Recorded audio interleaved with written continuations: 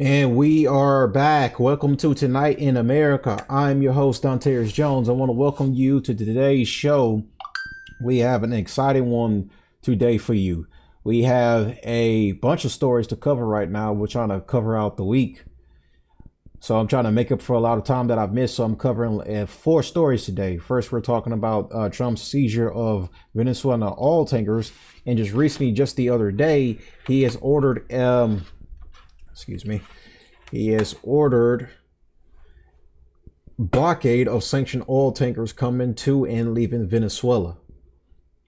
Covering that, we're talking about the Brown University shooting right now that has happened over the weekend. We have multiple shootings happen over the weekend. One in Australia taking place at a Hanukkah party, celebrating, the yearly Jewish holiday, sort of similar to Christmas. So they don't celebrate Christmas if you don't know, they celebrate Hanukkah. And there was a terrorist attack that apparently happened this weekend. And then we're going to talk about that too as well. And then we're also going to talk about the famous movie director / actor, screenwriter, Rob Reiner, who was killed by his son, Nick Renner, along with his wife, who also died.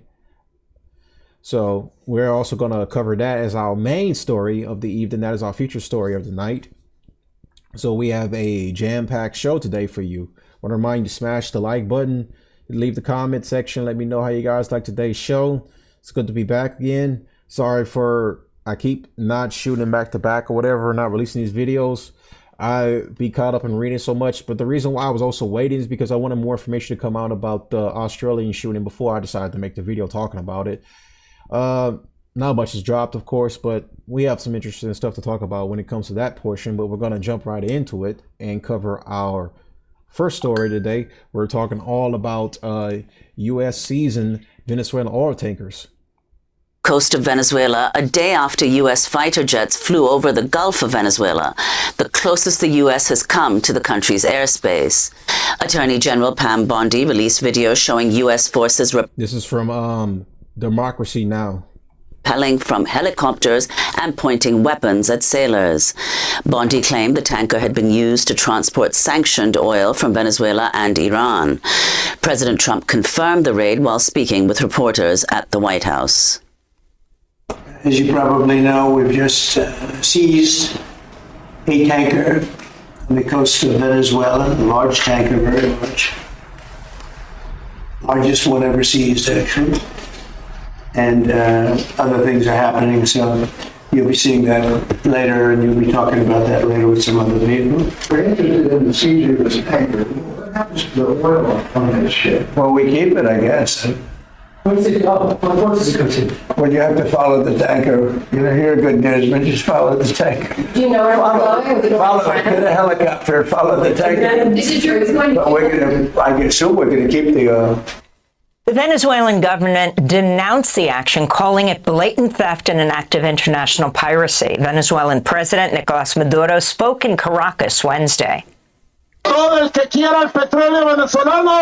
Anyone who wants Venezuelan oil must respect the law, the Constitution, and national sovereignty, and get down to producing, invest, and sell our oil. Venezuela, an oil colony? Never again. Neither a colony nor slaves. He also started singing, "Don't worry, be happy." The U.S. seizure of the oil tanker comes as the Pentagon ramps up its military buildup in the Caribbean ahead of possible strikes on Venezuela. Since September, the U.S. has carried out more than 20 deadly strikes on alleged drug boats in the Caribbean and the Pacific, though they've never offered evidence. Meanwhile, on Wednesday, the Nobel Peace Prize was awarded to the right-wing Venezuelan opposition leader, Maria Corina Machado. On Tuesday night, hundreds of protesters marched in Oslo to condemn the selection of Machado, who supported Trump's threats against the Venezuelan government. In October, she dedicated the Peace Prize to President Trump. Machado did not attend the prize ceremony on Wednesday, but later appeared in Oslo waving to supporters from the balcony of her hotel. She spoke at the Norwegian parliament today. CNN reports the United States gave her support to travel to Oslo from Venezuela, where she'd been in hiding. She apparently flew from Bangor, Maine to Oslo. We're joined by Alejandro Velasco, associate professor at New York University, where he's a historian of modern Latin America. Velasco is a former executive director of NACLA Report on the Americas and the author of Barrio Rising, Urban Popular Politics and the Making of Modern Venezuela. He was born and raised in Venezuela. Welcome back to the show, Alejandro. So if you could comment on these latest developments, the U.S. coming the closest it has to invading Venezuela's airspace, and then also Machado receiving the Nobel Peace Prize. Yeah, no, for sure. But on the one hand, you have to think of it as an escalation on two fronts. The most apparent front, of course, is the military escalation, even though they're calling it a legal maneuver, more of a high sea stakes kind of operation. In fact, the United States has amassed the greatest number of troops in the 21st century in the Caribbean. And so this absolutely escalates this kind of war of chicken with the Venezuelan government. But it's also... This is definitely like leading to more escalation, because like this is technically messing with their economy. This is messing with their way of life. Oil is Venezuela's way of life. It is how they make their money. It's how they function. So you can tell by doing this, they're trying to escalate more and more every day. So with this seizure of this oil tanker, it's clear that Trump is trying to bait Maduro even more to stepping down, and it's basically surrendering himself, or just give up his presidency and just willfully give it over to I'm guessing someone of the United States is choosing, because this is basically, it is a regime change operation going on right now in Venezuela. It's clear as day that's what this is. So I bring my ugly mug up here right quick. So let's go over exactly what does this mean by seizing more and more oil tankers. What does that mean? So one, major escalation of U.S. and Venezuela tensions. The U.S. has already seized at least one tanker. The skipper asserted it was transporting sanctioned oil. Caracas calls this international piracy and a violation of sovereignty. The administration has ordered a blockade of sanctioned tankers entering or leaving Venezuela waters, and additional seizures are reportedly being planned or monitored. That's from the Washington Post. Countries like Russia have publicly warned against further actions, emphasizing risk to regional stability and international norms. That's reported from Reuters. So the implication is continued seizures could turn a sanctions dispute into a broader geopolitical confrontation, straining relations not only with Venezuela, but with its allies and shipping partners. So another thing that could happen is sharp decline in Venezuelan oil exports. Venezuela is heavily dependent on oil exports for foreign revenue. About 90% of export earnings. Disruptions to the shipping directly threaten its economy. So as you can see right there, 90% of their economy relies on this. So if we keep seizing more and more of these oil tankers, as Trump has alluded to in a recent Fox News news break, this is going to hurt them drastically more and more every day. And it was kind of revealed during a interview with Vanity Fair with Susie Wiles, the chief of staff, that Trump is doing this every day to bait Maduro into stepping down, or basically into like a lose-lose situation of a war with the United States. So Trump is definitely trying to escalate this more and more, and seizing these oil tankers is just more provocation of just like either Maduro has to either retaliate in a military manner, or he has to just basically surrender and give in. So as it goes on, reports show exports have already fallen sharply, with many tankers reluctant to leave Venezuelan waters, for fear of U.S. seizure. Estimates suggest up to 30% of Venezuela's crude exports could be at risk if tanker seizures continue, Bloomberg has reported. Implications: fewer exports mean less foreign currency, worsening public finances, and rising the risk of recession or deeper economic crisis. 3. So, economic hardship and humanitarian effects. Analysis warned that seizure disruption of oil trade would hurt the general population hardest. Given Venezuela's reluctance on oil revenue for imports of food, medicine, and fuel, a complete shutdown of exports or swipes oil for fuel trades could break critical infrastructure, including electricity and water systems. That's reported to me from GovFacts. Implications: broader socioeconomic collapse could fuel internal unrest, increased migration pressures across the region. Long-term research has linked such sanctions strategies to migration flows. And the final thing would be, well, the final three things actually, is legal and international law controversies, global shipping and market effects, political fallout, and regional reactions. So as you can see so far, like, these are the issues that could happen if more and more oil tankers are seized over time. So the U.S. cities sanctions enforcement and national security as justification, including claims about terrorism links. That's from GovFacts. But critics argue international law doesn't clearly allow unilateral seizures of foreign flag vessels based solely on domestic sanctions, raising accusations of piracy on unlawful use of force. That's from Reddit.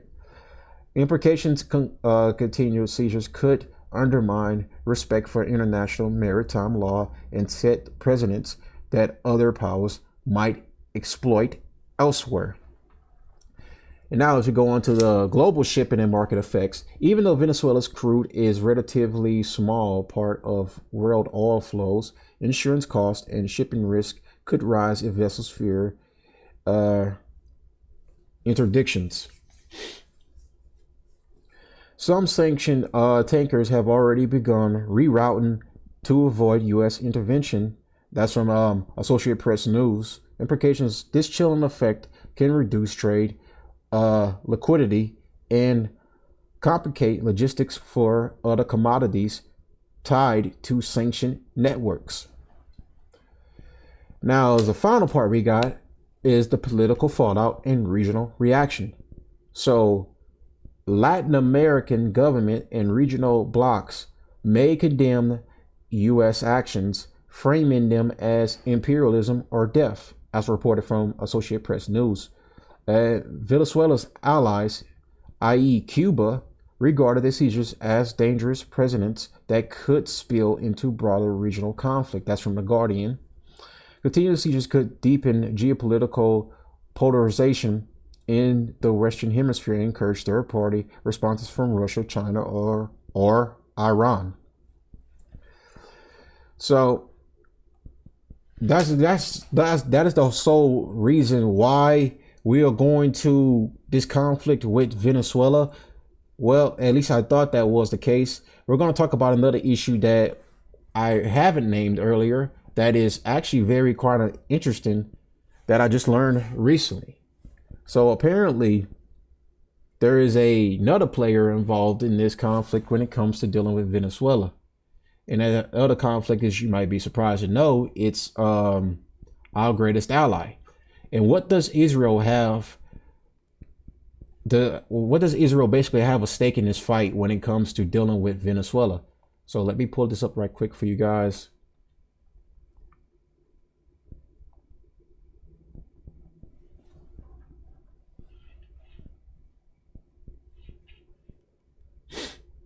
All right, so let me go ahead and put this up. So here you go. Breaking. Israeli publication Israel, I might pronounce this wrong, Hayom,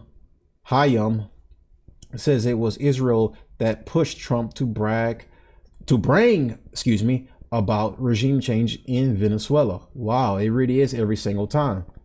So this is reported from them right here. Since Hugo Chavez rise to power, Venezuela has become one of the most hostile countries to Israel and Zionism in Latin America. His successor continued the anti-Israeli line with even more intensity. Thus, Venezuela, which previously maintained warm relations with Israel and even purchased security technologies from it, became a center of hostile propaganda towards Zionism and the Jewish state. Wow. Okay. So this was a question right here. Will you resort to diplomatic relations with Israel and establish Venezuela's embassy location in Jerusalem as President Trump did? Certainly. Venezuela will, get this out the way, Venezuela's closest ally in Latin America. We rely on Israel's support in dismantling Maduro's crime regime and in transition to democracy. Together, we will lead a global struggle against crime and terror. The Venezuelan people deeply admire Israel and will always defend its right to live in peace without threat to its existence. Of course, this is from Maria Corona Machado, because she is a staunch Zionist. She is a hardcore Zionist at that, who believes in bringing democracy to Venezuela. But in hindsight, she just wants to be another Zionist leader who's putting in power in Latin America, just like we did with Argentina when it comes to Javier Milei and helping him win his election by giving him a bailout. So it's just another repeating cycle of like our greatest ally somehow finds their way into like a conflict that we're supposed to be involved with Venezuela when it comes to drug trafficking. But somehow Israel has attached itself to this too as well, because of Venezuela being hardcore anti-Zionist. It was always interesting how we find them always involved almost in every conflict. You can never not count them out of being involved in some cases. In some ways, an escalation of illegality. The United States has in the past seized Venezuelan assets and now controls millions of Venezuelan Citgo assets that it is essentially kidnapped for ransom in the United States. The UK has also held Venezuelan gold in the wake of 2019's crisis that saw Juan Guaido become sort of interim president, self-proclaimed. And so that kind of escalation is very significant and worrisome. It's been interesting that the Venezuelan government's reaction has been really disciplined. They've not fallen into the trap of trying to be goaded into some kind of response that would surely bring greater military action on the part of the United States. Now, on the other hand, of course, you have the Maria Corina Machado ceremony. She had said that she would not leave Venezuela until the final battle is won. And so now the question is, will she be able to return, or will she run the fate of many Venezuelan politicians in the opposition who've lived out their promise in exile? But was she under a travel ban? She'd apparently not seen her own children. Her daughter received the prize in her stead. She had not seen the kids for a year or possibly two. What kind of ban was she under?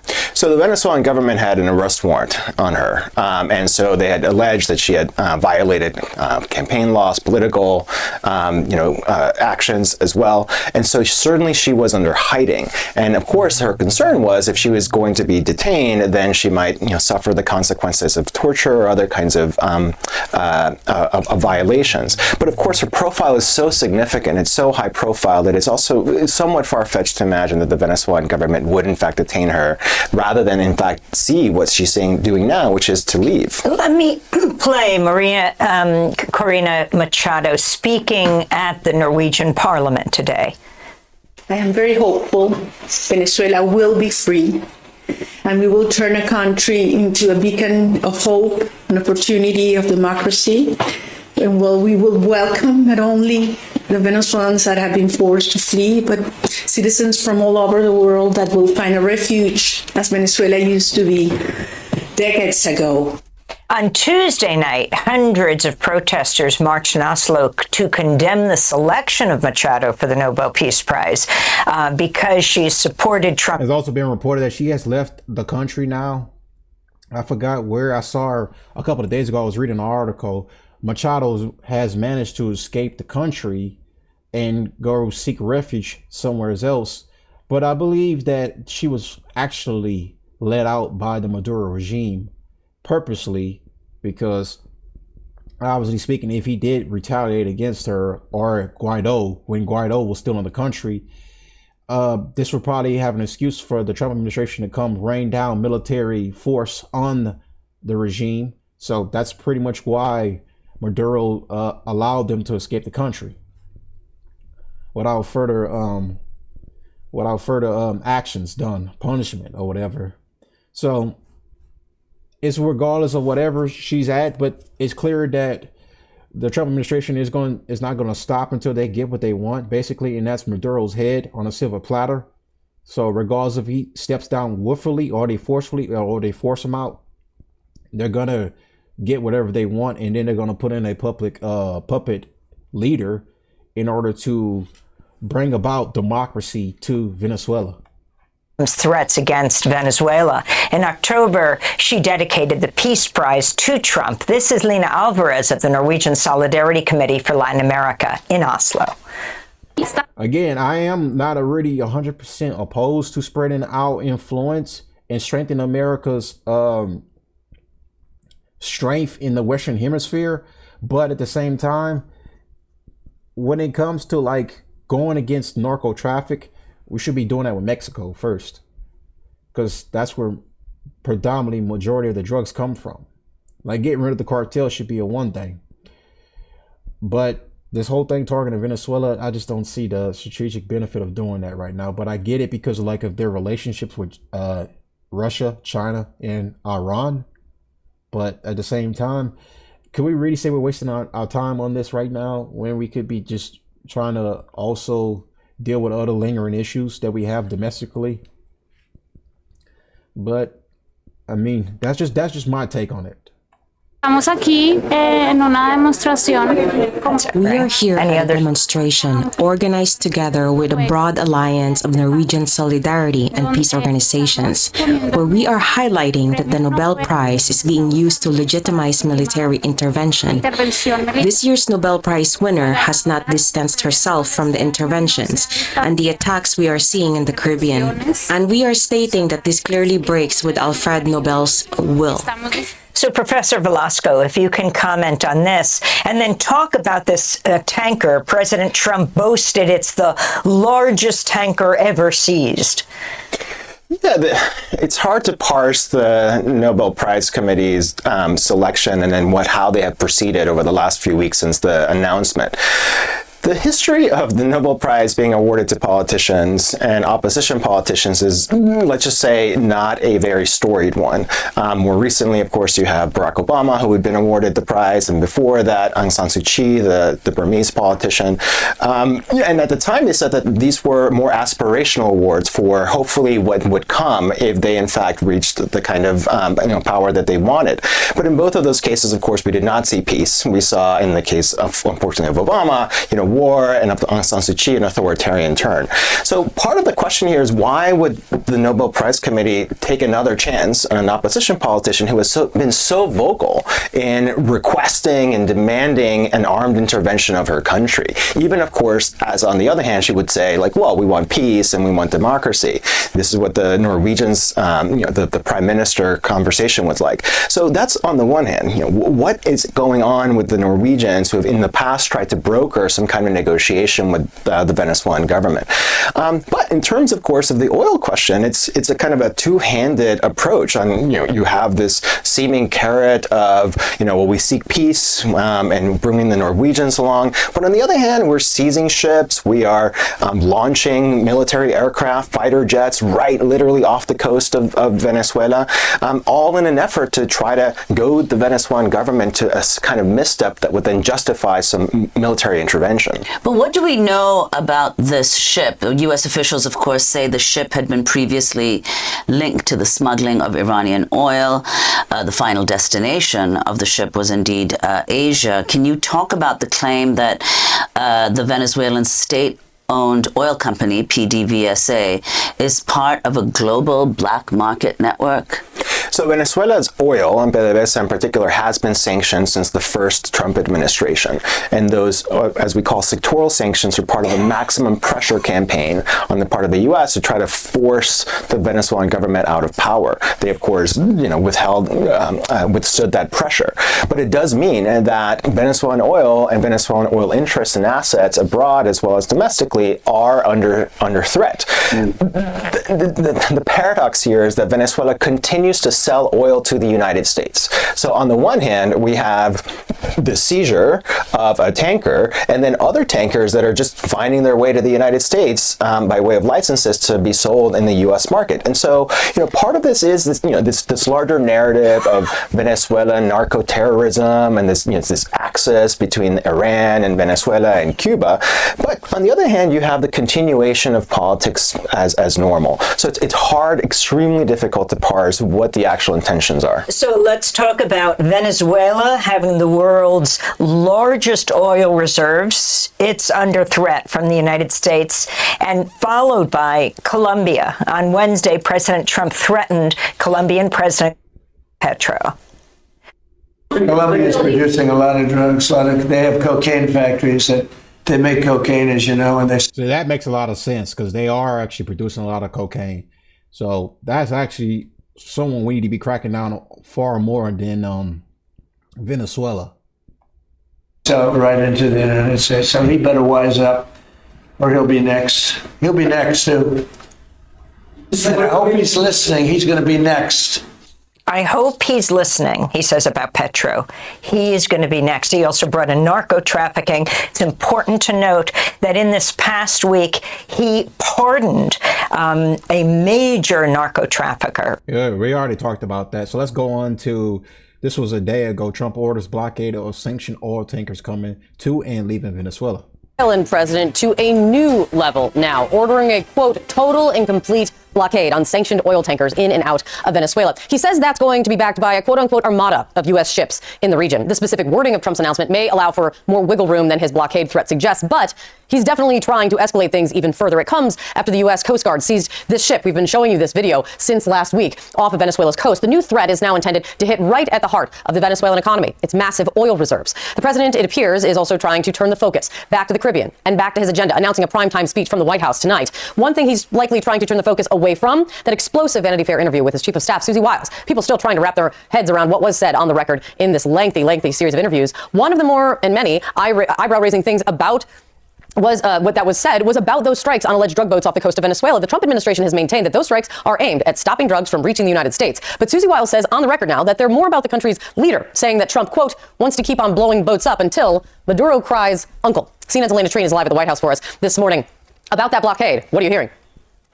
Yeah, what a stunning quote that was from Susie Wiles, particularly as someone who's been covering this Venezuela escalation for weeks now. I mean, to have the White House Chief of Staff say that on the record is pretty remarkable, given it's very different, Kate, from what we have heard from officials maintaining that this is all about trying to stop the flow of drugs into the U.S. But to get back to your initial question, President Trump designated Venezuela a foreign terrorist organization on Tuesday, and as you mentioned, he also formally ordered a blockade of all U.S. sanctioned oil tankers that are servicing Venezuela. Now, this is a major escalation, and backed, as the president argues, by a giant U.S. armada, and it puts unprecedented pressure on Nicolas Maduro and his regime. A key question, of course, is what will the real impact of this be? I think there's no question that it will hit their already very struggling economy especially hard and could threaten to actually bankrupt Venezuela. But I want to read you some of what the president posted overnight. He said, quote, Venezuela is completely surrounded by the largest armada ever assembled in the history of South America. It will only get bigger, and the shock to them will be like nothing they have ever seen before, until such time as they return to the United States of America all of the oil, land, and other assets that they previously stole from us. Now, I should say, Trump incorrectly argued that they have stolen a lot of oil and resources from them. That's not necessarily true. We have reached out to clarify those remarks. Venezuela and the Maduro regime is also hitting back very hard. They're arguing essentially that this is showing the real threat or real kind of goal of the president, which they are arguing is to steal the wealth of the country. So a major escalation here of what we are seeing from the president toward Venezuela. Joining us now is CNN military analyst and retired Air Force Colonel Cedric Leighton. Appreciate you being with us. Oh, it's good to be with you, Rosemary.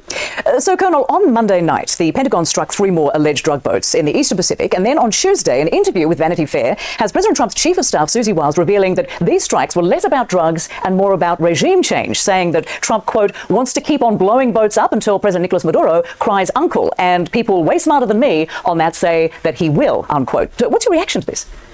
Well, I don't think that hitting these alleged drug boats is going to do the trick. If the effort is going to be focused on regime change, what really needs to happen is they need to go after much bigger fish, figuratively speaking, of course. And what I'm talking about there, of course, would be something like the oil tankers. And so there is a distinct possibility that, based on the president's Truth Social posting and some reporting, the distinct possibility is that he's going to go after the oil tankers. So basically, like that operation a few days ago that netted the large oil tanker that was flying the Guyanese flag, that is the kind of thing that we can expect to see. And if he's going to really blockade Venezuela, and specifically with the purpose of going after those oil tankers, that would be more likely to create the conditions for regime change. It's definitely not a guarantee that it would happen, but it's certainly much closer to achieving that goal as opposed to going after the small alleged drug vessels. Right, and yeah, they have a lot of ships near the Venezuela coast. So, as you can see right there, oh man, they got like 12. Holy shit. You could tell this is going to lead to an escalation. I don't think it's going to lead to like maybe a ground assault. It's going to probably be more of airstrikes. And they're going to try at best to try to avoid ground assault pretty much in Venezuela's land, because when you're the invading country going into another country's territory, that country has the advantage because like they know that region better than you. So I think it's not smart enough to go and have a ground fight, because like, yeah, we could, I mean, we're obviously going to win. I mean, mathematically, analytically, that is just on our side, but having like a full on like boots on ground assault is just not, it's not smart, because a lot of American lives are going to be lost. I mean, if I'm running this, if I'm in charge, ground, pretty much airstrikes would just do for the most part, and sea strikes as well, because they did send a lot of cargo ships to that region too as well. So it's very clear that the United States is considering doing airstrikes more. So judging by this, they've sent a armada there. That's not really nearly a lot, but 12, holy shit. United States is not taking no chances when it comes to dealing with this Venezuela conflict. As Susie Wiles pretty much said in the Vanity Fair interview, yeah, it seems like Trump really does want regime change, and he's willing to get that any means necessary. What is your view of that strategy, the regime change? Well, I don't think it is the smartest thing to do at this point in time. I think there are a lot of other things that can be done when it comes to Venezuela. But there is certainly one aspect of it is, certainly in Trump's camp, and that is the fact that Maduro lost an election, a popular election, and in that sense, he's illegitimately the president of Venezuela right now. So to effectively remove him is not a bad idea, but it should be done by the Venezuelan people. They are the ones that should be taking this into their hands and creating conditions where Maduro leaves. And Colonel, also on Tuesday, Senate Democrats are angry after attending a classified briefing with Defense Secretary Pete Hegseth and Secretary of State Marco Rubio, where they declined to show senators the unedited video of that controversial second strike on an alleged drug boat in the Caribbean on September 2nd that targeted 2 survivors. What's your response to their refusal to release this controversial footage? I think it's a big mistake. Now, I think what the administration is looking at is the possibility that if they do release the video, it could potentially lead to everybody, or at least many viewers, looking at it and saying there were, in fact, war crimes committed. So the administration is trying to avoid that. And one of the key tells in this particular case is the fact that they changed their policy when it came to survivors. And they had a few of them a few weeks later. And those 2 that we know about, at least, were repatriated to their countries, in this case, Colombia and Ecuador. So it's pretty clear to me that they didn't want to have survivors and really had no contingency plans for survivors, but that was a direct violation not only of the laws of war, but also of maritime laws. So that puts the administration in quite a bind, actually. And Colonel, what more are you learning about Hegseth's plans for major power shifts within the U.S. military that, if adopted, would aid other efforts by the Trump administration to move resources away from the Middle East and Europe, and apparently reduce the number of generals? What's this all likely to accomplish as well? Yeah, so this is a very interesting development, and of course they'll tell you that it's a pre-decisional phase that they're going through right now, so they haven't made a final decision. But if they actually decide to reduce the number of four-star slots that are four-star general slots that are slated to command the unified commands, such as European Command, African Command, Central Command, that's responsible for the Middle East and similar commands, that really creates a problem because it's really important for us to have a handle on what's going on regionally in each of those areas. And Europe, of course, is critical at this particular point in time, as is the Middle East. And if we withdraw from those areas, as well as Africa, that's going to create a real problem. All right, we'll see what happens there. Colonel Cedric Layton, thank you so much for joining us. All right. So that's that right now. More information comes out about this, then we would cover it more. Till then, this is all we have right now, but we're already going over like how this would economically, culturally affect Venezuela if all these oil tankers are seized more and more. And now the fact that they've ordered a blockade of sanctions on the oil tankers, yeah, it's just it's not good for Venezuela right now, because they heavily rely on that. Like 90% of their GDP relies on these oil tankers, and they're all pretty much being shipped around. But Russia apparently appears to be in the corner of Venezuela right now. But where they militarily get involved, where they're still in a conflict right now with Ukraine, I doubt that. So, but anyways, we're going to move on now. We're going to talk about the Brown University shooting right now. Bring up my notes. All right, so let's go over everything that we have so far. But anyways, let's just well, I'll read my notes afterwards. Let me go ahead and pull up this video right here from Live Now from Fox. We're going to watch this one first.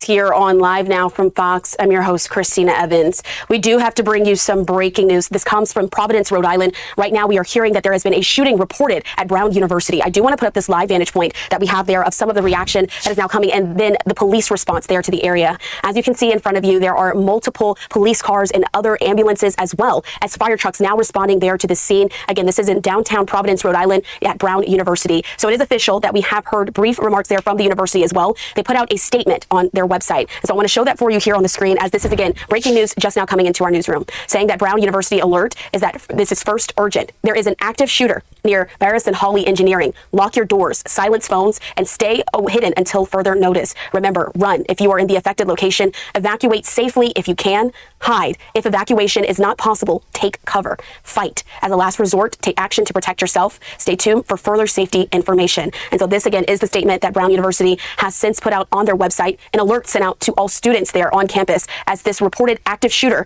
is there near the engineering building on campus. I want to take you back out, though, to the live vantage point that we have there in Providence, Rhode Island, as all of this is unfolding. Let's see if we can just listen into a little bit of the audio to hear how the scene is sounding.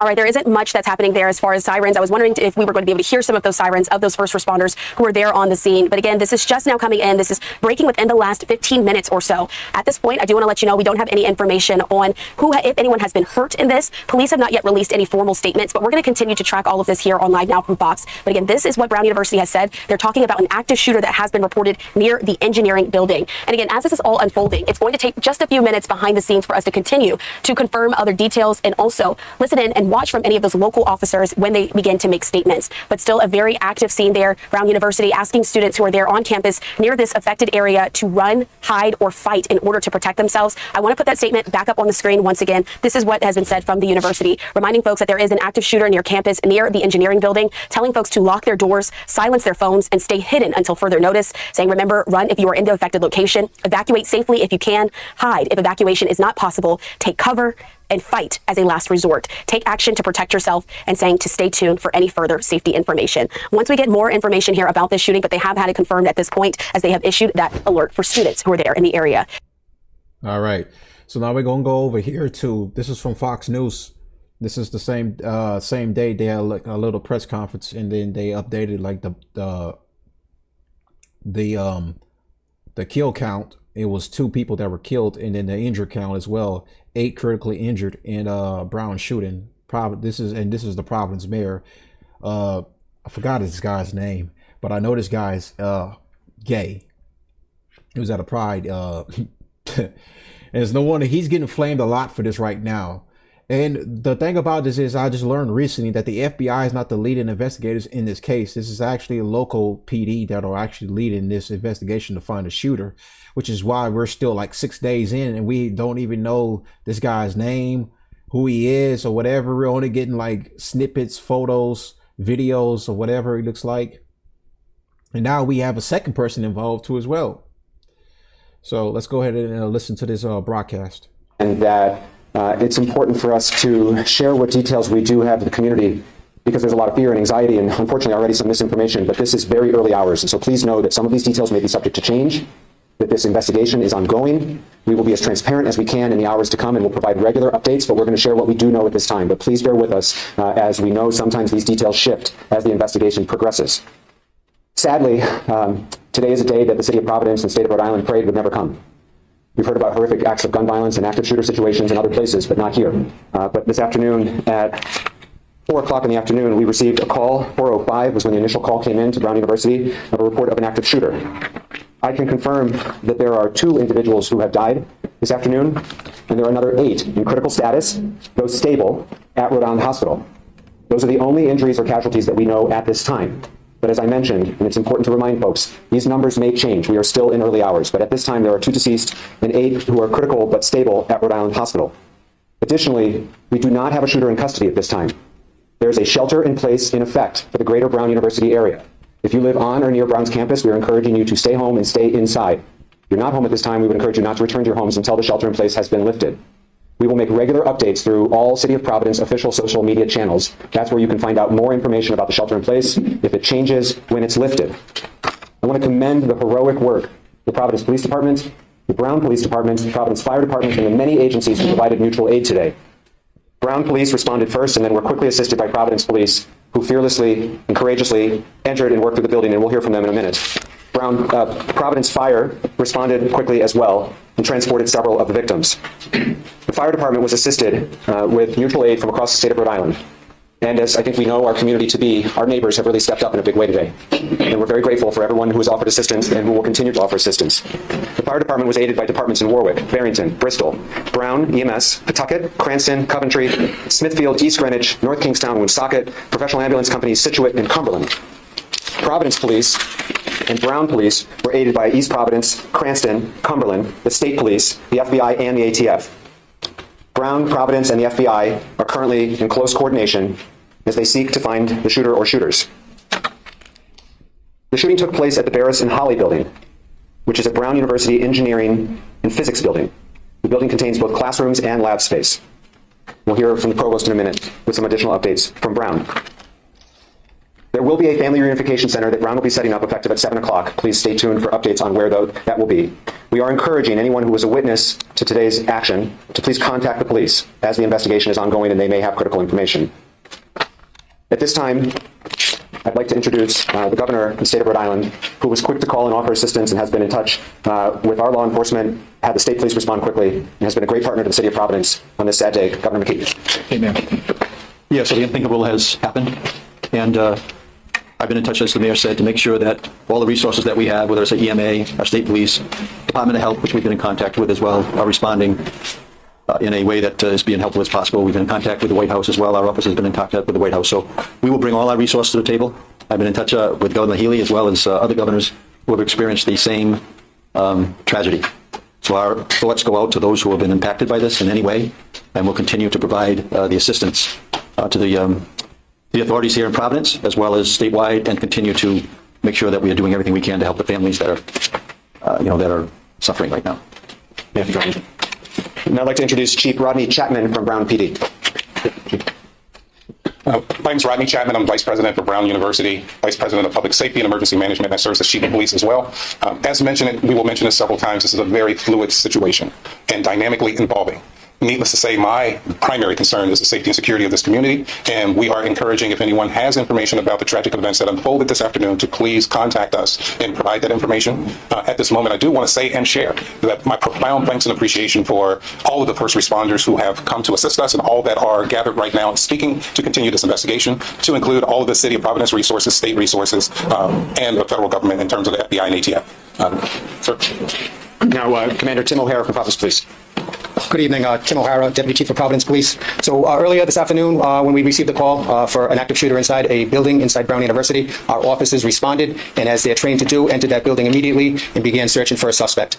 They did a systematic search of the building. However, no suspect was located at that time. They were able to clear that building and provide a safe place for all of students and faculty and workers that were in that building to meet at.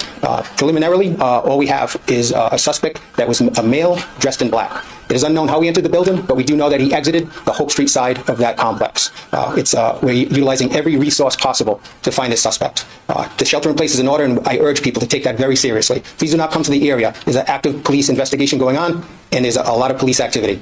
We've got assistance so far from some surrounding communities, the state police, the Cranston Police, East Providence Police, as well as our federal partners in the FBI and the ATF. We're talking to witnesses at this time and delving into any video that's in the area, and the investigation is very active and ongoing. We'll be updating you, I'm sure, throughout the night, but as I said, right now there is no suspect that is under arrest, so please stay out of the area. Thank you. We'll take questions at the end. We'll take questions at the end. We have a few more speakers, please. Next, Fire Chief Derek Silva. Derek Silva, Fire Chief of the City of Providence. As mentioned previously, at 4:05 p.m. we were dispatched to the area of Waterman and Thayer for an active shooter incident, where our firefighters, known as a rescue task force, linked up with Providence Police with two operational locations at Waterman and Thayer and Waterman at Hope. Rescue task force is a firefighter that wears body armor and has ability to stop any shooting wounds and make sure that any victims are extricated quickly. With the assistance of police in neighboring cities and towns, 8 people were transported, as the mayor mentioned, critical but stable condition, and 2, unfortunately, were dead on arrival. We have a total of 10 victims, but as I caution everyone, this is a developing incident, and we are still actively searching the buildings along with Providence Police to make sure that everyone has gone home safe and that there are no one else that needs our assistance. Thank you, Chief. And then last, we'll hear from the Provost of Brown University, Frank Doyle. Thank you, Mayor. I'm Frank Doyle, Provost of Brown University. I want to reiterate, this is an evolving situation, as you've heard multiple times. Our first priority is the safety of our academic community, the campus community, and coordinating closely with law enforcement and medical services. In the meantime, we continue to direct our community to shelter in place in the greater vicinity of the campus. We are working immediately to determine who was in the building at the time of the shooting and any impacts in the shooting. We do know that there were final exams taking place in the building between 2 and 5 p.m. We can confirm that support services are on site. We have been and continue to be very grateful to law enforcement and emergency medical personnel. We have relocated students to get support services at a secure location, and we'll be providing more details. We continue to remain extremely grateful to local law enforcement for their ongoing support. We're committed to keeping our community informed, supporting our students and families, as well as the affected faculty and staff. Thank you. So before we take questions, I just want to implore the greater Providence community. We are a week and a half away from Christmas, and 2 people died today, and another 8 are in the hospital. So please. Key point. One of the 2 people that did die was a young Republican. It's weird how she was one of the ones that died, and I don't know who else was the other one that got killed. But when I get more information, I'll probably do an update to that. Especially whenever they capture the shooter, I'm gonna probably do a follow-up video. But I know for sure one of the ones that was a young Republican, I mean. It seemed like to me that that one was targeted. The shooter was clearly there and came there the same day that she was there to, like, I guess, speak at the college. And then the shooter just happened to show up that same day and target her and kill her. Yeah, it seems like to me that this was planned out in advance. Because as you can see, the shooter, he was mapping out the college already. And this was revealed recently, I think it was day before yesterday, in a Fox News report that you can see in the videos of the surveillance videos that were dropped. The shooter was outside walking around the college and pretty much is getting a feel of how the college is. So that way he can enter in the college and proceed with his deed that he pretty much executed. And as you can see, one of the college students who locked eyes with him was interviewed by CNN, and we're going to react to that too as well. Pray for those families. Understand that this is not something our community has gone through together, but I also know this community, and I know that its best moments are when we come together to support one another.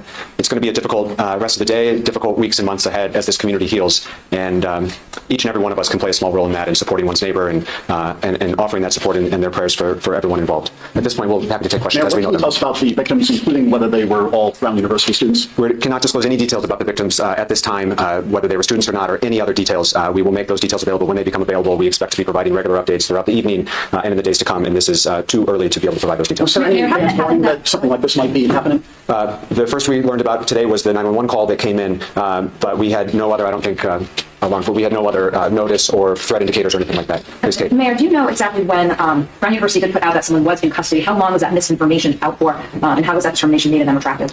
There was an individual who was preliminarily thought to be involved and was later determined to have no involvement, and that's why we can confirm that at this time there is nobody in custody. The length of that investigation or interrogation of that individual, I don't know. There's a weapon been recovered? Commander? No weapons have been recovered. Do you know what weapon was used? We just know that it was a firearm. What type of firearm, we're unaware of. Mayor, Brown University is armed. Yes, we are. Commander, do you need a pass to get into that building, or could someone just get in off the street? I'm unaware of how the security of that building works. Most of our buildings after hours are card swiped, but since it was a final exam, there was probably a lot of traffic in and out of that. And where did it happen in the building? Did this take place inside where the exam was going on? We're still verifying everything. So we look at everything right now as all part of the crime scene. So we're found like in a hallway or were they in a classroom? We're unable to share that at this time. Commander, can you say if there have been any confirmed shots fired since the 405 shots? There was a call that came over for shots fired in the area of Governor Street, but that was unconfirmed and unfounded. So as far as we know, the gunman has not been seen since around the 4 o'clock hour. That's correct. The last time that we know that he's been seen was when somebody saw him leaving the building on the Hope Street side of the building. And is he around college age, or do any? I don't have any more information about his description. Commander, could you repeat how the individual exited the building? He exited the doors at the Hope Street side of the building. Do police have any video footage of the suspect at this point? We're working on that right now. We're working along with FBI on tracking down video from that area. What resources are being used on the video at this point to try to locate the suspect? Forensic evidence. We're using witness evidence, and we're looking for video mostly right now because we'd like to get an image out as quickly as we can of the suspect. Now, having been about close to 3 hours now, are you in contact with other law enforcement? Now we're talking a large perimeter at this juncture. Who else is involved in this? As I said earlier, state police are involved, ATF, the FBI, Providence Police Detectives, and all the other squads that we have available to us at the Patrol Bureau, and in our specialty intelligence units, and our real-time crime center will be involved as well. Any multi-state alerts? Not that I'm aware of, no. Has everyone vacated that building at this point? No, not everybody. There's still a police presence in that building. That's the crime scene. We're going to be in that building for quite some time. But the students and faculty, bystanders? Yes, everybody that was in that building at the time has been moved. Commander, so 2 deceased and 8 that are in basic critical condition at the hospital? They're in stable condition at the hospital, Rhode Island Hospital right now. Are they able to provide any details? Or? That's what we're working on right now, John. In terms of when that suspect was last seen leaving the building on Hope Street, did that eyewitness account of police see him leave? Was there any interaction with police with that suspect? No interaction with that suspect with police. That was from eyewitness account. Chief Deputy, I just wanted to know if there's any kind of description you can provide to anybody here right now. I know it's kind of hard, but we don't know what we're looking for, so there's a lot of people on edge. Is there anything that you can give us? All I can give you is a male, all dressed in black at this time. We're hoping to get something very soon. An image would be the best thing for us to get out there to you guys and everybody else. So, an image of him? That I can't confirm. Do you have an image of him? I do not have an image of him. Did he left on foot or did he get into a vehicle? He left on foot. Did he go down Hope Street? He exited the building on Hope Street. Where we went from there, we're unsure. How do you find a suspect in a city campus? It makes it very, very challenging. We have all available resources, and as the governor mentioned, he's in touch with governors in other areas as well. This will be an ongoing investigation. Obviously, FBI, ATF, Providence Police, Ground Police are all actively investigating this as we speak, and we will provide updates as they become available. We expect to provide regular updates throughout the evening and in the days to come. We will share information as we have it with all of you. We knew that this update was preliminary, but we also know that there's a lot of fear and anxiety and concern in our community, and so it was important to get out the details that we do have at this time. At this point, you know all the information that can be shared, and we will keep the community and members of the press corps updated as we go throughout the evening. Has there ever been a shooting at Brown University before? To my knowledge, no. Commander, has Chief Perez been briefed on this incident? Absolutely. Where is he? The chief is on his way here and will be at our later press availabilities. What kind of presence of who are living, obviously, in this area that are concerned, they're instructed to shelter in place. If they see something that they feel is suspicious, what is the best way for them to reach out? Can they send pictures? Can they reach out? Obviously, you can call police. They should call the police. That is the best way. Social media or other forms of communication are not the appropriate venue. You should call 911 if you believe you have information that may help us with this investigation. Particularly if you were a student on campus or an adult on campus that was near the area that you think you have something to contribute, please call the police to help us with our investigation. Have you thought about trying to do this down, like on Sarah Street, like that? I know they did that in Maine after this At this point, we're not mandating that businesses shut, but we are asking everyone to shelter in place. And so we would hope that everyone would stay indoors until they hear otherwise from official City of Providence channels. In this day and age, we know there will be misinformation available online. And so please, when it comes to official updates with regard to the shelter in place and other updates, go to the City of Providence's Twitter, Facebook, Instagram, any of our social media channels. It is clearly marked as the official City of Providence page so that you know you're getting the accurate and official update. The shelter in place is defined as the broader Brown community, Brown neighborhood. Everyone knows if they live near Brown, and certainly if you're on campus. Because we don't have additional information to share at this time about the location of a shooter, we cannot more specifically define it than that. This is a scary time, I know. As many folks know, I live proximate to the campus, and I'm hearing from friends and neighbors. We're encouraging people to stay inside until there are additional updates. Sure. What is the policy at Brown University regarding a firearm? Could a student legally have a firearm in the dorm? No. They cannot? They cannot. Okay. If they did, it probably would have saved their lives, honestly speaking, if they allowed students to carry firearms. That is crazy to me that this was grossly mishandled. Mayor, I'm just asking, Yes. is the chief coming in? Is he out of state? I don't know. He's in transit, and he's expected to be here within an hour or two, and so he will be with us at future updates this evening. What time did the police arrive at the scene? Hold on, Pat. We're going to take Nisha's question first, and Chief, this might be for you, please. What was that? What time did police arrive at the scene after the first 911 call? The exact time I don't know, but it's Barris and Holly is 184 Hope Street, and it's a very short drive from us, so I would say minutes. How about for Providence police? When were they contacted? Whenever we were called, we responded immediately and immediately entered that building looking for the shooter. We'll provide a timeline later in the evening. How often do the various law enforcement agencies prepare for situations like this? Do they do active shooter simulations, trainings, establishing perimeters? Talk a little bit about that training that goes into this multi-agency response. Certainly welcome you two as well. We just did a few months ago a joint training, Brown PD and Providence Fire and Rescue Task Force. It's something we certainly plan for, practice for, rehearse, but never want to see it to come to fruition like it did today. It is something that we definitely prepare for multiple times throughout the year, and as mentioned, we just had a joint training several months ago. Colonel, and Kate, I would just add, I'm sorry, John, 1 second. I would just add, Kate, that the City of Providence conducted an active shooter drill, a live drill at a closed school about 18 months ago with not just police, but fire, EMS, emergency management, and the other various departments in city government that are responding. This is a sad state of our country right now where you have to plan for these things, and hopefully the community takes some comfort to know that their Providence leadership has planned for this occurrence, including very recently. Colonel, you said that there was final exams going on in this building. Where's the campus? Are there still most students on campus? Have some already taken their exams and gone home? So a little bit of both. Some students have gone home, but as the program said, there's still some activity going on. We're still in the finals period. So students who didn't have exams have left. But still final exam for what class? We're not prepared to release that information right now. There are multiple exams in the building.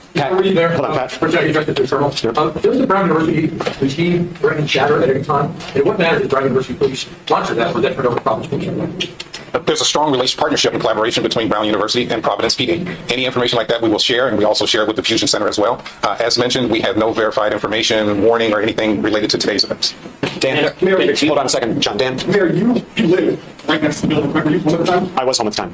So, did anyone come to you shelter in place when you sleep? What happened when you found it? Yeah, I was at home watching the PC game and saw lights and sirens go by my house, and at which time Commander O'Hara called me with a very preliminary update, and then have been in touch, and obviously, as you point out, about a block away, very proximate through the rest of the evening. John and Dan. If someone right now feels they may have video that shows someone running by their house, someone acting suspicious, who do you want them to contact? I want them to contact the police department. Call us up. We'll send a detective out to there right away and see what kind of evidence they may have for us. Should people check ring cameras, businesses? Yes, they should. If they have a ring camera in the area of the shooting, they should be reviewing that right now and see if there's anything that looks suspicious. We'll follow up. Dan, follow that question. With all of that area and all of the cameras in that area, you have to have something. I don't have anything yet, Dan. Are you looking for it though? Absolutely. Okay, and the conditions of the victims. Of course, the hospital says that there could be more casualties. Can you just gently tell us what you want to do? We can't speak any further about the condition. They are in critical but stable condition. And we will provide additional updates as they become available. As we have mentioned multiple times, and I will mention again, because it's very important that we be honest and transparent with all of you and with parents and loved ones who are concerned about they've got students who are away at school or they have someone who works at Brown. We're not done yet. And so while we have no other victims at this time that we're aware of, it is possible. And so it's very important that we say that this is preliminary information, that we know that there is a minimum of 8 victims in the hospital at this time, but it is all subject to change. And when those changes or if those changes occur, we will be sure to share them with you. Commander, one more question. Are you confident it's just one individual you're looking for? That's the information we have now. Did you want to give the phone number? 272-1111 or 272-3121. As I mentioned, we expect to be providing additional updates throughout the evening. If you're not on our press list, please see Josh. Raise your hand. Please see Josh to make sure you get on the press list. That's where we will notify folks about additional availabilities throughout the evening. As we have more information, we will share it. Thank you very much. Will there be more press conferences here? We expect there will be, yes.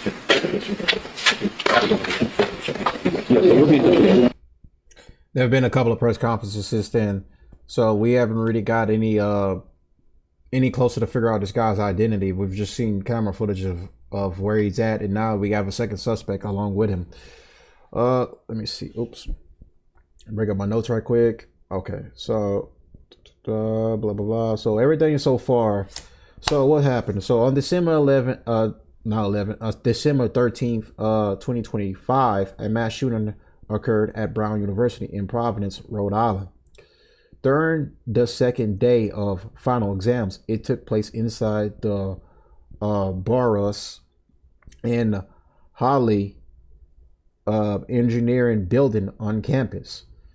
The shooting happened shortly after 4 p.m. on Saturday. 2 Brown students were killed and 9 others were wounded by gunfire. All those shot were students. The 2 killed have been identified as Ella Cook and it was a Middle Eastern student that was shot and killed. I'm not even about to pronounce his name. So it was a Middle Eastern, and Ella Cook was the other one. That was the young Republican that was killed. That came from Wikipedia. Okay, so campus response. The university has issued emergency alerts first at 4:22 p.m. After the shooting. Shelter-in-place orders were initially put in place and later lifted as the situation evolved. Final exams were canceled for the remainder of the term. So as you can see, Ella Cook was one, and the Middle Eastern student was another one. He was a Uzbek origin student, Uzbekistan. Okay, so she was a sophomore for Alabama, vice president of the Brown University College Republicans. All right, so she was okay. So Ella Cook actually attended the college. Okay, so she was an attendant of the college. So I thought she was there to speak. So okay, so she was a sophomore from Alabama, and she was a vice president of the Brown University College Republicans. Okay, that came from ABC News. Okay, so she was a attendant of the college actually. Injured. So 9 students were wounded and taken to Rhode Island Hospital. Some have since been discharged, while others remain hospitalized. I think there's one in like critical condition. Okay. Suspect in investigation, of course. So identification status. Authorities have not publicly identified a shooter. That's from CBS News, excuse me. Law enforcement describes a person of interest seen on surveillance footage walking around the campus and nearby streets before and after the attack, but its identity remains unknown. That's from CBS News and multiple sources. Person of interest, video released. Investigation released enhanced video and images of a masked individual they believe may be linked to the shooting. That's from CBS News. Footage shows the person of interest walking in the College Hill neighborhood near Brown University hours before the shooting and leaving the area after. That's from Associated Press News. Arrest, detention. A man was briefly detained by police after the shooting, but was released. Officials have sustained he is not considered a suspect at this time. That's from the Washington Post. It was a young Army vet that was detained. The true shooter remains at large, and an active manhunt is ongoing. That's from CBS News. Public appeals. Police are asking anyone with surveillance footage and other information to come forward and assist the investigation. Details about the shooting location. The incident occurred in a classroom or lecture space within the Boros and Holly building, a facility used by engineering and physics departments. Parts of the building where the shooting occurred repeatedly had limited surveillance camera coverage. This guy was very smart to go into a spot that had very little cameras in there. Security and campus response. Emergency says the Browns University's president explained the emergency siren was not active because the system isn't part of the campus active shooter protocol. That's from the Times of India. Campus security practices. Most campus spaces are open during the day. though many require ID access after hours. ABC News. It's curious to know if it's required for you to have an ID. How was he able to get in? It's very a lot of more questions that are being asked instead of answered. So community reaction: students and faculty have expressed grief and solidarity with members of the Brown community, reflecting on resilience in the wake of tragedy. That's from Ting Vogue. There has been coverage of fear, misinformation circulated online, prompting calls for verified updates from authorities. That's from BostonGlobe.com. What is not yet known, the shooter's identity, motive, and exact means of entering, exiting the building remain unconfirmed. Authorities have not released details about the specific firearm used. That's insane to me. 6 days later, we still don't even know what type of firearm he used, but I think it's been said that he used like a handgun, I believe. Ongoing developments: law enforcement, the FBI continuing to search and investigative work, including analysis of DNA evidence, additional videos. That's from CBS News. Police have released maps of the suspects' movements and explained the area they are canvassing of tips. A reward has been offered for information leading to the shooter's arrest or conviction. That's from the Washington Post. All right, so let's go back over here. Now we're gonna get a person who actually locked eyes with the shooter. It was one of the students.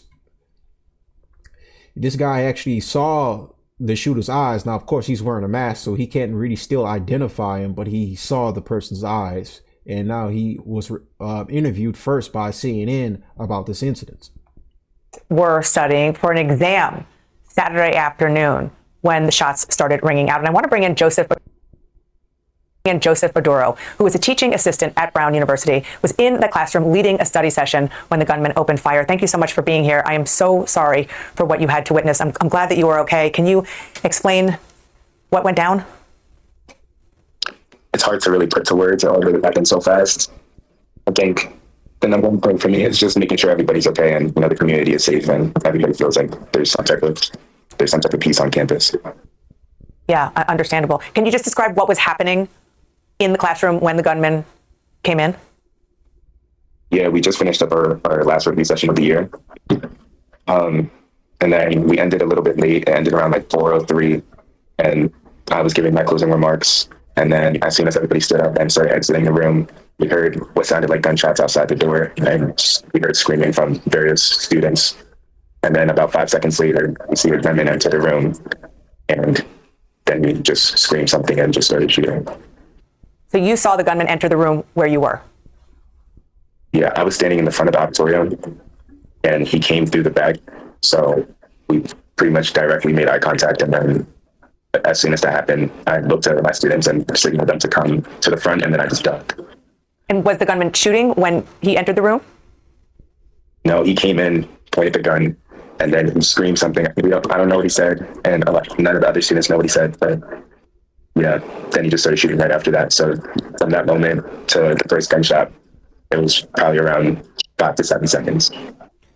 So what I'm hearing you saying is that you already had heard the gunshot outside the classroom, and then all of a sudden he appeared in your classroom, screamed something. And we heard what sounded like gunshots outside, yes, but my mind didn't necessarily go to gunshots right away, just because we're at Brown University, it's an Ivy League institution. You don't really assume the first loud sound you hear is gunshots until you see the gun right in front of you and you could see it going on. I can't even imagine how terrifying that was. You're the person in charge, you're the TA in the classroom helping these students study, and you look up and there is a man with a gun, and he started to shoot in the auditorium where you were leading the study session. I know it's probably a blur, but what unfolded from there? As soon as he started shooting, I just wanted to make sure that the rest of the students and I were safe.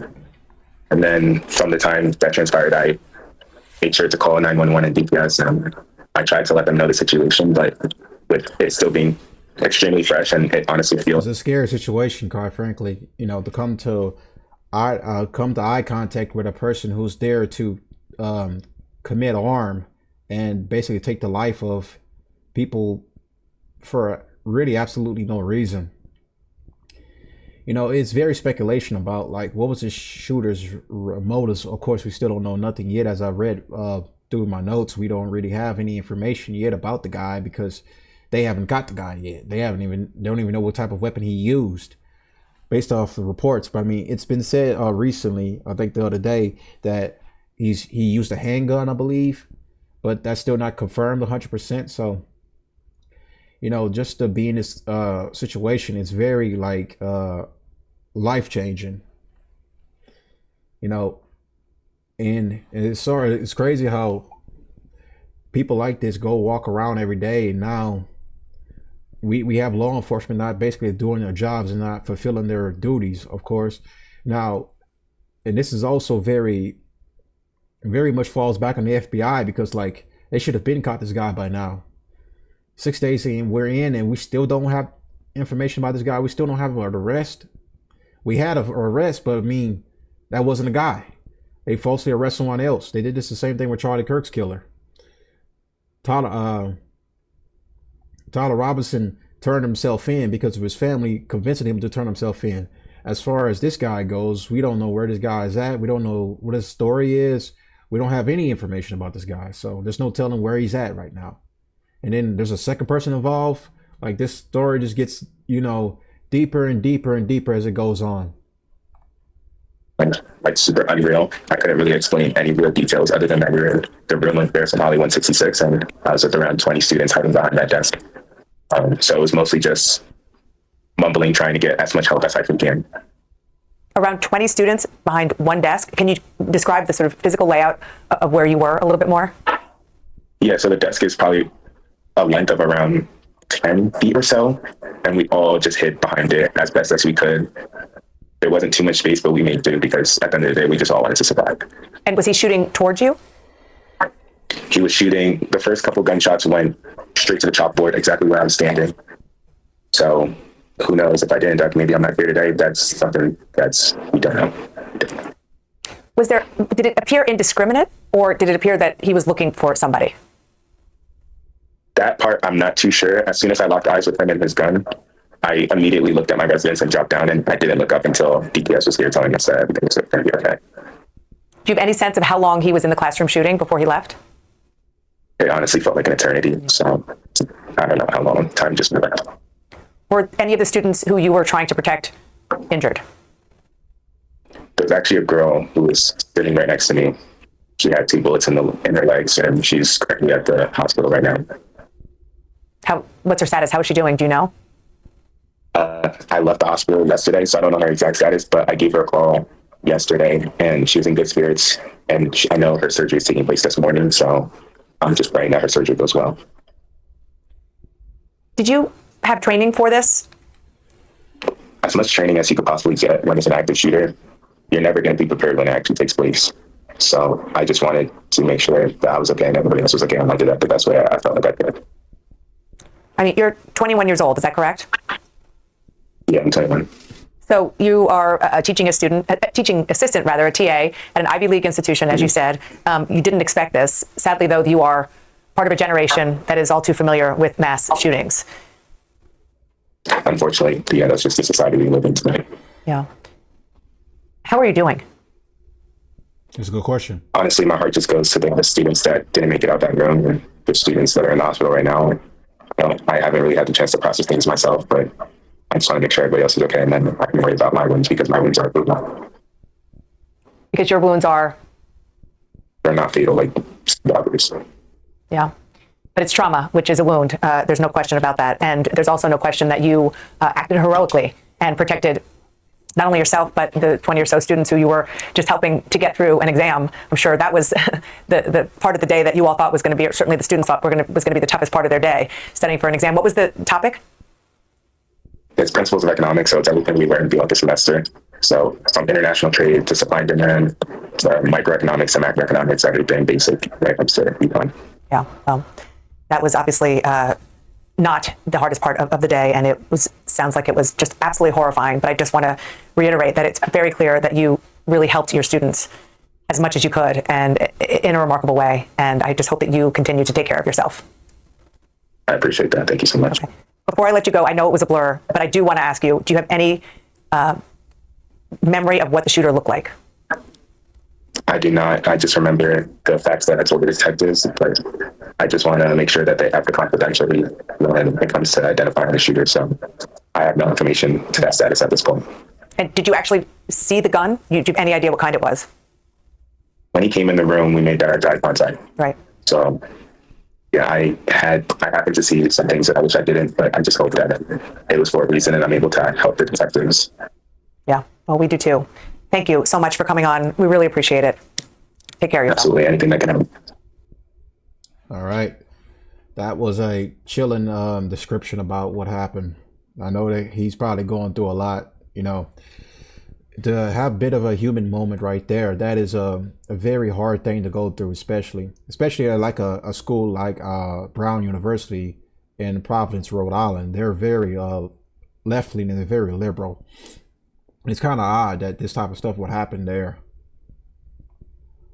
All right, so let's go on to this one right here. This is from Fox News right here. Just in, FBI releases shocking footage of Brown shooting suspect. Now there's no one in custody right now? I mean, obviously less safe knowing there's no one in custody. Some uncertainty in the area of what things are happening. Hopefully they resolve it as soon as possible. If the guy is smart, he's hiding. He's not going to come out, and maybe there's no evidence. So I don't know. A campus on edge and a community waiting for answers as the manhunt for the Brown University gunman enters day 4 now. I'm Sandra Smith in New York. John, good to be with you. As you can see, all these are the footages right here of the shooter. Right here. Got his back right there turning. That's him scoping out the college right there. It's crazy. Like, we still don't even know who this guy is, even 6 days later. And enters day 4 now. I'm Sandra Smith in New York. John, good to be with you. Good to be with you as well, Sandra. New video coming out, as you saw there on the screen. I'm John Roberts in Washington, and this is America Reports. Right now, police chasing down a new lead, releasing new photographs and surveillance video. The FBI also offering a $50,000 reward for information leading to the arrest and conviction of the suspect accused of killing 2 students and injuring 9 others at Brown University on Saturday. So investigators describing him as 5 feet 8 inches tall with a stocky build and say he was in the area just hours before the deadly attack. Officials insisting they are making steady progress. But 3 days later, the killer remains on the loose. Fox News team coverage kicks off now with Paul Morrow on deck. But first, to our national correspondent, Brian Yennis. He's got the latest for us live from Providence. Brian. John, good afternoon. Well, these are the clearest pictures yet of the primary person of interest that they are looking for, and they are asking the public for help in identifying him. Let's put up the surveillance video showing folks what we have been showing all day here. The man wearing a dark beanie, a surgical mask over his face, and a dark two-tone jacket. He's seen walking. At one point, he stops, turns around, and looks towards a sign. Police don't know what he was doing, but we do know that these 3 new surveillance videos were captured at 2 p.m. Saturday, just 2 hours before the shooting, right near the engineering and physics building where the gunman murdered 2 students and wounded 9 others. Now, using video timestamps and reported locations, this map gives us an idea of the path the potential gunman took in the residential area, a block or 2 away from the engineering building. At 2:08, he was seen at the front of the Rhode Island Historical Society, then seen again at 2:18, 2:52, and 2:53, walking west on Manning Street. Then at about 4:05, the shots are fired at the engineering building, and at 4:06, a surveillance camera captures the person of interest walking away from the building. It's critical that we reconstruct this man's movements, both before and afterwards. And my hope is that we will eventually have that pattern. But when you ask staff why are they looking in particular areas, where he was and what his movements are developing as we obtain additional evidence. Now, there are a lot of questions as to why more cameras at Brown University did not capture the gunman on campus. One of those reasons could be because the shooter never had to walk through the main campus to get to the engineering and physics building, which is located on the edge of campus near a residential area. Meanwhile, we saw 24 FBI agents searching for evidence in the snow, bushes, shrubs, garbage cans yesterday, picking up everything from a glove to an empty alcohol bottle, anything that could maybe have the DNA of the gunman. These grid searches were taking place right outside the building and near the homes and the businesses that were across the street. We spoke to a recent Brown graduate who was visiting a friend inside that building just 30 minutes before the shooting. I think the main thing is just the lack of communication. I think for me, that's the main thing. For instance, the only reason I even knew there was a shooting is because my friend got the alert. I wouldn't have known. So I think that's my main point of concern. The Brown University alert system, a siren that goes off on 3 main speakers, did not go off during the shooting. It also has a voice message. That is also part of the investigation. John. All right, Brian Yennis for us. Brian, thank you so much for the update. Sandra? Okay, so let's bring in Paul Morrow, retired NYPD inspector, attorney, and Fox News contributor. Paul, welcome to you. We are just hoping that they can find the suspect still on the loose at this hour. I know you've got some breaking news for us. Well, first of all, let me just say this. You know, I'm getting echoes of the Koberger case, where the received wisdom was that the cops are not up to the task. They've completely blown it. 6 weeks we heard that, and some of us were pushing back against that, saying give them some time. That's how investigations go. Then they solved it. Everybody said what great police work, and everybody forgets about the fact that for 6 weeks they took all kinds of incoming. I'm saying that because there is a lot of pejorative out there right now against the investigative team. I would say this: they haven't been great on the messaging. I would look to the politicians for that. The mayor very clearly wants to get his FaceTime. Then you get the governor. Get one politician out there to talk real quickly about what they're doing in terms of the politics of it. Get out of the way. Let the AG, let the cops handle it. That's why the messaging is not very, very secure. On the other hand, too, it's Providence. They're not used to talking to the world like you see in New York, Chicago, places like that. But time to get that together. Secondly, the lead. Everybody is all over them about this lead that washed out. Now, look, they did probably get out a little bit ahead of their skis. Elements of the task force talked about the fact we got them. It turns out they don't have them. But you got to remember something. This is how it always goes in difficult investigations. It's never a straight line. You go down the leads that you think are good. Sometimes they wash out, and then you go back to square one. And that's how it goes. The difference is the public is seeing how the sausage is made in this instance because there's so much attention on it. Now, here's how it went. And this I'm not sure is out there. Some of it's out. They go to the hotel. Apparently, they got a lead somehow or other relative to the hotel. I think from what I'm hearing is that somebody checked in, fit the height and weight, was all in black. I got a strange sniff off of this. It was one of the hundreds of leads that got called in. They go out. Part of the team goes out there in the middle of the night and bangs on this kid's door, and they get him out. They find 2 guns. This is when it starts to look very, very good. He seems to match the height. I don't know about the weight. I haven't gotten that information, but was dressed all in black. There's 2 guns. It starts to look very good. We got information about they did geofencing, which is following the phone electronically. I don't believe that was done. I think that was, again, a bad leak. That's not what the task force said. But here's, I think, the salient piece and why it washed out. They said, well, the evidence didn't match the crime scene. It's the ballistics. They did the guns that were in the room. The guns in the room didn't match to the ballistics that they found at the scene. So that washes out those guns right there. So then you could say, well, maybe he had another gun. He got rid of it en route. You got to see if there was another thing there going on, etc. But here's the dispositive piece. They did the room. That is to say, they looked at the video in the hallway of the hotel, and then you would have done the key card in the hotel. And the kid, which is out, the kid said, I never left the room. I've been in the room since yesterday. It couldn't have been me. When they didn't, short of being Spider-Man and climbing out the window, he doesn't leave the room. So as a result, now you have to wash him out. So when people say things like, I don't believe in coincidences, they've never done investigations. There are always coincidences. Well, there's no doubt there's a lot to this, including the new video of the suspect canvassing the area. But I want you to take us through what we're seeing here. Of course, there's been complaints. Is this all we've got? But there's got to be, there's got to be cameras on all these buildings and surrounding house, structures and houses. But anyway, this is the new surveillance video. This is the Colonel, Oscar Perez Jr., Chief of Police, and the Chief of Police on what he thinks the suspect was doing in the new surveillance video that we can now see. It was a few hours before, and I'll tell you that at this point, that's all we have. So it was a few hours before what he was doing. We'll be able to find out further once we do some investigation. Okay, so now we have this new video of law enforcement walking where the suspect was in that new surveillance video. I mean, this is the police work. This is the detective work. This is where we are. Exactly. This is, as I said earlier, how the sausage is made. Let me tease some of this out. First of all, people are saying, number one, why don't we have better video? The police can only work off of the video that they have. And as Brian Yennis's excellent reporting determined, this building is on the edge of a residential area. It's not in the centralized aspect of Brown. So what are they dependent upon? Residential video. So why did they have a couple of days delay before they got the video we're seeing now? People weren't home. It's a wealthy area, if you notice. Look at these houses, right? People were away for the weekend. You got to get in touch with people. Turns out you got to talk to the neighbors. Beautiful old historic homes. They went to Florida for the weekend. Right. They're not around. So that's how you get the video. That's the thing they're doing. What we're not focusing on that I think is important, that the police are being called in now to clean this up. The point of failure is Brown security. I don't understand why we're not hearing about the fact. No ingress and egress video, an enormous event going on a Saturday on campus, no security guard, the door propped open, head of campus police has never done any police work other than campus policing.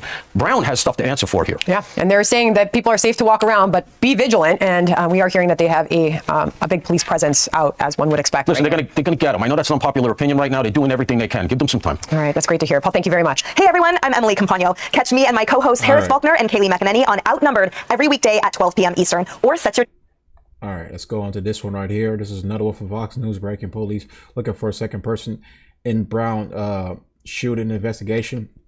Yeah, this one's even the plot thickens, as they say. That's the old cliche saying, the plot thickens. Now we have a second person possibly involved. So this doesn't get us any close to figuring out like this whole operation. Like this guy apparently had someone working with him. It does kind of probably explain how he was able to get into Brown University, because as I read earlier during my notes, that you need an ID to be able to enter, especially during after hours. So it's kind of alarming how he was able to get in, where it's very clear that you can't get on unless you have the proper identification. And apparently now we've learned, this was posted like 22 hours ago, that there's a second person involved. So where does this take us? I don't know. But let's just dive right on in. But they just don't have any solid leads on the identification of the subject. It appears as though they may be scoping things out, but it's more so he's like buying time. He's almost waiting until he knows where he wants to go and what he wants to do. He's engaging in that pre-attack surveillance that right before, making sure it's a soft target, making sure there's no law enforcement in sight, and just rehearsing his attack right before he goes in that building and commits it. Breaking news now in the manhunt for the Brown University shooter, now in its 5th day. Providence police are now looking for a second person who was, quote, in the proximity of the person of interest. Wow, a lot we are learning minute by minute as this goes on. I'm Sandra Smith in New York. John, good to be with you. Good to be with you as well, Sandra. I'm John Roberts in Washington, and this is America Reports. That headline comes as new video lays out a timeline of the potential shooter's movements in 15 different clips, up to 2 hours before and just minutes after the deadly mass shooting. We have Fox News coverage for you kicking off right now with Paul Morrow, who is on the ground digging into this new timeline. But first to our national correspondent, Brian Yennis. He leads us off in Providence with the latest. Brian? John and Sandra, good afternoon. This news breaking within the last half hour. The Providence police releasing new images of a second person. Now, I want to be careful with how I use the language, so I'll read what they just posted on X. They said investigators are asking for the public's help in identifying and speaking to the individual shown in these photos who was in proximity of the person of interest. We have a press conference, that is a news conference, I should say, that is scheduled for 5 p.m. today. There'll be a lot of questions about that. Now, these new images come a day after the Providence police released new enhanced video of the primary person of interest we've been talking about. 5'8" with a stocky build, walking around the nearby neighborhood as early as 10:30 a.m., 5.5 hours before the shooting. They're hoping someone out there will recognize the way that he walks and carries his weight. Sometimes he's seen wearing a satchel, sometimes he's not. Investigators say the video released is the best video they have of this person. Now, back out here in front of the Barris and Holly building, I want to give people an idea of the timeline and sort of what we now know based on the FBI's information. Behind me is the north entrance, sort of the back entrance, loading dock, and parking lot. The FBI has focused a ton of energy on that entrance. We've seen people in Tyvek suits and cameras looking at that. It's believed, based on what we know, that the gunman, primary person of interest, a suspect, came out of that entrance or exit and started walking this way and passing this dumpster. Now, over the last few days, we've seen FBI agents in Tyvek suits inside of that dumpster. This is a school parking lot. Now, after he goes by this way, according to what the FBI timeline says, that person of interest is seen on a surveillance video 2 blocks away, and he crossing Hope Street. You can see him running through crossing Hope Street, which is behind that vehicle. I don't know if Dave can show that pole to the left of that car, but there is a surveillance video at 4:03 p.m. that shows the primary person of interest running past that pole across Hope Street to Waterman. The person of interest is seen for the last time at 4:06 p.m. going down Waterman Street. Now, it's really interesting to note here, the cameras have been a big issue in this investigation. Dave, if you just look around this parking lot to show everybody, there are no cameras that we can see out here, right outside of the Barris and Holly building. You can see there are no cameras that we see visible to the eye. So that is something that has been a big sticking point in this investigation. The only camera, again, that catches this primary person of interest is down the block all the way over there running out. So that is where we're at now with the investigation. John and Sandra. All right, thanks. And we look forward to more updates as the hours and days progress. Brian Yennis for us. Brian, thank you. Sandra? All right, let's bring in retired NYPD inspector and Fox News contributor Paul Morrow, who's also live on the scene there in Providence. So much I want to ask you about based on what we're now learning. First of all, the university and the local police there told students, staff, administration that there was no immediate threat on campus, that they should feel secure while also remaining vigilant. Now learning they're looking for a person of interest connected to the person of interest. I mean, are people safe that are still there? I mean, it's very hard to say. Just let's remember that they sent everybody home. The school has told everybody that finals are canceled. School is over for the semester. And that's apparent here on the streets. They're relatively deserted. To be clear, the building that we're at, which is where the shooting occurred, is right on the edge. It's realistically the first aspect of Brown University that you hit when you walk out of the adjacent residential neighborhood. There's a neighborhood right here. It's very affluent. A lot of houses that are behind walls, well set back, which I think explains the paucity of private videos that they've been able to get from Ring cameras and the like. So whether or not they're safe, the police very clearly, they're trying to walk that fine line between creating an element of panic, but reassuring people that they're doing everything that they can and that people should go about their lives. Paul, okay, so you mentioned students leaving campus. There's been some who have taken issue with that because obviously with the lack of cameras and video surveillance footage, many are wondering, are they letting some of the students go that could have been eyewitnesses that could help aid this investigation? Should there be further interviews or more interviews that haven't happened yet, Paul? Is there a risk to letting all these people go home? Yeah, there is. You're absolutely right. And we saw this. I know I've name-checked it before, but the public knows it, so I use it. The Koberger case. That happened at University of Idaho at Moscow. And same situation there. They canceled the rest of classes. The kids that were going to the school, they all dispersed. And as a result, when it came time to do some interviews, they had to actually rely on police all around the country to go knock on doors and ask, were you there and what did you see? I suspect there's going to be some of that here as well. And there's also the fact that, as I said, because this is adjacent to a residential neighborhood, during the weekend, in the immediate aftermath of the event, because it happened on a Saturday, a lot of these people were not home. Some of them might not still be home because they may be gone to Florida for the season or something like that. And that's why you're seeing video dribble in, because they're canvassing very hard, going further and further out, trying to get a hold of people that have either just returned or maybe even getting a hold of them wherever they are and saying, can you get somebody to let us in and access your Ring camera? Or they're going right to the source and saying, we need a consent from you because we're going to pull video from the video company. I mean, and you think that could happen faster than it is, but I don't know enough to be a critic of that. I also want to ask you about a discussion I just had with my colleagues downstairs on Outnumbered. Kaylee McEnany and I were discussing, obviously, there are going to be parents who are going to be very concerned about sending their kids to a university where we're learning there wasn't an abundant camera presence, we're learning, to pull enough surveillance footage to catch this person this long after this crime happened. As far as armed security on campus, Kaylee and I were wondering what you can tell us about that since you're on the ground there. Is the security on campus at Brown armed? Brown has its own police force. They're an actual gun-carrying police force, the Brown University Police, and they actually responded. Ultimately, they were the ones who would be responsible for activating the sirens, etc. They have a chief of security as well. And I think, Sandra, and not to use an unfortunate metaphor, but you're right over the target, because you got to say to yourself, how is it that in a building that is not only at the edge of campus, which says to me you got to be very cognizant of people wandering in and out, not even shooters, just trespassers, people that are homeless or people looking to do a burglary, how is it that the outer salient of your campus, which is where one of the most busy classes that they have is held, how is it that the ingress and egress doesn't have a simple camera, the kind of ring cameras that we're even talking about in a private home? Costs next to nothing in the course of a university budget. They don't have that on a day that there were a number of things going on a Saturday during final season. They apparently had either propped open the door or literally deactivated the card access during the day, and there was no security guard. So you really do have to question why it is that the building was so insecure and why we're not hearing more about that. Let's remember, a place like Brown drives the economy in this town, and I don't think it's any accident that there have been so many politicians at the lectern, and yet we're not hearing a whole lot from Brown security. I mean, where's the head of security protocol for the university to explain what the protocol was and what the protocol is?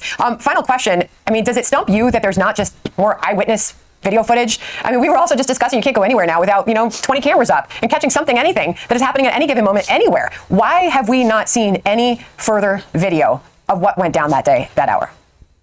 Well, like I said, the school, he fled into the residential neighborhood from the edge of the school campus, so you can take the school off the table. And as I said, then you're down to the local residences. There are other things you can hope for here relative to video. A lot of car dash cams have video these days. Somebody might have got picked up. Hopefully they're looking at that, and they're hoping people will come forward with something like that. But the fact that video is still, sort of coming in, I think shows you they are pressing on that front. We got this new image of a person of interest. They're not couching that as a person that replaces the original one. They seem to be saying maybe somebody who knows something or somebody who might be involved. And there's some hopeful signs in that video. I only took a quick look. We just got it. But he's holding a bag. The original perp was holding a bag as well that then is not in some of the other videos. Where'd that bag go? This person also seems to be walking. Sorry, Paul. We can't even find the perpetrator. How are we gonna? They haven't even found a second person. So this is just like a complete blunder on local PD and the FBI's part. You can't find the shooter, nor can you find another person that's possibly also involved. This is just a complete and utter incompetence. That's just what it is. We just have to sum it up as just pure, mishandling of a case this big, where it involves a possible insane school shooter going around still roaming free and is not in cuffs and not being questioned about his motives. So this is just one big blunder after another. You're generating so many more questions, I'm sure, for viewers at home. But the person of interest yelled something, correct? And we're still not told what that person yelled while carrying out the crimes? Yeah, reportedly he did. And, that's another question I have, because I'm wondering if this study hall was either live streamed or maybe some of the students in there were recording it. That would be common so that you could review your notes. I'm wondering if everybody in that room has been interviewed to say, did you record the session so that we can review what he yelled or if he did yell? So look, there are a lot of questions here. I'm sure they're pressing on all this. And all I would say, Sandra, as you and I talked about yesterday, I believe, remember the Koberger case. For 6 weeks, everybody said these guys don't know what they're doing. They're chasing their tails. And then when it all came out, everybody was quite impressed. So let's give them some time. When you don't get an immediate solve, that doesn't mean the case is over. And I still think they'll get there. So it sounds like you're saying have faith in the process. You're on the ground. You're gathering information. You see the investigation at work. I guess my final question is, do students come back from the break if this guy's still on the loose? I think they're going to have to. At the end of the day, the school's got to operate. I mean, obviously, that's a call that the university is going to have to make. But I would imagine you're going to see a significantly different security posture at this university going forward. And frankly, from where I sit, that's pretty long overdue. Wow. Paul Morrow on the ground there in Providence, Rhode Island for us on that. So many questions. Paul, thank you very much. Thank you. All right. Hey, everyone. I'm Emily Campagno. Catch me and my co-host, Harris. All right. So let's go on to this one. It's also from Fox News right here. Revealed Brown building where shooting happened at can't read right now. Brown building where a shooting happened had blind spots with no cameras. This is a very again, it goes to show you incompetence, and it's not just on law enforcement. This is also on the college's part, because a lot of stuff just doesn't make a lot of sense from face value. How they didn't have this proper security set up. No, they had say an officer on duty. Maybe some colleges do have that, where they have college officers that are on duty specifically for reasons like this. Nor did they have the surveillance system set up properly. It's pure stupidity all around. That's just what it is. Of the person of interest in the Brown University shooting as the manhunt continues into yet another day. Hi, Lucas. That's right. Good early morning, Carly and Todd. The Providence police releasing a new enhanced video of the person of interest in the shooting at Brown University over the weekend. In the video, which we'll play here, you can see the man wearing a hat and face mask, walking and looking around at times with his hand in his pocket, at others with both hands behind his back. He looks overweight in this two-tone winter coat. This video is from the east side of Providence on Saturday afternoon before the shooting. Yesterday, the police chief was asked this specific question. Evidence that suggests that the victim, Ella Cook, may have been targeted? No, not at this point. Ella Cook was the vice president of college Republicans at Brown University from Mountain Brook. The governor of Alabama has ordered the flags flown at half staff across the state until sunset Friday. The other victim, Mohammed Aziz Umzakov, an aspiring doctor from Uzbekistan. The shooting took place Saturday afternoon around 4 p.m. when students were taking final exams in that engineering building at Brown. We also have more video to share of the person of interest. This video at 2:53 p.m., about an hour before the shooting, from a Nissan Rogue shows the person of interest walking near the engineering and physics building with that building there in the background. The next video shows the shooter in the distance walking away from the crime scene at 4:03 p.m., just minutes after the shooting. You can see the police sirens and lights as he walks in the background. The FBI and police are asking the public to share any potential tips and leads. The state's attorney general says to date, the investigation has not determined any motive, but overnight President Trump posting to Truth Social, he's wondering why there are not more security cameras at the school to get a better look at the shooter, guys. Certainly is a question. Lucas Tomlinson live for us this morning. Lucas, thank you. With that, let us bring in private investigator Toby Braun. And Toby, let's pick it up there where Lucas left off, talking about the lack of cameras. A lot has been made of that in the media as to why there weren't more cameras on campus as a whole. But there's a really interesting article on Fox News Digital this morning, and it shows that there was an actual blind spot of cameras, no cameras, where the actual shooting happened. Do you think the shooter knew that, Toby? Good morning. I certainly do. This guy engaged in his pre-attack surveillance. He knew the area. He knew exactly the building he was targeting. It's also a question, how did he get in the building? Because my understanding is you have to have an ID card to get in there. So there's just a lot of uncertainties right now. And I certainly believe he knew the blind spots. He knew it was an older building. Why there was no cameras, it's baffling to me. Older building, newer building should have mattered. And I believe the security chief at that campus has some serious questions to answer as well as to why there was no more additional cameras present there. But I certainly think the area. Yeah, well, we now have what is being described, Toby, as enhanced video footage of this suspect. And police are saying that what they released yesterday is a montage of clips that show him before the shooting, possibly casing out the area to commit this crime. You look at this type of video for a living. So what stands out to you in it? First and foremost, his gait. It's very distinct, the way he carries himself, the way he walks. And you can see right there, he's engaging in that pre-attack surveillance, that right before, making sure it's a soft target, making sure there's no law enforcement in sight, and just rehearsing his attack right before he goes in that building and commits it. Again, that gait is very, very distinct, and I believe that somebody's going to look at that and possibly recognize something that feels common about it, that feels familiar, and that may be the clue that we need to solve this thing. Toby, what also stands out to me from the videos is that you see an individual walking and you know the time. And when I put those two pieces of information together, I think, shouldn't law enforcement be able to run a cell phone data check to see what cell phones were in that specific location at that specific time to narrow down the possible pool of suspects? Yeah, that's a great point, and they certainly are. I'm very confident that the FBI, their technical team, that's one of the first things they've done is looking at that data, dumping all that data, going through it, analyzing the devices, cross-referencing the devices, and again, determining what devices there could possibly lead to a person of interest. Yeah, we may not be able to see his face in this video footage, but we do now have we have a body type. We see, as you said, how he walked, and he puts his hands behind his back at a certain point. That's not something that typically young people do when they're going for a stroll. Would you put him at 30 years old? That's the original age that police had released, in his 30s, or would you say somebody older? I think it's hard to determine. I certainly believe it appears over 30 years old. He definitely looks a little bit older, a little slumped. I could tell just by the camera footage he is white. At least that's what I think he is, you know. A bit old, and he's a little bit, and he's overweight, of course. I mean, a fat guy. He has a vest on.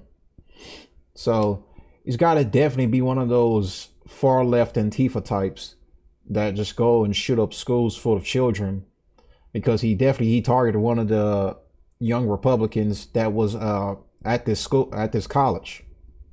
So it's very clear this guy had a mission on his mind when he came to the college to commit this act.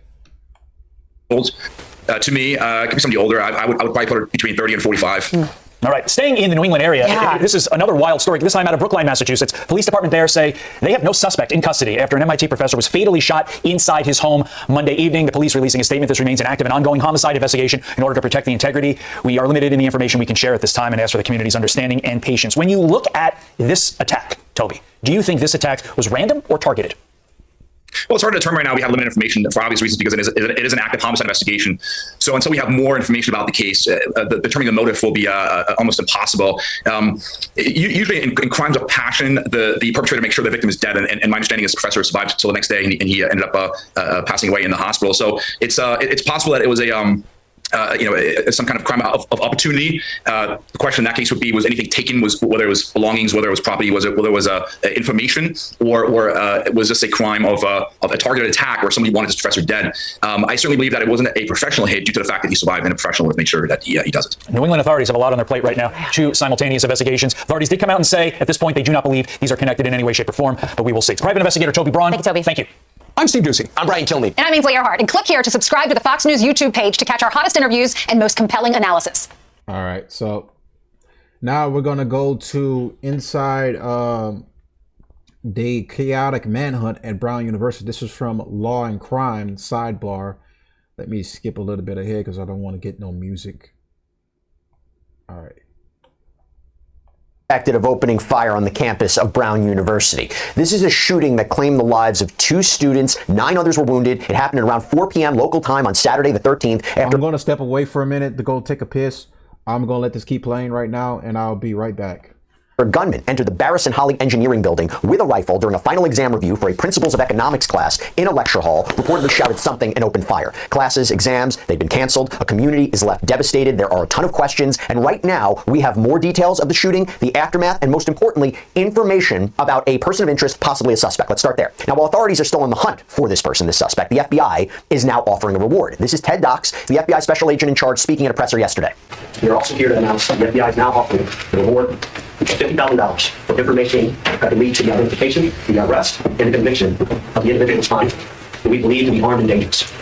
We're asking everyone in Rhode Island and beyond to review the new images of the suspect, share them on social media, and come forward if you have any information. And Dox also added that authorities are, quote, documenting the trajectories of the bullets to reconstruct the scene. Now, we're also going to talk about the surveillance footage evidence in a moment, but Providence Police Chief Oscar L. Perez Jr. said the police are pursuing a new lead that is based on photos and videos of someone taken at around 2 p.m. Saturday. So this is hours before the attack. He added, we're asking the public for assistance to be able to identify this individual. And with that, the FBI has released a flyer of more information of the shooter. We're going to put it up right now. The FBI is offering a reward of up to $50,000 for information leading to the identification, arrest, and conviction of the individual responsible for this shooting. The Boston Division of the Federal Bureau of Investigation, the Providence Police Department, and the Rhode Island State Police are seeking the public's assistance in identifying the individual responsible for the mass shooting at Brown University on Saturday, December 13th, 2025. The suspect is described as a male, approximately 5'8", with a stocky build. The public is encouraged to share any personal videos or photographs of the incidents to FBI Brown University shooting. This person should be considered armed and dangerous. If you have any information concerning this case, please contact the FBI at 1-800-CALL-FBI. That's 1-800-225-5324, or the Providence Police Department at 401-272-3121. You may also contact your local FBI office, the nearest American embassy or consulate, or you can submit a tip online at tips.fbi.gov. Now, this is a massive investigation. It's being reported. You have the Providence Police Department, its Detective Division, the Community Response Team, the FBI, Homeland Security, ATF, all working together. Now, Providence Mayor Brett Smiley assured the public that the city is, quote, being provided with enhanced police coverage at Brown University throughout the city because they don't know if the shooter is still in the area. And by the way, Mayor Smiley also had to respond to those who have criticisms of Brown University for not preventing this, that they aren't working with law enforcement. That's an allegation. That allegedly they're not releasing digital data to identify the suspect, and also just criticisms about the investigation in general. Take a listen. First of all, Brown University and Brown Public Safety, Brown Police Department has been a close collaborator throughout this process. That's not true. I do not accept that. Secondly, everyone you see behind us, we've all been working for now 49 hours. We're tired. We're serious about the task at hand. I know all of you have been working very hard, and I suspect all of you are just as tired. The press has been a great partner in pushing out relevant, factual, timely information, and we are grateful for that.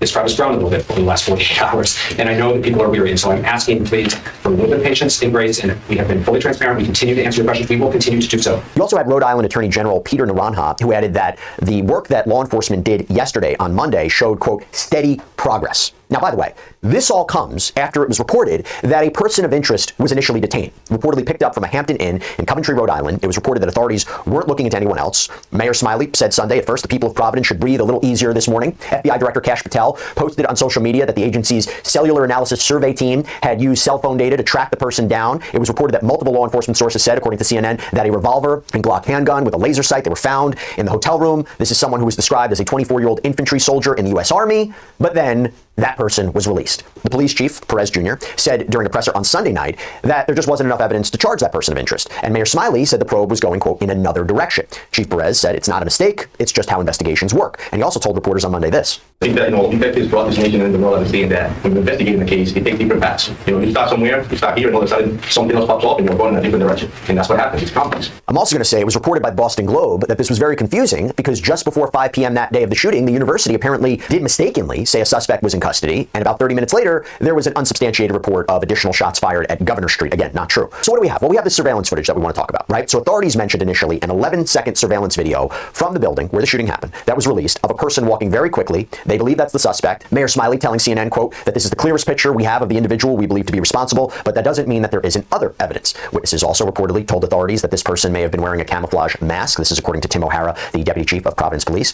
The subject in that video appears to be wearing dark clothing, a knit cap, walking down Hope Street, rounding the corner. But then there was additional video that was released of this person walking in, you kind of see it from different angles, different directions. So this was defined as this individual coming from the area of Hope Street. Again, this was retrieved at 2 p.m. on Saturday, the 13th. They say this is the same individual from the first surveillance video that officials released. The problem is, as laid out by Attorney General Naranjo, there wasn't a lot of video footage in the area, saying there just weren't a lot of cameras in that Brown building. Adding the reality is it's an old building attached to a new one. I don't know what to tell you, but we're going to go out and find whatever evidence we can to solve this case as quickly as we can. I mean, we're not holding back a video that we think would be useful, and I don't think I should even have to say it. Now, this is before all those other videos came out. According to NBC News, this was a first-floor lecture classroom where the shooting happened. The doors were apparently open because final exams were being conducted at the time, but O'Hara did say it is unknown how he entered the building, but we do know that he exited the Hope Street side of that complex. Now, taking a step back here, this is an awful attack. Awful attack. The New York Times reported that first-year student Spencer Yang, who was injured in the shooting, helped another victim as they were hiding from the gunman. He said, I handed him my water. He wasn't able to respond that well. He was just there nodding and making noise. Doctoral engineering student Chang Hang-Chien, who was working at a campus lab, told NBC affiliate WJAR of Providence, we decided to turn the lights off and close all the doors and hide under our desks. Can you imagine that? Shelter-in-place advisory was in effect at one point for the 11,000 students on campus and also for the surrounding neighborhoods. It was lifted on Sunday. USA Today confirmed that the university's Department of Public Safety said it would be more than doubling its staffing. You had a holiday Christmas tree and Hanukkah menorah lighting ceremony on Sunday that was turned into a candlelight vigil for the shooting victims with several hundred people gathered at Lippert Park. According to the Providence Journal, Rabbi Sarah Mack of Temple Bethel said, we gathered this evening in stunned grief, in stunned shock. We can use our light to kindle more light. That is how we get through this dark moment. Now I want to talk about the people who died. One of the two people killed has been identified as 19-year-old student Ella Cook. Her church, Cathedral Church of the Advent in Birmingham, Alabama, announced her name as one of the people who was killed, with the Reverend Craig Smalley saying to the congregation she was an incredible, grounded, faithful, bright light, not only growing up here in the ways she encouraged and lifted up those around her, but at Brown University, she was an incredible light there as well. She was also the vice president of Brown's College Republicans, with Lieutenant Governor of Alabama Will Ainsworth saying on X, Ella was a devoted Christian and a committed conservative who represented the very best of Alabama. A bright future was ended much too soon. The other person killed has been identified as Mohammad Aziz Umarzokov. The American Uzbekistan Association, writing on a post on Facebook, it is with profound sorrow that we mourn the tragic loss of Mohammad Aziz Umarzokov, a bright and promising Uzbek-American student who was killed on December 13, 2025 in the shooting at Brown University. He was known for his sharp intellect, kind heart, and quiet willingness to help anyone in need. He carried himself with humility and compassion, earning the respect and affection of those around him. His curiosity, discipline, and generosity reflected both his character and the values of the community that raised him. More than a gifted student, Aziz was a beloved son, brother, and friend. He had a future filled with promise, and his life was cut short far too soon. His passing has left an immeasurable void in the hearts of his family, friends, classmates, and the broader Uzbek-American community.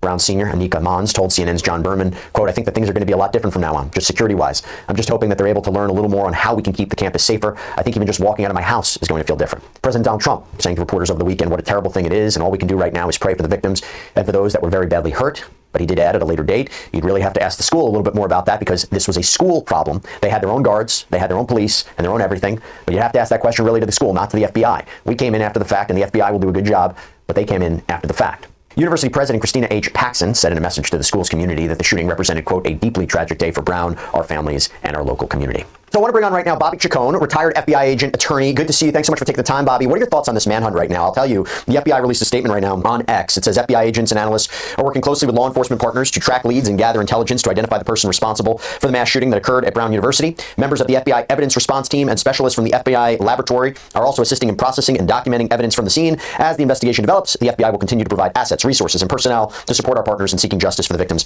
and their loved ones. So with that in mind, what's your take on where we are right now in the manhunt? Right. Well, it's hard to it's hard to start a manhunt before you know the person you're looking for, right? Because think of all the things that when we do know somebody, where did they go? Are they a survivalist? Are they a city person? All the different things that go into trying to figure out where someone is headed when they're on the run. A lot of that is personality based, or it's based on that individual person.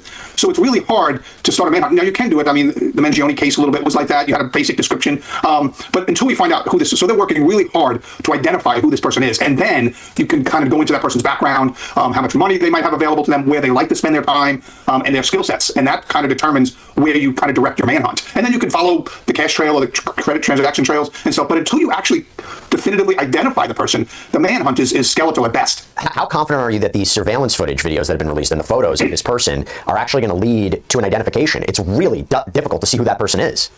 Yeah, well, right now what's happening is they're getting more and more video in, and they have more than they release, because what they have to do once they get it, they have to view it, right? Once they view it, they have to figure out, is this the actual person, or is this somebody else dressed similarly that morning or whatever, that afternoon?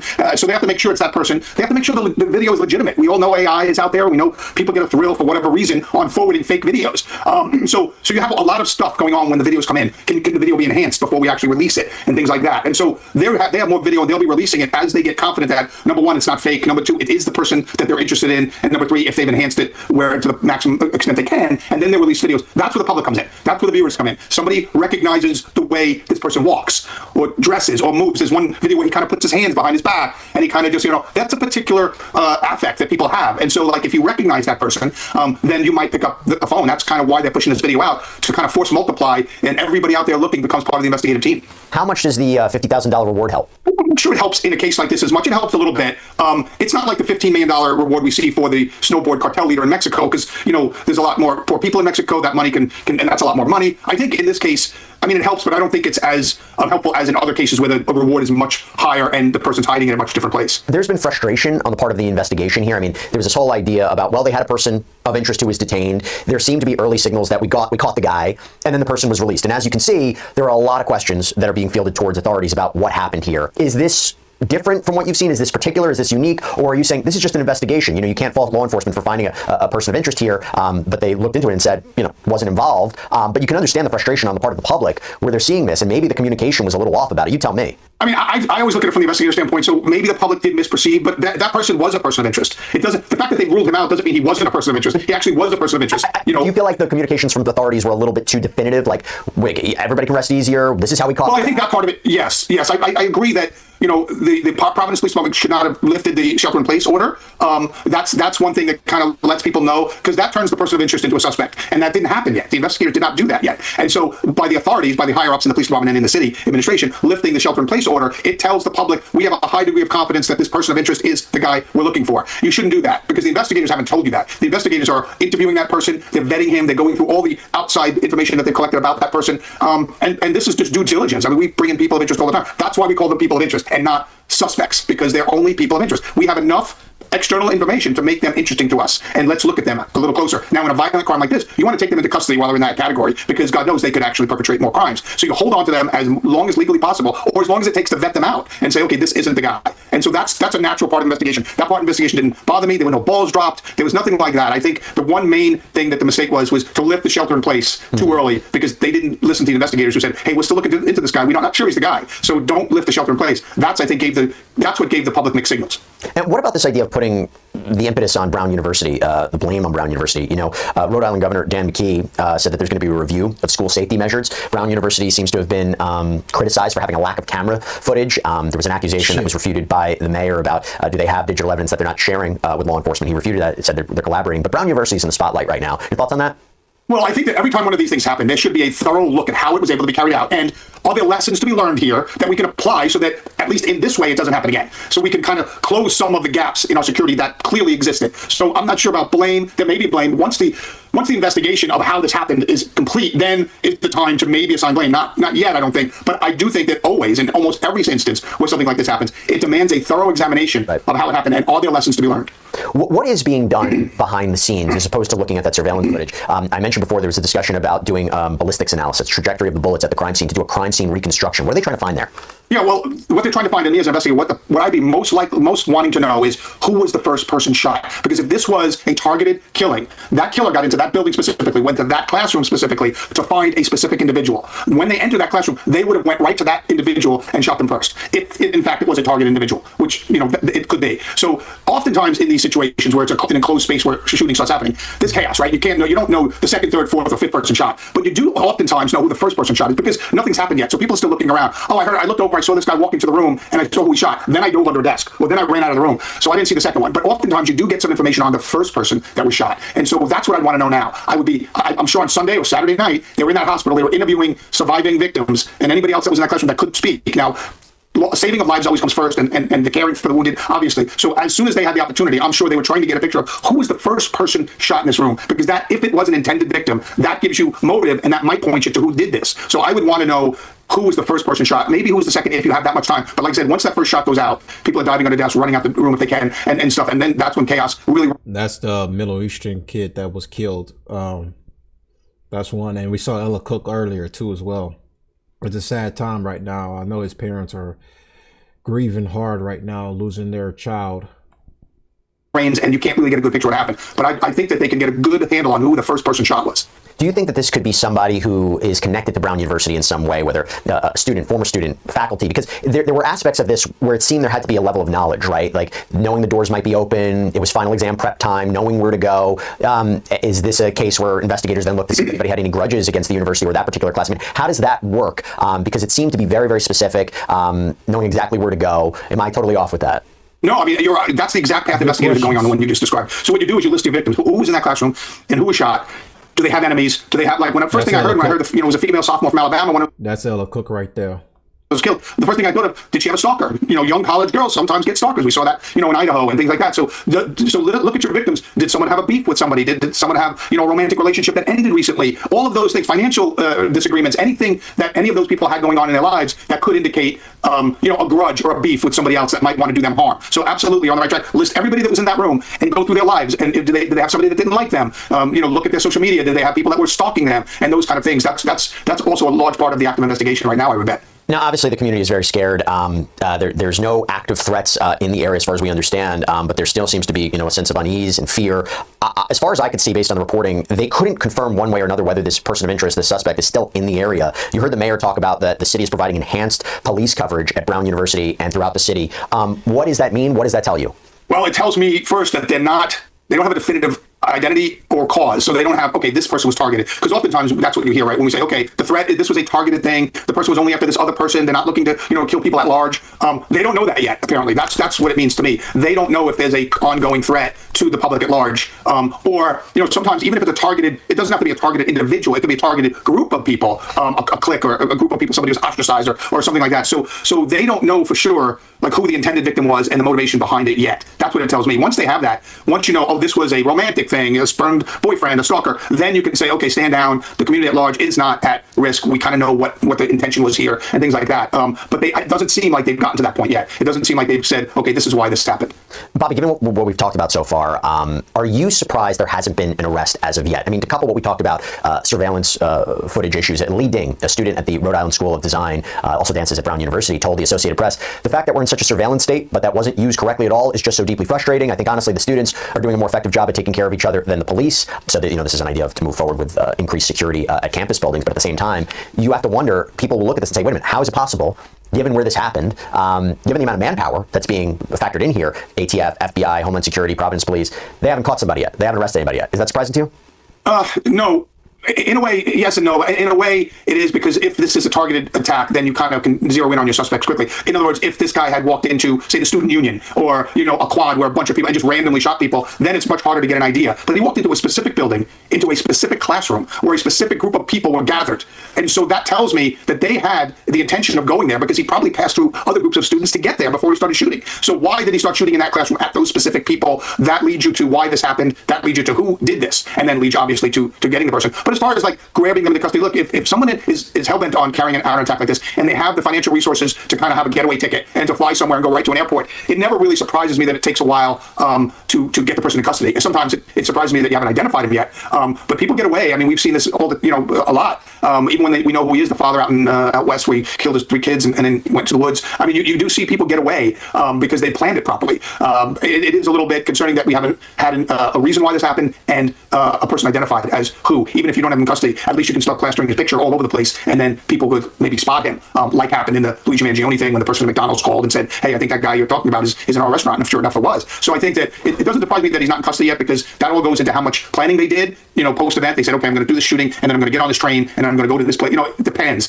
It does surprise me that they haven't identified who it was yet, specifically because it seems very specific building, specific room, specific people gathered in that room. So that kind of surprised me. And I'm not saying they don't. They might have that information, and for whatever reason haven't put it out yet. I don't know. Well, let me ask you this. Do you think there will be an arrest within hours, within days? That's my hope. My hope is that they know a lot more than they're telling us. And that happens because sometimes if you have information on who it is and you're closing in on them, you don't want to publicize it because you don't want to spook them and put them on the run. That could be the case where they know who it is. They don't really need the public's assistance right now. I'm just saying this as a hypothetical. They could know possibly who it is, and they're closing in on him, and they want to capture him before he knows that they know who he is. In other words, once he sees his name or his picture on the news, he's going to hunker down or he's going to take off. Right now, he has a measure of security, some comfort that they don't know who he is. If they're playing that game, if they know who he is and they're closing in on him and they don't want to put it to the public because then it heightens his awareness and he might take off. That's my hope. And if that's the case, then we could see an arrest be imminent in the hours or days ahead. But if that's not the case and they're still looking for why this happened and they don't even know who did it, then an arrest could be further off. Bobby Chacon, thank you so much for coming on, breaking it down for us in real time, what's happening here with this investigation. Really, really appreciate you. Thank you. Always a pleasure, Jesse. Thanks. And that's all we have for you right now here on Sidebar, everybody. All right, so that's that right now on the Brown University case. So until we get further more information, that's all we got right now about that. So we're just gonna move on right now till I get some more information, until we get the person's name, his motivation, or whatever. I will come back and cover it some more. But now we're gonna move on to the terror attack that happened in Australia at a Hanukkah event. I'll pull up my notes right quick. Let's see. We got notes on this right quick. So, all right. So before we go into that, oops, didn't mean to do that. Let me pull my ugly mug up here right quick. That's our next story, actually. All right, I got that pulled back up. Okay, put my notes. Okay, so contemplating, should I just play the Fox News? Yeah, I'll play a Fox News video first before I read off on my notes. People are dead after a horrific mass shooting at a Hanukkah celebration in Sydney, Australia. Police in Australia now calling this shooting a terror attack. Chief Foreign Correspondent Trey Yingst is here with the latest. Good morning, Trey. Yeah, guys, good morning. There's been a terrorist attack in Sydney, Australia at Bondi Beach. Authorities say at least 12 people were killed and 29 others wounded when 2 gunmen opened fire on crowds of Jews at a Hanukkah event. Local police have released a statement saying, quote, 2 people are in police custody at Bondi Beach. However, the police operation is ongoing, and we continue to urge people to avoid the area. Please obey all police directions. Do not cross police lines. This event was scheduled to start at 5 p.m. local time in Sydney and was advertised as an event for all ages with music, games, and fun. One man describes what he heard and saw close to the scene of the shooting. The whole shop just stood up and we all just ran into the back exit and everyone was pushing everyone. There was no semblance and we just ran in through. Authorities say one of the gunmen is dead. They are still investigating the specifics surrounding this terrorist attack that targeted Jews in Australia. But they call this an bruh.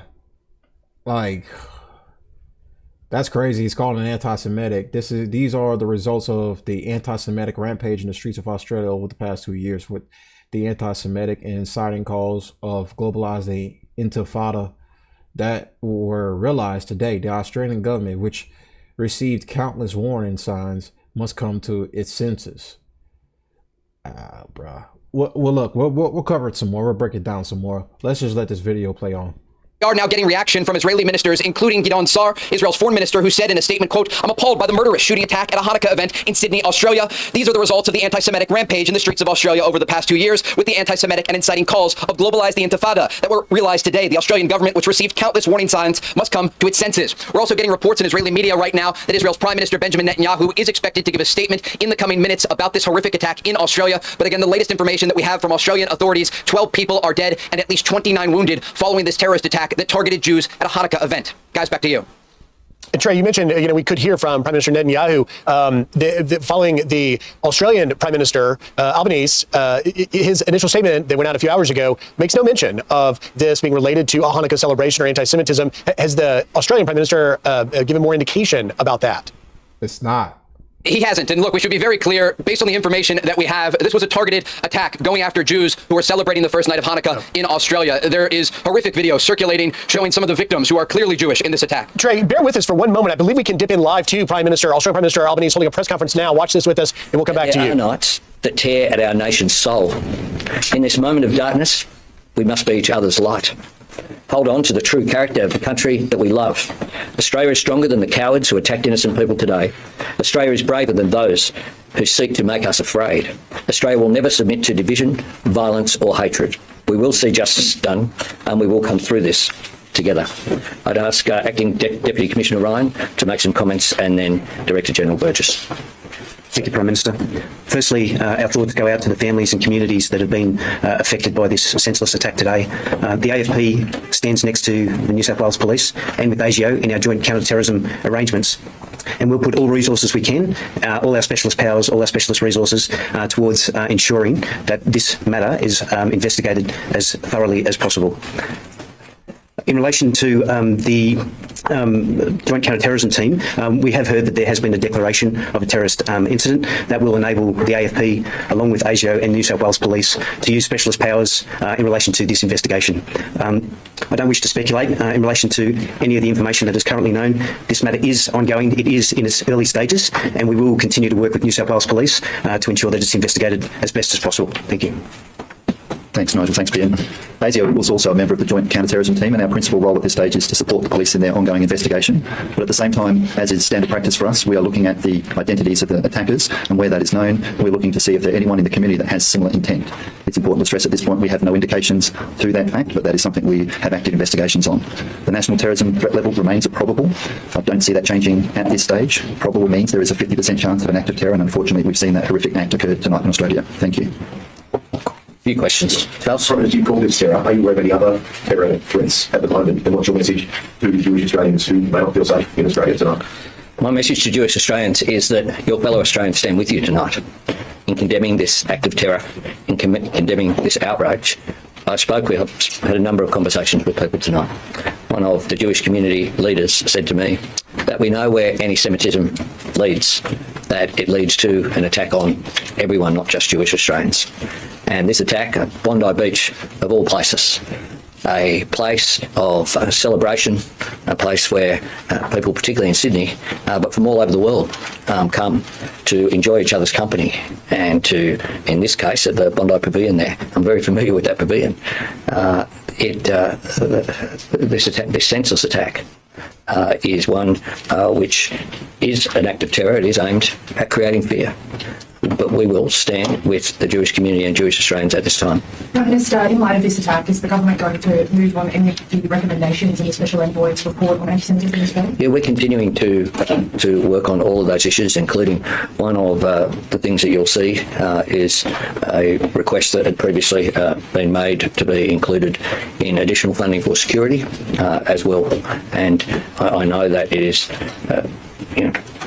this is an incredibly tough time for the community to deal with this. It's important that they don't deal with it alone, that everyone stand with them at this time. And then we'll go building it. Left unchecked, as you were just saying, anti-Semitism leads to terrorism and violence targeting the innocent. Your government has come under criticism in claiming that it has effectively responded to the rise of anti-Semitism in Australia since October 7, 2023. In September, your government recognised the Palestinian state. Your ministers have attacked the Israeli government. Senior ministers refused to visit the sites of the October 7 massacres. And you created a special Islamophobia envoy alongside an anti-Semitism envoy. Have you taken the threat of anti-Semitism seriously? And can you guarantee the safety of Jewish Australians? That is actually very true. That is actually connected to this. The fact that Australia was one of the countries that recognized a Palestinian state. And then they got a lot of backlash about it.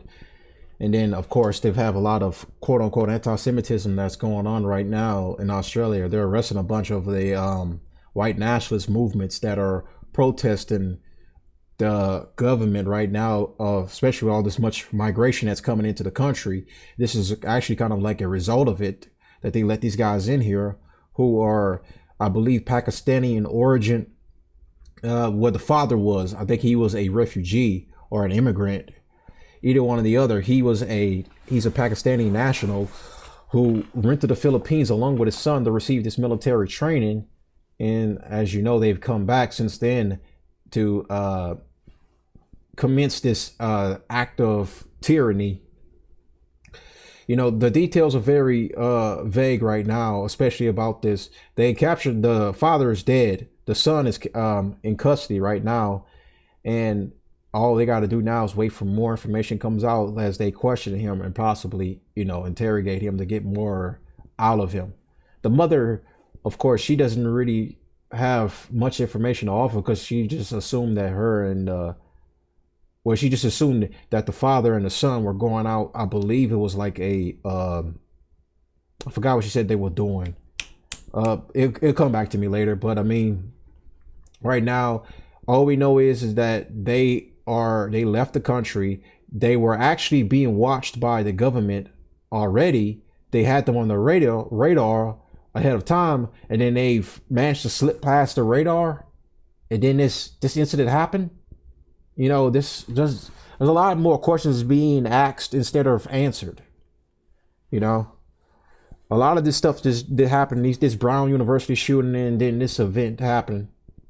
Of course, this does everything. It does have a lot to do with October 7th. Really, it goes beyond that. So, but let's let it continue on. Yes, we have taken it seriously, and we've continued to act. We've continued to work with Jewish community leaders. We've continued to take all the advice from the security agencies to put in place special measures, and we'll continue to do so. Phil? Mr. Burns, Commissioner Rob. Mr. Burns, you've been warning for a long time about the risk of this sort of attack. Localised extremism. Were any of these people on your watch list? I think New South Wales Commissioner just said they're aware of one of these characters. Okay, you've been listening to Australia's Prime Minister Anthony Albanese and officials there. I want to bring in Trey Yingst back from Tel Aviv as you follow this. And Trey, it seems that obviously we now hear the Prime Minister declaring it an act of terror. A lot of questions from the press there about whether or not his government is taking the threat of anti-Semitism seriously enough. It's 10:30 p.m. on Sunday night there in Sydney. They've had hours to sort of process this. But the takeaway that I took from what we just heard, Trey, was the official saying that with the counterterrorism team, that the threat level is still at probable, that there is a 50% chance or better that there could be an ongoing threat. Yeah, Griff, Australia's Prime Minister formally declaring this an act of terrorism targeting Jews, saying that he stands with the Jewish community of Australia. But that last question you heard there from a reporter is a very important question that Australia's Prime Minister did not answer. And he was talking about guaranteeing the safety of Jews in Australia, because Israeli officials have already come out and said over the past several weeks that they have warned the Australian government about the possibility of attacks targeting the Jewish community in Australia. And yet the security state there had not rose to the level at which it could to stop an attack like the one that took place today that took the lives of 12 innocent people, of Jews who were celebrating the first night of Hanukkah. And so we can expect in the hours and days ahead a lot of statements not only from Australian officials but also from Israeli officials commenting on the security situation and also the rise of anti-Semitism, not only in Australia but around the world. And this has led not only to attacks as we saw this horrific terrorist attack today, but in other places. The murder of those 2 Israeli embassy employees in Washington, D.C., the attack against Jews who were peacefully demonstrating in Colorado. This is a systematic issue that continues. You know, it's funny. It's so funny right now. Every other race has been that could you know, though I really want to say it, it's kind of obvious that like there's so much attacks against white people, if you ever notice it, and the media doesn't give as much coverage as it does about that compared to it gives this coverage about Jewish people being attacked right now. You know, that's kind of like that's kind of like the double-edged sword pretty much of this. Like, you see how hard Fox News goes on the coverages when it comes to like attacks on Jewish people, but it rarely ever gives any acknowledgement about whites being attacked daily, especially in the streets, or in this case in subways, or in bus or transit buses in certain cities, especially with Irina Sarutska. The media didn't cover it until like there was big push from everyone outside that called for them to cover it, which, you know, the backlash was so big to the point where Fox had no choice but to cover it. So, you know, I find it so interesting that they'll be quick to talk about all this incidents about anti-Semitism, but they'll never be quick to cover anyone else's like pretty much grievances. of what's going on, of all the other races that are being affected by crime, especially whites, who, quite frankly, like if you look objectively speaking, you look at it, they're being disproportionately affected a lot more compared to other races, but they don't get as nearly as coverage as if a Jewish person is like killed. The two Israeli embassy workers were killed, and they have so many coverages about them, especially for like that lasted for like days. I believe it lasted for like 3 or 4 days. Coverages about them. But hey, that's just how it is when it comes to this meeting, when it comes to like them selective bias, when it comes to one group.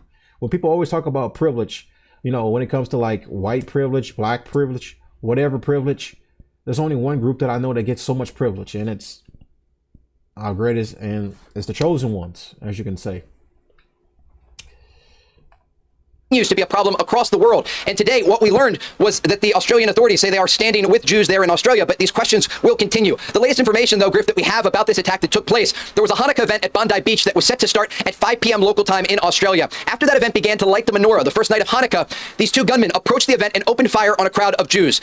Australian authorities say 12 people were killed and 29 others wounded. There are a number of prominent Jewish individuals who were there, including one individual who we've actually interviewed on Fox before, Arsen Ostrovsky, a man that I've met at Hostage Square here in Israel. And just a few weeks ago, he traveled to Australia to work on fighting anti-Semitism on the ground, and he was wounded in this terrorist attack. One image that he approved for circulation showed his bloodied face after he dove to the ground when these gunmen opened fire on this crowd of people at Bondi Beach. And so this is not an isolated incident. This issue of rising anti-Semitism around the world is now playing out again with violence against Jews. And for the first night of Hanukkah, we know that Israelis are going to gather at Freshman Beach here in Tel Aviv to have a vigil for their fellow citizens and those who were affected by this horrific terrorist attack in Australia. So, Trey, in the hours since that attack, we've seen on social media videos that purport to show a bystander taking down one of the gunmen. Is there any indication that those videos are real? I know that at Fox we have not verified them yet to use them. Do you have anything you can tell us on that? Yeah, we have reviewed one video that appears to be authentic, showing a bystander, and he approaches one of these gunmen. These gunmen are dressed in black, and they are shooting indiscriminately into these crowds of people. And one of these bystanders hides behind the bumper of a car. And when the gunman is firing in a direction off to his left, the bystander approaches this gunman, wraps his arm around him, and pulls the gun out of his hands, and then holds him at gunpoint. Again, Australian authorities say that one of the two gunmen is dead, another one is in custody, and they are investigating who exactly these individuals are. Australian media is reporting that there is at least one raid taking place at a house of one of the suspects in this shooting, this terrorist attack that took place against Jews on the first night of Hanukkah in Australia. But we will continue to get more information. There are these videos that are circulating, and it's important to note here what this means for Jews in Australia. Some of the people that were attending this event at Bondi Beach were survivors of October 7th. That man Arsen, who survived October 7th, spoke with local news there in Australia, and I watched the interview before we came here on air, and he talks about surviving October 7th and then fighting anti-Semitism from here in Israel, then getting the call to move to Australia, where he then continued his efforts and then survived this terrorist attack today. But again, it gives you a sense that this is not an isolated event. The rise of anti-Semitism around the world is leading to violence against Jews, and the latest event was here in Sydney, Australia at Bondi Beach that led to 12 people being murdered and at least 29 others wounded.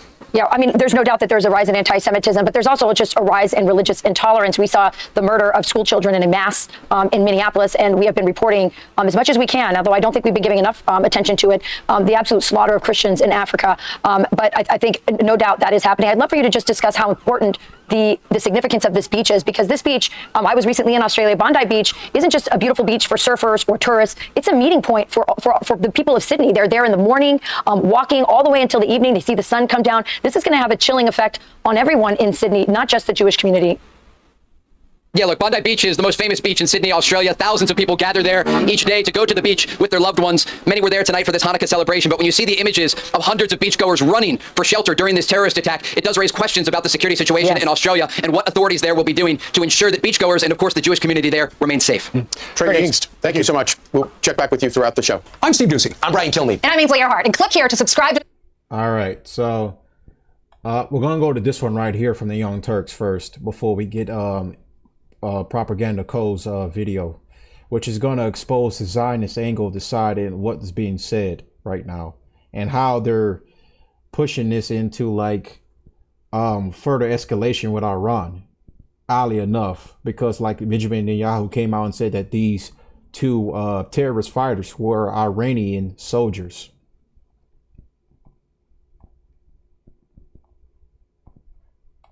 They are. Bad actors are using the horrific attack on the Jewish community in Sydney, Australia for their own anti-Palestinian and Islamophobic agendas, and we have more. But Cenk, Are you surprised by this development? No, I'm furious about it. I'm not at all surprised. Of course, Netanyahu came out and said 3 separate outrageous things. We're going to show them to you in a minute. But then the only people who might be worse are bought American politicians who serve Israel, who jumped into this thing to smear all Muslims because they're deeply racist bigots, who I'm going to say much worse things about in a minute. Yeah, look, I don't know why they keep coming up here with this racist talk. Look, bro, it's 2025. No one cares, Shank. But it's important to watch the Young Turks' side because they give you, they're going to show you the videos of what Benjamin Netanyahu said. And I do agree, in essence, with Shank right here, what he's about to say actually afterwards. Well, let's start with Netanyahu. Israeli Prime Minister Benjamin Netanyahu wasted no time in politicizing the Bondi Beach shooting. One of the first things he did was blame the attack on Australians calling for a Palestinian state. Take a look. On August 17th, about 4 months ago, I sent Prime Minister Albanese of Australia a letter in which I gave him warning that the Australian government's policy was promoting and encouraging anti-Semitism in Australia. I wrote, your call for a Palestinian state pours fuel on the anti-Semitic fire. It rewards Hamas terrorism. It emboldens those who menace Australian Jews and encourages the Jew hatred now stalking your streets. Your government did nothing to stop the spread of anti-Semitism in Australia. You did nothing to curb the cancer cells that were growing inside your country. You took no action. You let the disease spread. And the result is the horrific attacks on Jews we saw today. But it requires the action of your government, which you're not taking. And you have to, because history will not forgive hesitation and weakness. It will honor action and strength. That's what Israel expects of each of your governments in the West and elsewhere. Now, that is an insane response to a mass shooting, but that evolved into calls for more war. The Telegraph is reporting that Israeli intelligence thinks an Iranian-backed terror cell may have been behind the Sydney attack. You can see that reporting here. The article is written by Melanie Swan in Tel Aviv and claims that Mossad is pinning the blame on Iran. Intelligence sources said the attack on the Bondi Beach celebration appeared to be sophisticated and well-planned and carried the hallmarks of Unit 910. Hezbollah's feared external operations arm. Hezbollah is an Iranian proxy and receives its funding and weapons from Tehran. But there's no evidence that Iran was behind the Bondi Beach attack at all. In fact, there's some evidence to the contrary. The Australian Broadcasting Corporation reported that 2 ISIS flags were found in the gunman's vehicle, and the younger gunman had previously been investigated over alleged ties to ISIS. ISIS is an enemy of both Iran and Hamas, not an ally. This is well documented according to the Wilson Center. The disparity between ISIS... And also, key point to also remember, they were also funded by Israel. Israel allowed the funding of ISIS to commence because they were fighting against, I believe it was against the Taliban, I believe, because ISIS at one point had taken over. So Israel purposely allowed ISIS to receive funding by America. So I'm not surprised at all. Like, they're popping up, but it's kind of odd how they're popping up out of nowhere again. Like, whenever there's something involving like Israel, especially when it comes to like this whole like push for United States to continue its war with Iran, ISIS just suddenly pops up out of nowhere. And President Trump has said that he doesn't mind if Israel responds at all against this terrorist attack in Australia, which I don't know how that would involve them, quite frankly, because Australia is a different country compared to Israel. But again, this is just deliberation of like trying to push more wars for Israel for the sake of receiving what they want, which is regime change in Iran, to where they become the global hegemon of the Middle East. They become the global superpower. The only one that could arguably stand up to them is Saudi Arabia, but they're in bed with them. So that's just not likely of ever happening. In Iran largely derives from their particular interpretations of Islam. ISIS, like Al-Qaeda and other jihadi groups, espouses a militant Salafi. And also Israel also allowed the funding of Hamas too as well. So United States, Israel, all of them created ISIS. We funded Hamas. They funded, Israel funded its opposition, which is just goes to show you the history of like creating your ally in order to further push forth your agenda. Ideology, the Islamic Republic of Iran is predominantly Shiite. So that should pour cold water on the idea that Iran was behind this. But it clearly didn't stop Senator Lindsey Graham, who was pushing for more bloodshed. Take a look. Give Israel the green light to go in and finish off Hamas, destroy Hezbollah. If you can't get them to disarm diplomatically in Lebanon, come up with a military campaign to take Hezbollah down, work with Israel to do that. The world will never be safe as long as Iran has proxies like Hamas and Hezbollah. Do not rebuild Gaza. Do not invest in Gaza until Hamas has been disarmed. Stand with Israel without apology. Reject the idea that a Palestinian state is the right answer until the Palestinian state has been de-radicalized and demilitarized. To every Western government who's recognized the Palestinian state, you're rewarding killing Jews.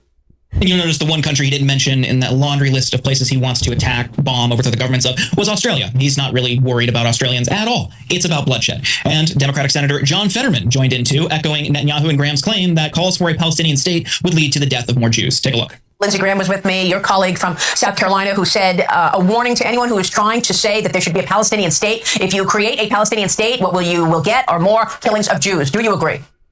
Absolutely. It's an absolute betrayal for Israel and for the worldwide Jewish community, like whether it's France or Australia or any of these nations, our Western allies now calling for a two-state solution when Hamas refuses to disarm and are actively trying to kill Jews. I can't imagine why anybody would do that at this point. That is not the appropriate reward after 10-7. Now, just a note, John Fetterman's residents, his constituents in Pennsylvania, are on the precipice of facing higher healthcare premiums because of his vote to end the shutdown, in part with a few other Democrats in the Senate. Shouldn't that be your top priority, John? Yeah, look, come on, man. That's just irrelevant. Let me skip ahead. Let's go and see. Islam is not a religion. It's a cult. Islamists aren't here to assimilate. They're here to conquer. Stop worrying about offending the pearl clutchers. We've got to send them home now, or we'll become the United Caliphate of America. Yeah. When Chuck Schumer condemned that post as a disgusting display of Islamophobia, Randy Fine, friend of the show, responded, Islamophobia isn't real. Fear of Islam is rational. You are a disgrace to the Jewish people. He later also posted, quote, mainstream Muslims have declared war on us. The least we can do is kick them the hell out of America. And again, Cenk, this is about a story coming out of Australia, but nothing will ever stop them from trying to turn everything into a new crusade against Muslims and Islam. It's just absolutely disgusting. Yeah, so much to go over here. Let's go backwards. So first on Randy Fine. I mean, if anybody said what he says about Muslims in regard to Jewish people, they would have been censured, fired, written out of town, canceled forever and ever. I mean, he said, what if we said, kick all the Jews out of America? Mainstream Jews are the problem, okay? Judaism is a cancer. Yeah. We should nuke Tel Aviv. We should starve Haifa to death. Everyone in Haifa to death, right? If you said that any of those things, obviously your career would be annihilated, as it should be. But this genocidal freak pretends to be a U.S. congressman driving up hatred towards Muslims across the world, but particularly Muslim Americans, on behalf of his beloved Israel. And he's just as vicious and genocidal as they are. Tuberville is one of the dumbest people in America, of course. What is this? The United States of Caliphate or whatever the hell thing he made up. Guys, come on, man. If you're even in the right wing, you really think the Muslims in America have so much power they're about to take over? Which one? Who? Which super powerful Muslim is about to take over and declare caliphate? It's obvious nonsense. And everything is projection, right?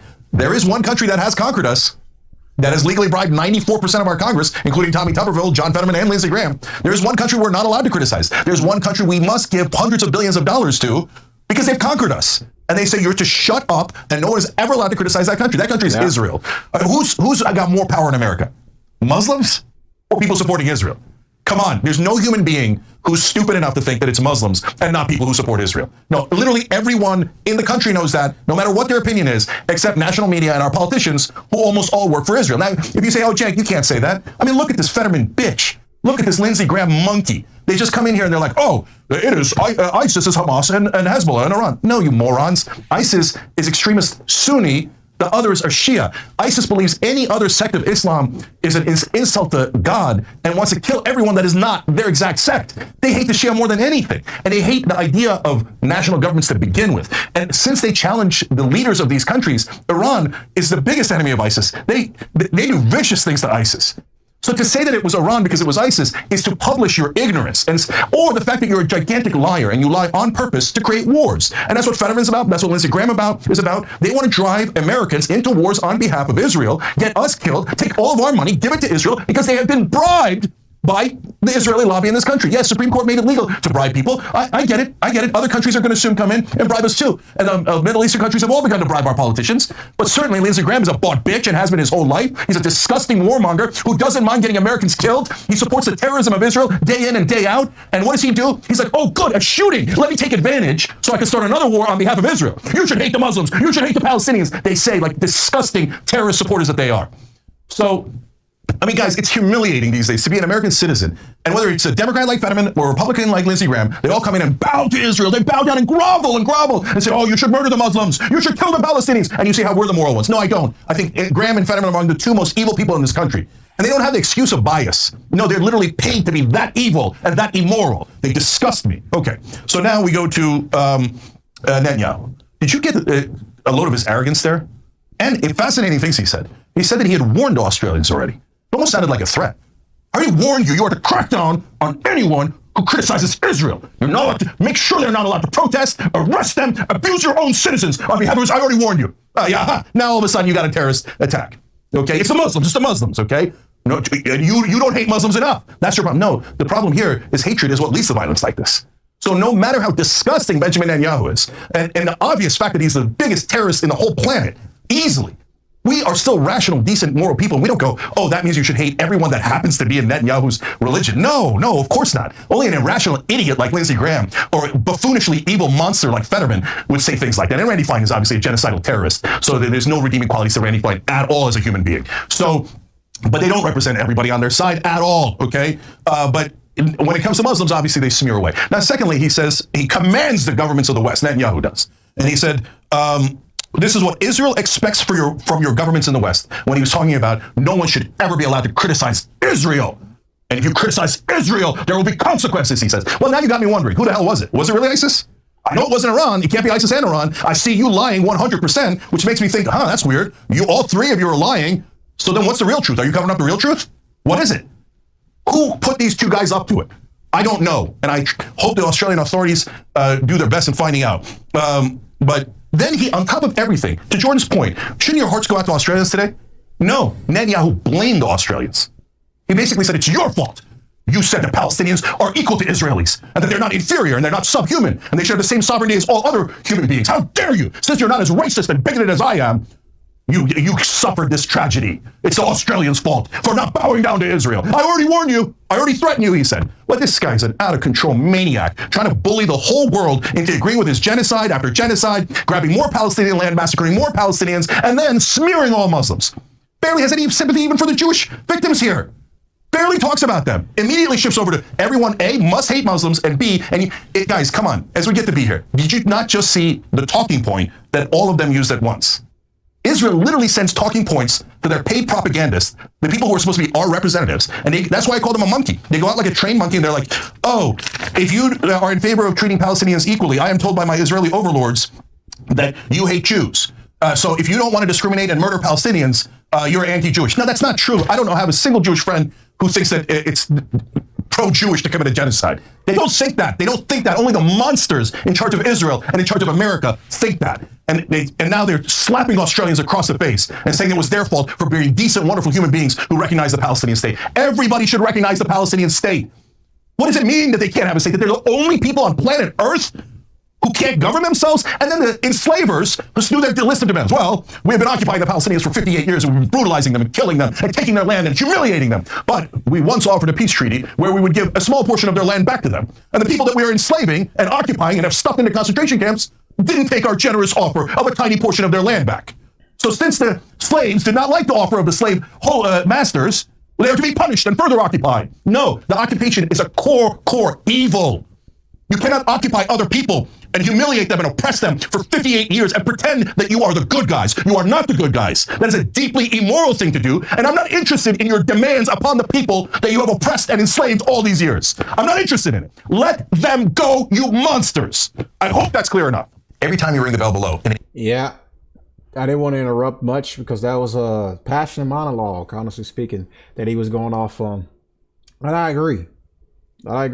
Because like everyone else is getting wrapped up in this war right now. This is a war between Muslims and Jews. And this is coming from a Muslim myself. But I have no stake in this fight. I'm not fighting. My country is America. I care about America. I care about putting America first. The ones that are fighting this war on the front, quite frankly, yeah, salute to you or whatever. But like they're dragging other people involved into this that really have no stake in this fight. People just want sovereignty. People just want to be left out of this stuff. But these Jews, as long as they're here, whatever, the Muslims that are attacking them, which it's not all American Muslims or whatever. These are like sects that are come out from like these different radical Islamist groups that are showing up randomly, even though if this even is that, still don't even have 100% sure about if they are affiliation of ISIS. That's what they were said, but many things were said at first. First, they said they were Iranian-backed groups. They were part of Hezbollah, and then now they said they're part of ISIS.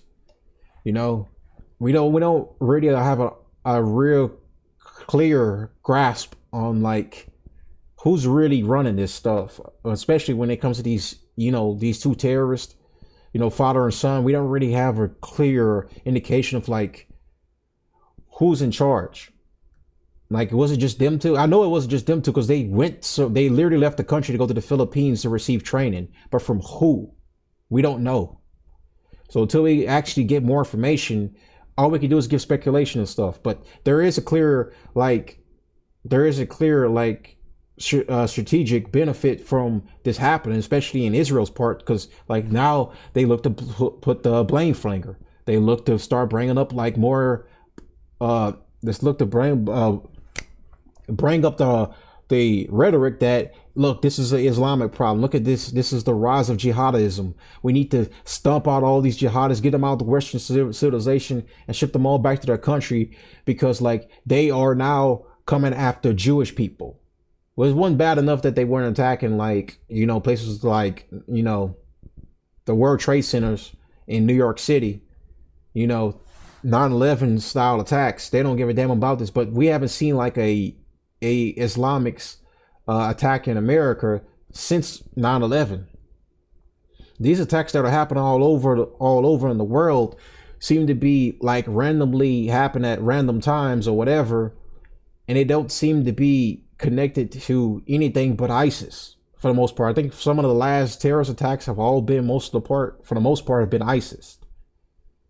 Besides the stuff that happened in Israel October 7th, that was by Hamas fighters.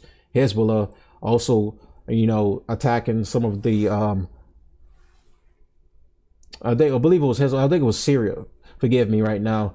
I'm trying to give a concise monologue, but like the Red Sea Isle soldiers were attacked by, I think it was Syrian fighters, I believe, or it was Hezbollah. Yeah, it was Hezbollah, I believe, that was attacking our ships. But for the most part, we haven't had like an attack inside the country domestically. We haven't had like attack on American soil.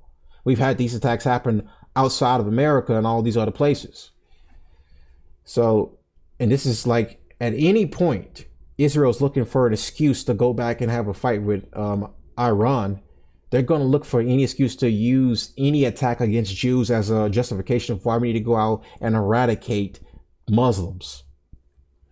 So let me break up my notes right quick so we can go over all the facts of everything that happened. So, okay. So the date and time this happened December 14th, 2025. A mass shooting took place at a public Hanukkah celebration on Archer Park near Bondi Beach in Sydney, Australia, during the first night of Hanukkah.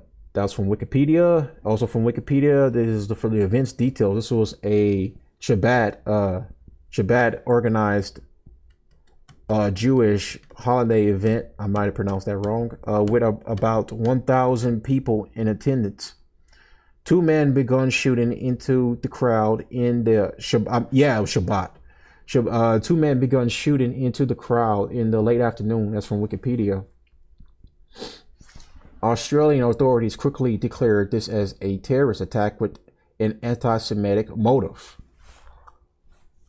I believe there was besides just Jewish people, I believe there was regular Australians, people that were actually outside of Australian coast that were also there too as well. So I don't understand if it's, again, I get it because like the event was a Jewish brand event because it's Hanukkah, but to sit there and say that they were just targeting just Jewish people is just kind of ludicrous. Perpetrators' identities. The gunmen were identified as father and son. So Sajid Akarim, 50, older man. Navid Akarim, 24, younger gunman. That's from the Associated Press. That's their names. Outcome. Sajid was shot and killed by the police at the scene. That's from Wikipedia. Navid was critically injured and later taken into custody. He has since been charged with multiple offenses, including murder and terrorism. That's from The Guardian. Motivation and links. Authorities have stated the attack was motivated by anti-Semitism. That's not really much saying anything. And officials believe it was inspired by Islamic State ideology. That's from Wikipedia. Police found an ISIS flag and explosive materials near the attacker's vehicle. Wikipedia. So it's clear they are tied back to ISIS in some cases, but we still need more details though. Casualties and injuries, fatalities, at least 15 civilians were killed in the shooting. That's from Associated Press. Victims included people aged 10 to 87, with some well-known community figures among them, including Rabbi one of the rabbis, I can't pronounce his last name, and others mourn in public ceremonies. That's from Reuters. Injuries, dozens were wounded and taken to the hospital after the attack, some seriously. That's from Associated Press. 2 police officers were also injured during the response. That's from Wikipedia. Attack severity. It is considered Australia's deadliest terrorist attack in decades, among the most severe mass shootings in national history, from Wikipedia. Immediate law enforcement response. Police engaged the shooters. The crazy thing about this is another key fact before I continue on. Law enforcement took very long time for an actual response. I can't remember exactly off the top of my head how long did it take for them to respond to this attack, but it took quite a bit of time before they responded, and there's already been like massive casualties. Like 15 people already died before police were able to arrive to where they could respond and quell the problem. So as it goes on right here, police engaged the shooters, killing one and wounding the other. That's from Wikipedia. Bomb squads found and removed improvised explosive devices from a vehicle linked to the attackers. That's from Wikipedia. Prime Minister Anthony Albanese called it an act of pure evil and an anti-Semitic terrorist attack. All right, so as you can see, there's a bunch of community reactions, funerals, national mournings have took place in Sydney. It's from Reuters. Jewish organizations, global leaders condemned the violence. Investigation and charges. Navid Akram has been charged with 59 offenses, including multiple counts of murder, wounding, and committing a terrorist act. That's from The Guardian. And security charges. Security at Jewish events across Australia has increased dramatically, with some Hanukkah gatherings relocated, held privately, or canceled due to safety concerns. Now, of course, like I said before, we've already seen this on the news where people are talking more about anti-Semitic, the rise in anti-Semitism in Australia because of since October 7, when Hamas launched their surprise attack in Israel. And like I said before, this is kind of like bringing more questions than answers. But they said they were tied to ISIS, but it seems like it's kind of funny. Like every time we see these types of attacks, especially across seas, it's always like involved like ISIS in some ways. And then just recently in Syria, when Bashar al-Assad was overthrown, it was by a combining faction of Al-Qaeda and ISIS. And the new leader, al-Jilani, who was the ringleader of this faction, has taken over now as president, and just recently came to United States and had a non-televised meeting with President Trump behind closed doors, to where they have guaranteed that they will lift some sanctions on Syria in order to help Syria grow more into a better country and to end all type of conflict. But at the same time, we just recently had 2 soldiers that got killed in Syria by a Syrian soldier. So it's not well, I said soldier, more like terrorist who killed 2 American soldiers. So that's not a good sign for Syria at all, quite frankly. This is probably going to lead to further escalation, because Trump is guaranteed that he will respond to this attack on those 2 soldiers that lost their lives. But anyways, we're going to go on now. We're going to watch Propaganda Code's video about this. So this video is called Zionist Narratives Exposed. Bondi shooting weaponized immediately. 30 more wounded, including children and police officers. Around 1,000 people were celebrating when two armed attackers opened fire. One gunman was killed at the scene. The second, identified as Naveed Ekram, was disarmed, wounded, arrested, and remains in critical condition. Police are still working to identify the identity of the other shooter who was killed. There are also reports that authorities later discovered what appeared to be explosive devices in a vehicle nearby, suggesting that the attack could have been much worse. Australian officials declared the shooting a terrorist attack targeting the Jewish community, calling it a deliberate act of anti-Semitic violence. Now let's ask some questions. Firstly, how did the shooters get the guns? Australia's gun laws are widely regarded as some of the strictest in the entire world, born from the horror of the 1996 Port Arthur massacre that killed 35 people. In response, the National Firearms... Yeah, that's even more like apparent, the fact that they were able to get these guns, especially under a strict gun law in Australia. If you don't know, Australia has very strict gun laws, because like you can't even purchase a gun if you're there. It's kind of like the UK right now, where their gun laws are also very strict, and purchasing a gun is pretty much like non-existent. That's why they have a lot of knife crimes that happen there. So it's just interesting how a lot of this stuff just pans out. Agreement sharply limited ownership of automatic and semi-automatic weapons and instituted tough licensing requirements, mandatory safety training, and buybacks of prohibited firearms. But certain weapons are legally accessible. The suspected weapons in this shooting, like a rifle and shotgun, are legally accessible in Australia to licensed hunters and sport shooters under very strict regulations. So these guns were not military-grade, illegally imported weapons. These were weapons that already exist within Australia's regulated system. Now, the event, of course, is being weaponized to demonize both Muslims and Islam because of the identity of one of the shooters, Naveed Ekram. As usual, Zionists are propagating the message that Islam is somehow responsible for this terror, and that Palestine, as a sort of extension of Islam, is complicit. Zionists are using this propaganda to pressure the Australian Prime Minister to reverse his nation's decision to recognize Palestine. The Zionists also plan to use this opportunity to crack down on pro-Palestine protests and demonstrations. Just this past August, Australia held its largest ever Palestine march with up to 300,000 people attending to advocate for Palestinian human rights and self-determination amidst the genocide in Gaza. A month after this massive demonstration, Australia recognized the state of Palestine. One of the victims from today's shooting, Rabbi Eli Schlangler, had sent the Australian Prime Minister... That's the one I was talking about earlier, one of the rabbis, Eli Strangler. This was one of the ones that was prominently killed because of the attack.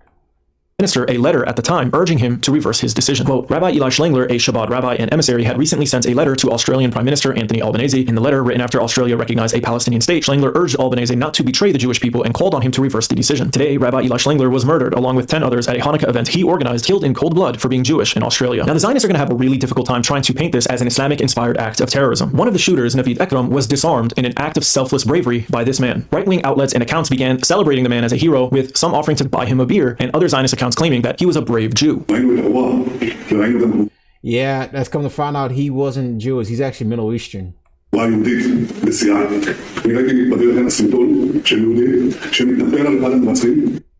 Netanyahu also tweeted out his support and thanking the guy. And then when he found out that he was Middle Eastern, yeah, he deleted the tweet. That's even funny. Funnier.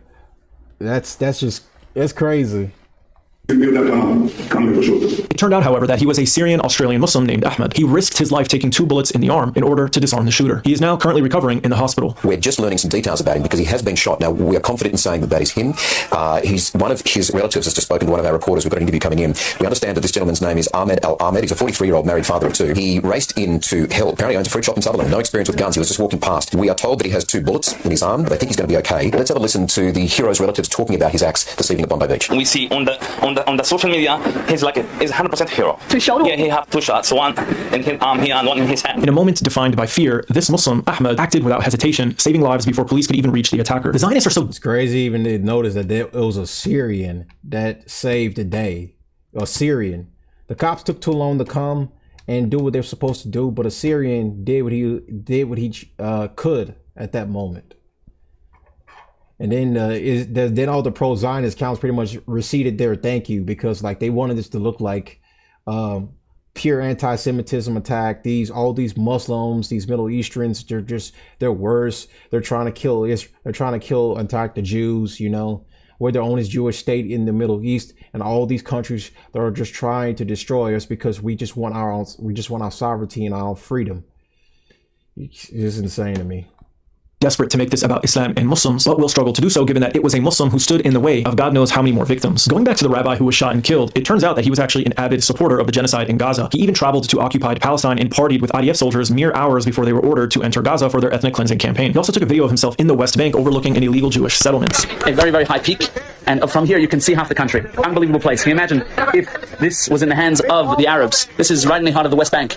This is why this needs to be in the hands of the Jewish people, because of its security, and obviously the obvious, because it belongs to us, because it's our land. And in response to a post about the Israeli-engineered famine in Gaza, he simply replied that the evidence was AI. Also present at the shooting was the so-called human rights lawyer Arsen Ostrovsky, who also advocated strongly for the genocide in Gaza for 2 years. He also tried very hard to justify Israel's attacks on the many hospitals in the Gaza Strip. Arsen claimed that a bullet hit him in the head and caused him to bleed. He immediately dropped to the ground and took a selfie, wrote the captions, "Help me," and then uploaded it to social media. Kind of a strange thing to do mid-shooting. Now, as we discussed earlier, this event is being weaponized and politicized for political gain. Israel's prime minister publicly accused Australia's leadership of fostering a climate of hatred.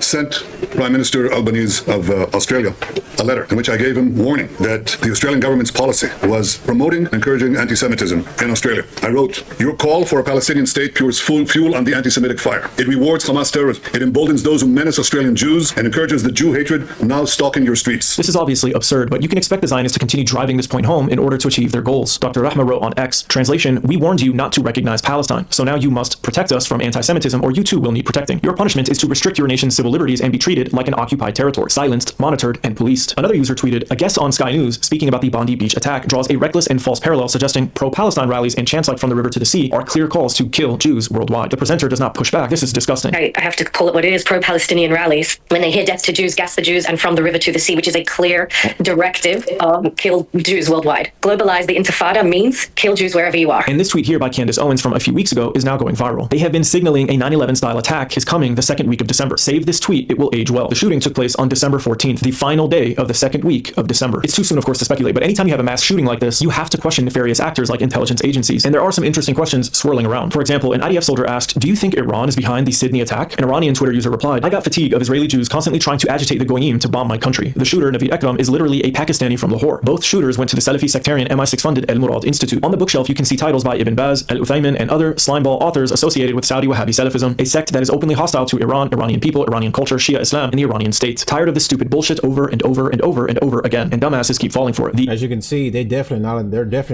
in aligned with Iran at all because of like their Wahhabi Salafisms. So they're definitely not aligned with that.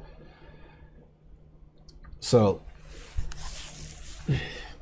and that's because Iran is a Shiite and Salafi Wahhabism. Forgive me, I'm trying to work on my Arabic. But yeah, that's just like you can kind of tell like there's a historical context to this, and there's a historical conflict between the two tribes. Pretty much, they don't agree at all. They're not in the same camp.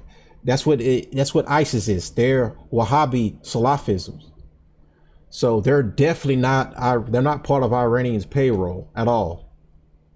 They're definitely not with Iran. They're not with the axis of resistance. They're not with none of them. They have their own goals, their own objectives in this. But as Israel would do, they're trying to paint them all together to further their drive for regime change. That's all they want to do. That's all they care about.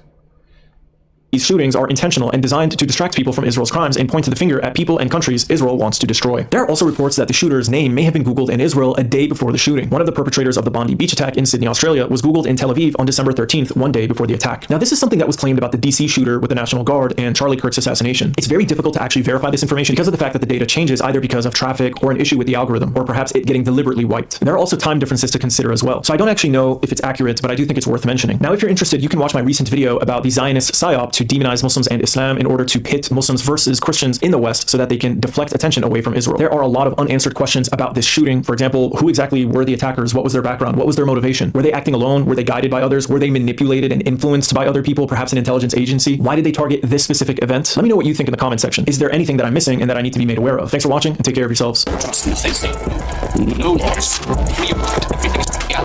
All right. Oops. I shouldn't let that keep playing. All right. So that's that about this right now. They have Naveed Ekram in custody. So until we get more information about this right now, it's clear that him and his father are tied to ISIS, which is a Wahhabi Salafi regime. So, well, I said regime, I said group, terrorist group. I'll say that because they are actually a terrorist group. And they're clearly not in favor of Iran. Clearly not. And their origin story, it's tied back to the United States because we technically funded and backed this group and also trained this group. We created this group basically. Israel along with us. Also, you know, as the story goes, I mean, Israel led to the funding of Hamas, which basically created their own worst enemy right there. So, but that's that when it comes to this right here. Now we're going to move on to our main news subject of the day. We're talking about Rob Reiner as a murder conducted by his own flesh and blood. So as you can see right here, Robert Norman Reiner was an American filmmaker and actor. Reiner began his career as an actor before transitioning to filmmaking, directing a series of acclaimed American studio films across multiple genres. He received numerous accolades, including 2 Primetime Emmy Awards, as well as nominations for the Academy Awards, a BAFTA Award, 9 Golden Globe Awards. Reiner was honored with a star on the Hollywood Walk of Fame in 1999 and received a Chaplin Gala tribute at the film at Lincoln Center in 2014. 3 of his films have been inducted into the National Film Registry. You know, this guy very successful, and also a key led part, he is Jewish too. So if you guys want to wonder in that, yes, the last name Reiner is a Jewish last name. So let's go right here. This is from the New York Times right here. Rob Reiner, actor who went on to direct cult classics, the direct classic films, dies at 78. Rob Reiner, the son of a pioneer television comedian who became a popular sitcom actor himself before directing a slate of beloved films, including This Is Spinal Tap, When Harry Met Sally, and The Princess Bride, becoming a prominent voice in liberal politics, died on Sunday at his home in Brentwood section of Los Angeles. He was 78. The Los Angeles police said that Mr. Reiner and his wife, Michelle Reiner, was found stabbed to death in the home on Sunday afternoon. Mayor Karen Bass of Los Angeles announced the deaths. The Los Angeles Police Chief Jim McDonnell said on Monday that the couple's 32-year-old son, Nick Reiner, had been booked for murder and was being held on a $4 million bail.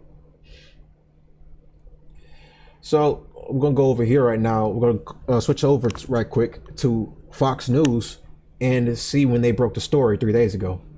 Confirming that Hollywood icon, director Rob Reiner, and his wife Michelle are dead. Newsom saying, quote, "Jen and I are heartbroken by the tragic loss of Rob Reiner and Michelle Singer Reiner. He made California a better place through his good works. Rob will be remembered for his remarkable filmography and for his extraordinary contribution to humanity." But the LAPD revealing little information about their investigation so far. They did confirm, though, their robbery homicide division would be overseeing the case. Former homicide detective Brian Foley joins me now. Brian, why are they being so tight-lipped at this point? Well, as a homicide detective, you want as very little information getting out there as possible, unless you want it to get out there. And we'll talk about that with Providence, when you don't want too much information getting out there. So they're going to be very tight-lipped. This is not an active scene in that there's an active danger there. So now this becomes a highly forensic scene. And what the detectives, I can tell you, are doing right now are securing search warrants. They need a search warrant to search a victim's house.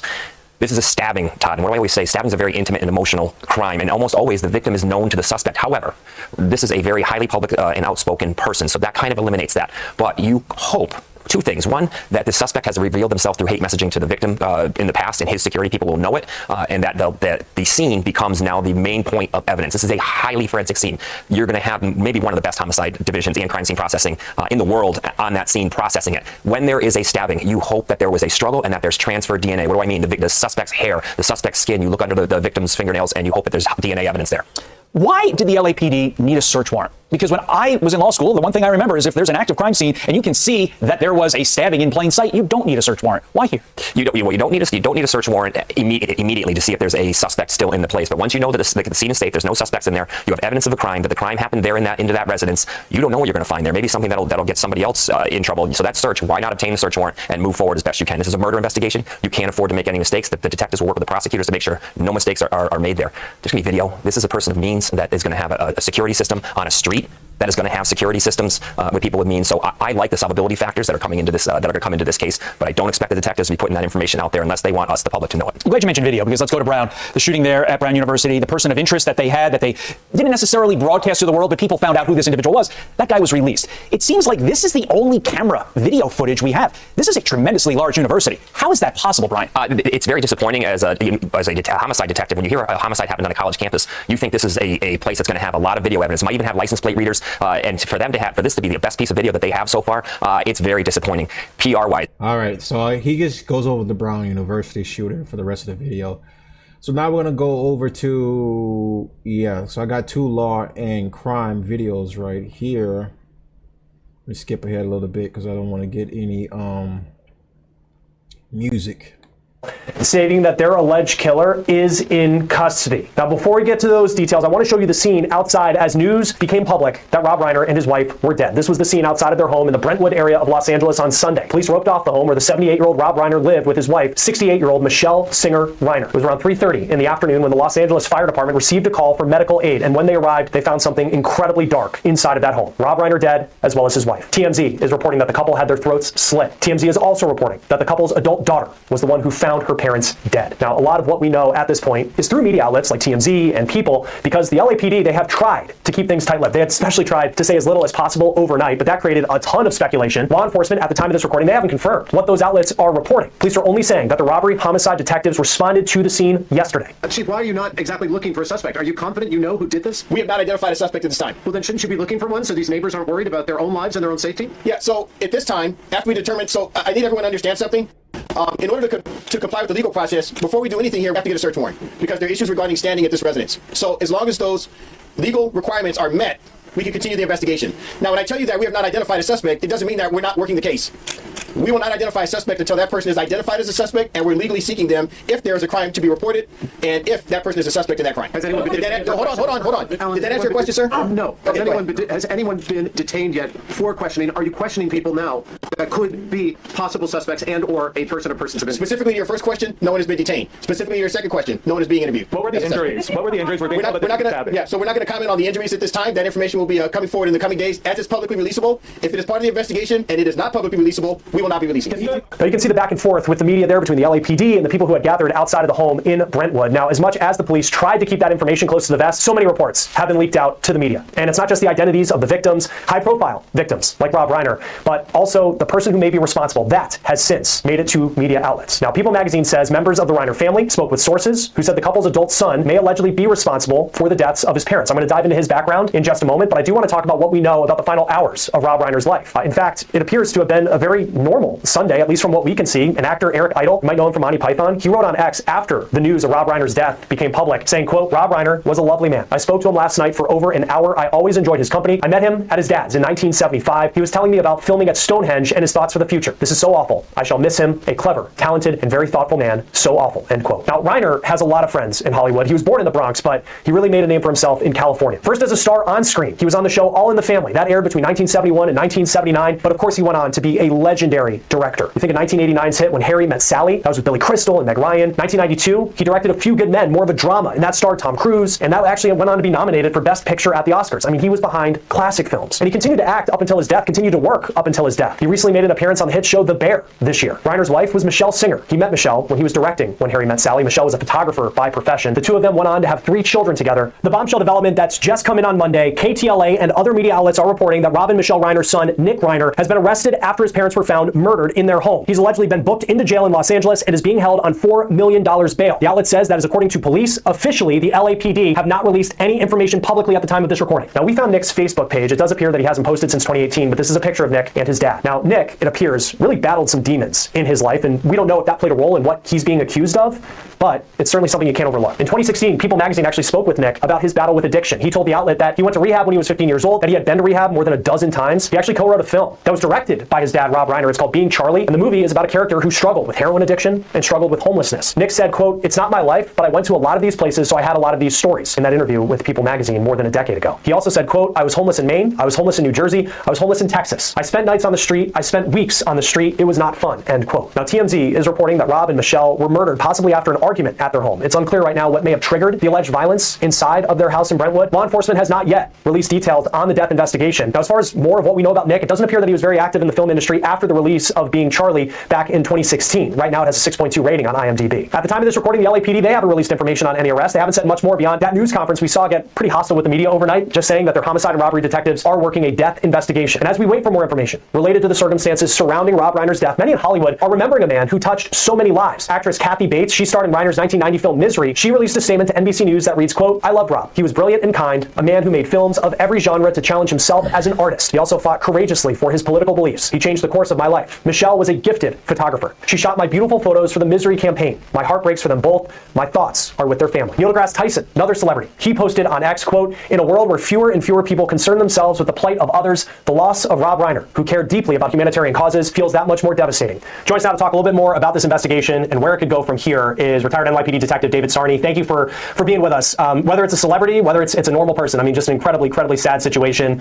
From the law enforcement perspective, there's this call for medical aid yesterday. You go to this home in Los Angeles and you make this terrible discovery of, and sadly it's their adult daughter apparently who made the find of her parents who had been stabbed to death. What's the first step? What do you do to try to figure out who might be responsible? Well, what you do primarily, thank you for having me, is you're going to secure the scene. As you're going to check to make sure you have the daughter's there, tells you what happened, but you secure the scene. So that plays on a lockdown. You're going to interview the daughter, obviously, to find out, get her information about that. You're then going to get, once you have EMS probably is responding, give you a time of death, which you have. And that doesn't mean anything particularly right now. It'll mean something later on, but you already have 2 DOAs of the house. You have a daughter that's visiting them. Now you secure that crime scene. So you're going to look, obviously, for, and one thing you look for is anything particular out of the ordinary. Maybe the murder weapon is there. So you're going to do a basic overall thing, but you're not doing a search yet. And that's the one thing you're doing it for, to secure the scene, making sure that there's no one else dead or injured in that house, or the perpetrator's in the place. So what you're doing, once you secure the scene, then because if they don't have anyone who's alive who resides in that house, she's a guest, you're going to need a search warrant. So that's why it's going to take a little while, because once you get that area done, you're not going to do a real full search. You're going to do pretty much if you see anything in plain view, and just secure it, leaving it there, get the search warrant, the crime scene do their work, obtaining all the forensic evidence available. And as that's going on in that house, you're now looking to see, are there any cameras within the house? Is there a ring camera? Are there surveillance cameras on the property or anywhere around that? And as you're interviewing the daughter, you're trying to find out anything of when she last spoke to them, when did she last see them, and get some information from her. And it seems like she already led them to her brother. Yeah, what do you make of that? Because, I mean, we've gone through his history, and this is a guy who struggled with addiction, he struggled with homelessness, did a movie about it back in 2015.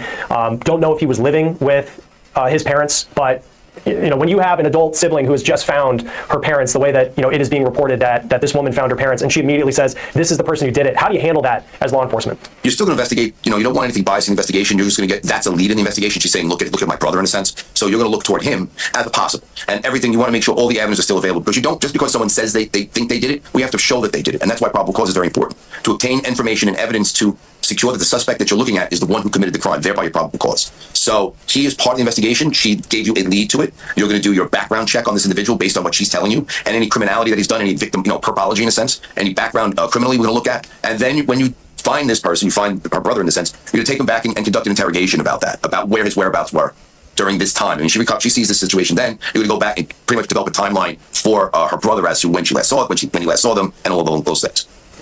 And we don't know. I mean, again, he did a movie in 2015, 2016 that came out, did it with his dad, and then doesn't seem like there's a lot of, as far as IMDb is concerned, he wasn't really active in the film industry, it seems like, for the last decade. This is got to go to a morbid place to kind of ask these questions, but I mean, clearly this was a horrific way for 2 people to lose their lives. When you're gathering evidence, compared to, some other cases we've seen, suffocation, strangulations, in this case, it would be very apparent there's a lot of evidence all over the place, sadly, with the way that it's believed that the Reiners were killed. How does that factor into building your case, knowing that you have a crime scene where there is going to be a lot of blood? Well, that's the thing. You have the ferocity of the attack. We don't know how many stab wounds that they sustained. We know apparently their necks were slit based on reports that are coming in But now, if you're looking at a person of interest, and the sister is saying the brother is involved, you're going to look for, and dealing with the severity of the injuries to the decedents, to Rob and his wife, you might look for injuries to his hands or self-defense wounds, because you're dealing with two individuals who have been stabbed. Somewhere along the line, there must have been some sort of defense behind them, trying to stop them. We don't know where the placement of the bodies were. We don't really know nothing. We really don't have enough right now. We're just speculating on this, but two individuals that are murdered. Somewhere along the line, someone is going to attack the perpetrator doing this. So you're going to look for injuries, possibly to his hands, because with stabbings, and if there's the ferocity of the stabbings, there could be an injury to the perpetrator's hands. So that's something you'd be looking for. You look for any injuries to his face. You're going to also, when you're dealing with the DOAs, one of the things you'll look at is not just severity of injuries. You're going to look for any forensic evidence. A lot of times we look at are fingernails inside the fingernails, because is there a chance that they scratched at him and his finger, and there's his skin cells on their fingernails or underneath their fingernails. There's a lot of things. You have the DOAs right there. You have that part of the crime scene, and extends outward throughout the house. You're also looking for the weapon. If there's apparently there's a knife involved, did that person bring a knife, or was a knife removed from the kitchen? That's where you have, when you spoke to the daughter, how is this kitchen looking? I don't understand how you can, as a daughter, be able to explain all this right away. So it's a lot of things you have to really be emotionally involved, in a sense, not emotionally involved, but empathetic. And you have to really understand that this is a person who's gone through severe trauma. Her two parents have been murdered. And now you're trying to gather information to find the perpetrator. So I don't know the emotional state that she was in when this took place, but you're going to ask questions like about the kitchen. Is anything missing in the kitchen? Is a knife missing? Maybe that was the one that was utilized in killing, Rob and his wife at this point. And even on that note, we don't know. I mean, police have barely said anything, but this is one of those stories. I mean, especially out in LA, when it involves a celebrity, people are going to find out, and they certainly did. And we can talk about how police are kind of handling the information part of it, at least through the overnight hours. We'll see how they handle it today. But when you're gathering evidence, because I think if I was a prosecutor and you're trying to figure out, was this a premeditated attack? Did somebody come to the house with the plan that he was going to kill their parents? And we don't know, what it's going to be, but we'll just give a blanket allegedly at this point. But if the knife was something he brought with him, as opposed to it being a knife that was found in the kitchen, how does that factor into, just when you're gathering evidence to present to a prosecutor of this is the timeline that I think played out, how does something like that factor into what you're gathering on the scene? Well, you're looking at possibly intent. When it comes to law enforcement, as far as detectives, investigators, the intent is already there written in the law. So that will be a prosecutorial aspect to it, because we find out about the knife, and I guarantee you during the interrogation, they probably asked about a weapon, and that may have come out in that interrogation. Again, we're talking about speculation, because right now he's been arrested, so they have enough evidence to show that he did, whether he made admissions, omissions, or there's something forensically involved that ties him in immediately. That's why they made the arrest. So right now, you're dealing with what you have to make that arrest. The next step will be, looking to prove this case beyond a reasonable doubt. And that will be the other part of the investigation. That's why this crime scene is not going to be shut down right away. I've seen crime scenes in houses take 2 or 3 days to actually end, because if this person had access, and we're looking at it this way, if the daughter had access to the house, if she had access, then was there damage to the door, or damage or entrance or egresses through other locations in the house? When it comes to his background, and it's being widely reported, I mean, again, he made a movie about it. He struggled with heroin addiction, struggled with homelessness. A lot of people can relate to the struggle of that being in a family, no doubt about it. At the same time, when we're talking about motive for murder, and we don't know, reportedly there was some sort of argument between the parents and this suspect, yesterday when they lost their lives. But just in your experience, how can addiction play into something as horrific as what he may have done? Yeah, addiction, I was in narcotics for about 8 years, and you could see how people fall into that dark pathway. And what you knew who they were before the addiction started place, for the drug addiction or substance abuse, whatever it's going to be, alcohol, they are different. They're not the same people. And as many rehabs as they go through, and apparently according to news sources, he did his own rehab. He went several times. He didn't believe in it. He thought he could do it on his own. But the reality is, that darkness in people don't, Yeah, once you start taking a lot of drugs, or once you start, like your body consumes so much drugs, your mind, your mental capacity starts to deteriorate over time. There's been many studies done on this, to where it describes like your mental capacity deteriorates the more that you fill it up with just like this stuff that's just not made for your body to basically intake. So that's pretty much what happened, is what led to him becoming like this, to where he's basically just killed his parents because his mental capacity is just not there no more. He's not mentally there. He's not right in the head. So it's a sad thing to hear that, because like this guy, this is a kid that was birthed by these two people that he just took their lives. Like, this is a son that just killed his mom and dad. If or whenever his mind comes back, if it is still there, he's gonna wake up and realize that he just took his own mom and dad's life. And that's kind of like a hard pill to swallow, because this is just like, there's nothing more sacred than really a bond between the parents and a child. Because seeing those two, they led to the creation of that child, and now this child grows up and goes through the stuff that it goes through, and then it just ends up getting so bad to the point where it no longer can get it no longer can get no worse than that. And then the child ends up taking the lives of the two people that led to its creation. And I'm saying it because I'm basically saying like it could be a woman, it could be a boy, or a man in this case, a woman or a man. And then, you know, they grow up from so much, you know, drug consumption to where their mind is gone, and then they end up doing stuff like this. You know, I've seen this happen in a lot of cases, like where it becomes, when it is a woman that and takes so many drugs, and then her mental capacity is gone, and leads her to go down to the path of like even contemplating killing her parents, and then she falls through with it, and then she doesn't realize what she's done until after all those drugs and all the numbness goes away, that she just took the life of her own parents. You know, in Nick Reiner, Reiner's case, you know, this is not, you've seen this happen too many times. Like, this happens so many times to so many people like this. You know, drugs are very bad. We need to bring more awareness to just stopping this consumption of drugs. Like, we just need to get rid of this. You know, it leads people to do stuff that they wouldn't do when they're sober, especially even kill their own parents. You know, and this is kind of like a hard pill to swallow, and it's kind of a sad story. The fact that Rob Reiner and his wife lost their lives to their own flesh and blood. And now the rest of the siblings have to go to trial and actually have to face their own brother who killed their parents. And has to basically, he's obviously going to get life in prison. They're trying to get him the death penalty, but I mean, I doubt that in California, quite frankly. They're probably just going to give him life. So it's a sad time, honestly speaking. This kind of just brings more and more awareness to drugs and how bad drugs are. And we need to really do a better job in quelling this problem before it keeps getting, honestly, it's gotten worse. We just need to fix this issue now and try to do the best that we can, you know? Comes out when you deal with this, and I've seen it firsthand with family members who I've dealt with in cases. They're not the same person. So, you know, this is their son, but it's not the son that they remembered prior to the addiction. And he was homeless for several times on his life. He'd been to rehab dozens of times apparently.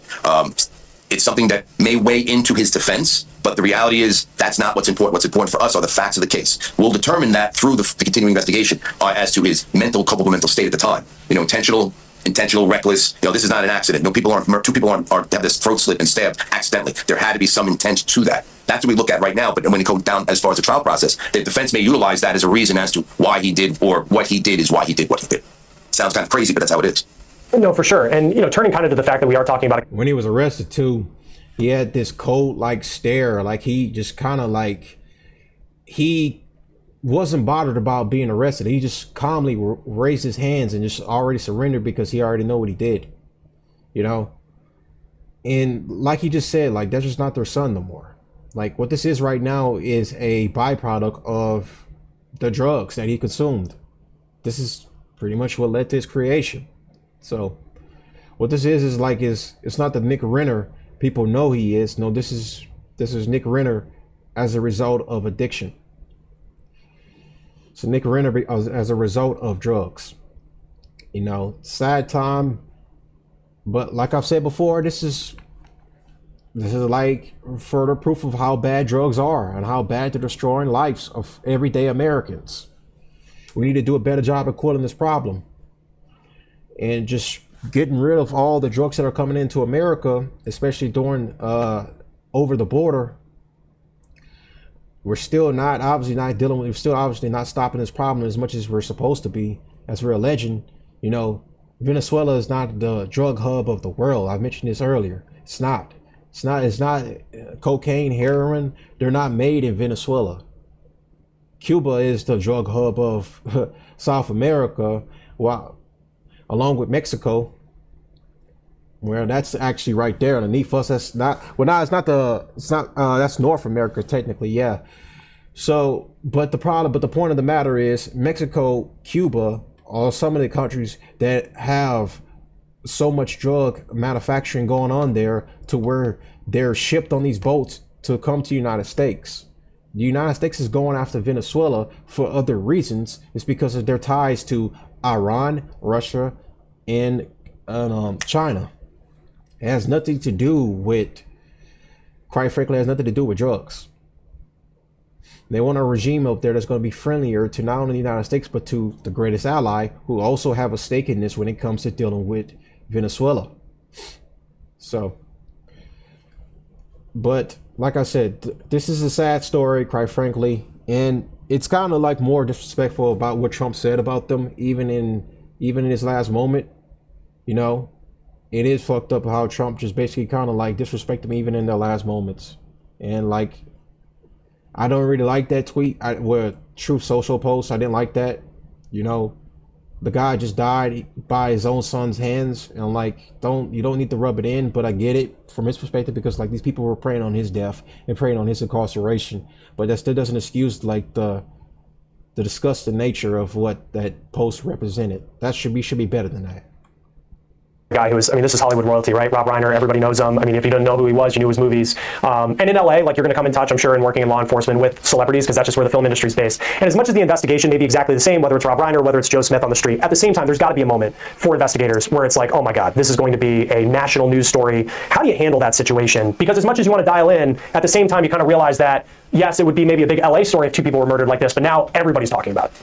You're going to do the case as you're supposed to. That's why all these non-public media cases, not social media cases, do the same thing you always do. The thing is, you just have to be aware that there will be leakage. And that's the one thing about this, especially this type of case. There's leakage out there that investigators don't want to have people have, but somewhere along the line, someone leaks out this information. You try to keep everything tight within the unit themselves. You try to avoid any of that. But here's the problem about it is, since everyone wants to be communicating, every part of the department wants to know something, somewhere in that chain, somebody then pushes it out toward the media outlets. And then it kind of really sullies up what the investigation is, because now we have to try to answer questions that we may have the answers to, but we don't put it out in the public forum yet. So the best thing you do, and we always say this, is we continue, the investigation is ongoing. This is what we have.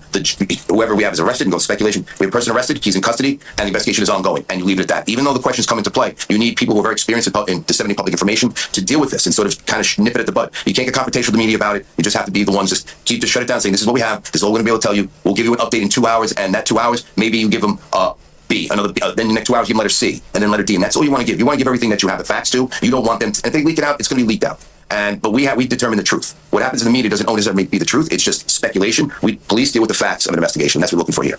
Because you watch the overnight news conference where, you know, and you give the LAPD credit that they're trying to give the media something. You know, they know that this case, it's Rob Reiner's address. We know that. The people who are reportedly dead inside the home that fits the ages of Rob Reiner. But then it creates this situation where you have a police officer saying, like, we just know it's a death investigation and our homicide detectives are working it. And yet you flip on TMZ or People Magazine and all the details of what actually happened, it seems, are out there. And then it's suddenly like there's this disconnect between the media and, hey, we know what was going on, and police that aren't going to say it. How are you supposed to actually handle that situation? Is it kind of the case where maybe a press release would have been a better idea than a news conference? Yeah, you know, I always say this, press conferences, and especially you're rushed into it. You could just say, we're doing investigation, and it is 25 seconds, and that's it. And that's why you really need your, like in the NYPD, we have DCP, Deputy Commissioner of Public Information. We have a unit of investigators, a unit of detectives, and administrative staff, and professional staff, right, professional reporters, in a sense, who really know how to just nip it at the butt. This is what we have, this is all we can give you. Thank you very much, and step away, regardless of what you're going to deal with. And that's all in the ether. That's what they have, but that's not be able to, we can't prosecute what TMZ says. We prosecute what the facts of the case are. The problem is, and it happens in, unfortunately, a lot of these investigations, is somebody is leaking information to the media, and you have to find out who it is,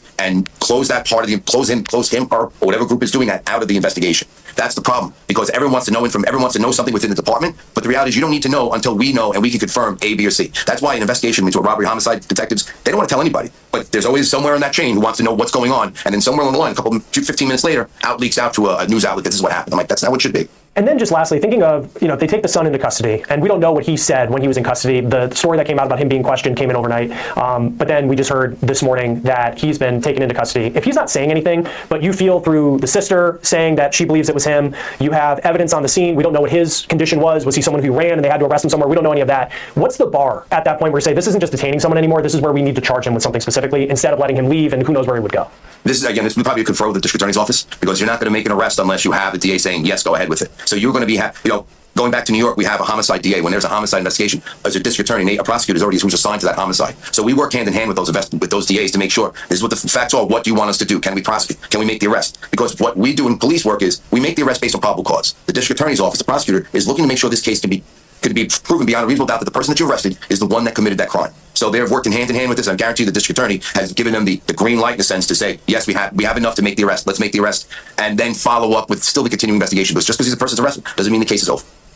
And we'll see where this case goes from here. Incredible loss, Rob Reiner, his wife Michelle, and certainly what's being reported, just a very sad family dynamic at play. Retired NYPD detective David Sarney. It's always good to have you on Law and Crime. Thanks for being.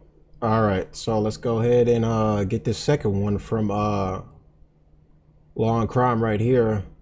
So Nick Reiner speaks 3 words in court after the murder arrest. So he was in court just yesterday. So we're gonna. I believe they caught it. What he said, because he only said yes, Your Honor. He didn't say much. And they said that from the way he looks, he just looks so out of it. He was just staring straight, like he had the 1,000-yard stare. So it's very clear that, you know, his mind is completely wiped. There's nothing really much there right now. The drug's completely fried. Any sense of brain cells that he has left, I don't even know if he's on this planet right now. But that's what it takes, I guess. That's what it takes to kill your own parents. That's how much drug consumption this guy has probably partaken in his entire adult life. So let's jump in right quick. Presented by Law and Crime. Let's go ahead. And it appears that he buys a Gatorade and then he walks across the street to this new video. This is reportedly Nick Reiner at a gas station near the campus of the University of Southern California on Sunday. This is in the area of Exposition Park, and this was shortly before he was arrested by LAPD. NBC Los Angeles was the first outlet to get this video, and you can see Reiner's wearing a jacket and a hat. He has a red backpack, and it appears that he buys a Gatorade, and then he walks across the street, and that is when LAPD vehicles pull up, lights flashing, and they put him under arrest. Nick Reiner's arrest happened roughly 15 miles from where his parents' bodies were found. Now, you can see on this map the distance from the Brentwood neighborhood of LA to Exposition Park. We're also getting more of a timeline now, reportedly, of what Nick Reiner allegedly did after the murders. Now, before we get to that timeline, I want to break down for you what we know about the crime scene inside a home where Rob Reiner and Michelle Reiner lived for more than 3 decades. Nick's parents, again, a Hollywood director of legendary films, Rob Reiner and then Michelle Singer Reiner, who was a photographer. The two of them actually met on the set of When Harry Met Sally, one of Rob's most famous movies. They were found dead in their home in the Brentwood neighborhood Sunday afternoon around 3:30 Pacific time. It was reportedly Reiner's adult daughter who found the couple. The New York Times reports that she was contacted by a massage therapist who couldn't get into the home on Sunday, so she called the family for help. And the report states that the daughter saw her dad's body, and then she ran from the home, and at that time, she did not know that her mom was also dead inside the house. Police confirmed that the alleged murder weapon was a knife, but at this point, it's still unclear if police believe that they have the murder weapon that was allegedly used in these murders. It's also unclear if the killer brought the knife with them, or whether it was a knife that was already inside the home. Now, Nick Reiner, the suspect, the 32-year-old son of Rob and Michelle, was not home when police arrived. TMZ reports that the Reiner's throats were slit. People magazine said the adult daughter said that Nick should be a suspect in the murders because he's, quote, dangerous. Nick was arrested outside of that gas station. That was around 9:15 Sunday night, so little less than 6 hours after his parents' bodies were found. Now, we don't know how he got 15 miles inland from his parents' house, but there are reports out there that he actually went to a hotel in the early morning hours of Sunday. TMZ says that Nick checked into a hotel in Santa Monica around 4 o'clock Sunday morning. The hotel is the Pierside Santa Monica Hotel. It's a little more than 4 miles from his parents' house. TMZ says that staff at that hotel, they made a disturbing discovery after Nick left the room. Staff discovered in the room the shower, other parts of the room covered in blood. There were also reportedly bed sheets covering the windows. TMZ says that Nick used a credit card to check into that hotel room around 4 o'clock in the morning. Remember, it was almost the entire day until his parents' bodies were found around 3:30 in the afternoon. TMZ also says that there are witnesses who describe Nick looking, quote, tweaked out. The outlet says there were also no signs at that point that he had been in a violent confrontation. Police say they have yet to officially determine the time of death for Rob and Michelle Reiner, and they say that's because they're still waiting on information from the coroner. But if the reporting from TMZ is correct, that means that Nick entered this hotel room just hours after he left a star-studded holiday party that was hosted by Conan O'Brien on Saturday night. This is a party where TMZ was the first to report that there was some sort of loud argument between Nick Reiner and his dad at this party. And now we're learning more about what that fight was about, and we're learning reportedly what was going on at this party that had people very concerned about the way that Nick was acting. Not only was Nick reportedly described by some people the night at that party as, quote, tweaked out, people also described him as acting erratic. And they've said that he was wandering around this party at Conan O'Brien's house and he was interrupting conversations with celebrities. The Hollywood Reporter put out just a very shocking article about how Nick was reportedly acting at this party. They said that he was going up to people at the party demanding to know who they were and demanding to know if they were famous. The Hollywood Reporter then goes on to say that Nick was reportedly acting so odd that some people wondered if he was someone who had wandered in off the street. He wasn't officially invited, but apparently Rob Reiner and Michelle Reiner, they didn't want him to be alone. They had grown concerned about his substance abuse. So they asked Conan if it was okay for their son to come to this party. Now, here's another part part of this Hollywood Reporter story that really paints a picture for just how awkward and concerning Nick's behavior was at this party. He allegedly, again, was asking people if they were famous. One of the people he did this to was former SNL star Bill Hader, reportedly. The article says, quote, Hader calmly responded to Nick that he was engaged in a private conversation. This is according to someone with knowledge of the situation. Nick glared at him for what felt like an uncomfortable amount of time, end quote. So again, this really paints kind of the picture of how Nick was acting in the hours surrounding the time that his parents were killed. Now, the loud argument that Nick and his dad had that made headlines through TMZ, that was allegedly over just how rude and bizarre Nick was acting at Conan's party. Now, before we get back to the timeline of the party, what happened reportedly after the party, and then what Nick did in court today, I want to make sure that you understand Nick's background, who he is, and the challenges and issues that he has had going back years. Hey, what's up? There he is, Nick Reiner. So this is a podcast we found, a podcast called Dopey, which focuses on the issue of addiction and how people struggle and fight their issues of addiction. That's And funny, Nick, the name, years ago, actually. had been a That's guest actually pretty on funny. multiple episodes of this podcast. The one that we found was from 7 years ago on YouTube, and Nick is on the show, and he's talking with the host about his history of addiction. Now, Nick has been public about his battle with addiction. He told people in 2016 that he first went to rehab when he was just 15 years old, that he had been to rehab more than a dozen times in his life, and he also said that he spent time homeless across multiple states, homeless in New Jersey, Maine, and Texas. On the podcast that we listened to, Dopey, Reiner talked about how he found himself during times of sobriety, longing to move back to Los Angeles and to get back to his old lifestyle. Listen. What ended your sober run? I don't know. I just didn't want to be away from home, and I just wanted to come back home. But you also wanted to get back to smoking weed and whatever. I'm not judging you, Nick. I'm just like the show. Like there's there's thousands. You know what it really was? What? You know what it really was? It was like I kind of knew that I wanted to relapse, basically. I didn't even want to call it a relapse. I just wanted to get back to my old life of like smoking weed, kind of taking some pills, like doing whatever I wanted. Yeah. And I knew that if I started to do it back in Maine, I wouldn't really be able to do it. On another episode, Nick talked about how he lived in his parents' gateway guest drug. house, and then they tried to kick him out of the guest house. This was back in 2018, and he said that put him into a drug-fueled rage, and he trashed the place. So that also helps you understand the dynamic of a family that had been trying to help their son. It appears they never gave up on their son, and just the challenge that I know a lot of families can say that they've dealt with when it comes to addiction. That was certainly something that appears to have been happening in the Reiner home. It also appears that Rob and Michelle, in trying to help their son, they really did everything they could. This is a very sad picture. We found Nick's Facebook page. It appears he hadn't posted since 2018, and this is a picture of Nick with his dad. Rob actually, as this legendary director behind movies like A Few Good Men and When Harry Met Sally, it appears he tried to help his son's career too. Nick wrote a movie that would not be as successful as the ones that his dad put together, throughout his entire career. It was called Being Charlie, has a 6.2 rating on IMDb, and Nick wrote this movie about a man who struggled with addiction and homelessness, and his dad directed that film. Multiple outlets, including TMZ, have said that the Reiners in recent months that they had grown more concerned with the way that Nick was acting, his mental health, and his issues of substance use. TMZ said when Nick checked into that Santa Monica hotel, again, he looked, quote, tweaked out. There are friends that are also speaking out about Nick, saying that they were growing concerned with his behavior. One friend telling the New York Post that he seemed like a, quote, ticking time bomb. With that said, so many people are still shocked that his issues would get to the point where he would be charged with killing his parents. Now, on Tuesday, the LAPD announced charges that Nick is now facing. The LA District Attorney said the death penalty is not off the table for Nick if he's found guilty, but the last time that California put someone to death was all the way back in 2006. There's been a moratorium on the death penalty under Governor Gavin Newsom since 2019. And that leads to today. For the first time, Nick appeared in court. His attorney is Alan Jackson, a major name in criminal defense, the same Alan Jackson who defended Karen Reed in the case where she was accused of killing her Boston police officer boyfriend, John O'Keefe. Now, Nick had not appeared in court since his arrest because he was still in the process of getting medically cleared to do so. But today, he was in court, though he appeared out of the sight of cameras for a very brief court hearing. It felt like less than 45 seconds. CNN had a reporter in the courtroom who described Nick as sitting calmly in an enclosed area wearing a thick blue one-piece vest. Now, these are typically called suicide vests. Law enforcement puts them on people who they keep a close eye on. The judge ruled before the hearing that media members could not take pictures of Nick Reiner. The only words that Nick said in court were, quote, "Yes, Your Honor." And that's when he confirmed that he was waiving his right to a speedy trial. This is all according to the CNN reporter. Alan Jackson did speak briefly to reporters, and there were a ton of cameras outside the courthouse. This is what he said after the hearing. Good morning, ladies and gentlemen. I just have a couple of quick words. First of all, and most importantly, this is a devastating tragedy that has befallen the Reiner family. We all recognize that. Our hearts go out to the entire Reiner family. There are very, very complex and serious issues that are associated with this case.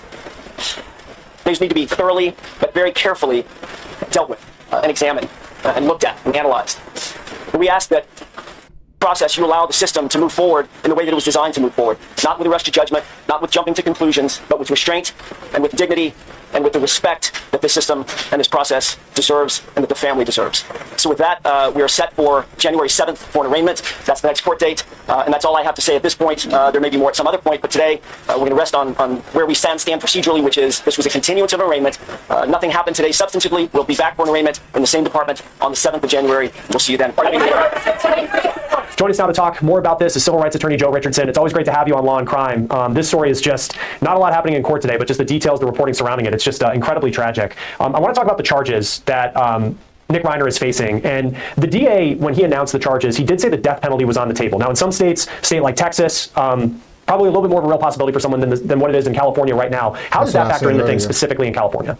Right. So the death penalty is technically still someone can be prosecuted with and when there's a special circumstance that could lead to the death penalty or life without possibility of parole. However, the Governor Newsom, put a moratorium on the death penalty in 2019. So lately, nobody's been administered. No one has had the death penalty administered on them, even though technically speaking, you can still go down that road. Whether that person would ever end up being subject to the death penalty in real life, particularly given it takes a long time to get all the way to the finish line. You have automatic appeals and things like that anyway. It's a separate question. But special circumstances are still very much in play, and he could be prosecuted as if he could get the death penalty, and that could be his sentence. Separate thing, whether it actually happens.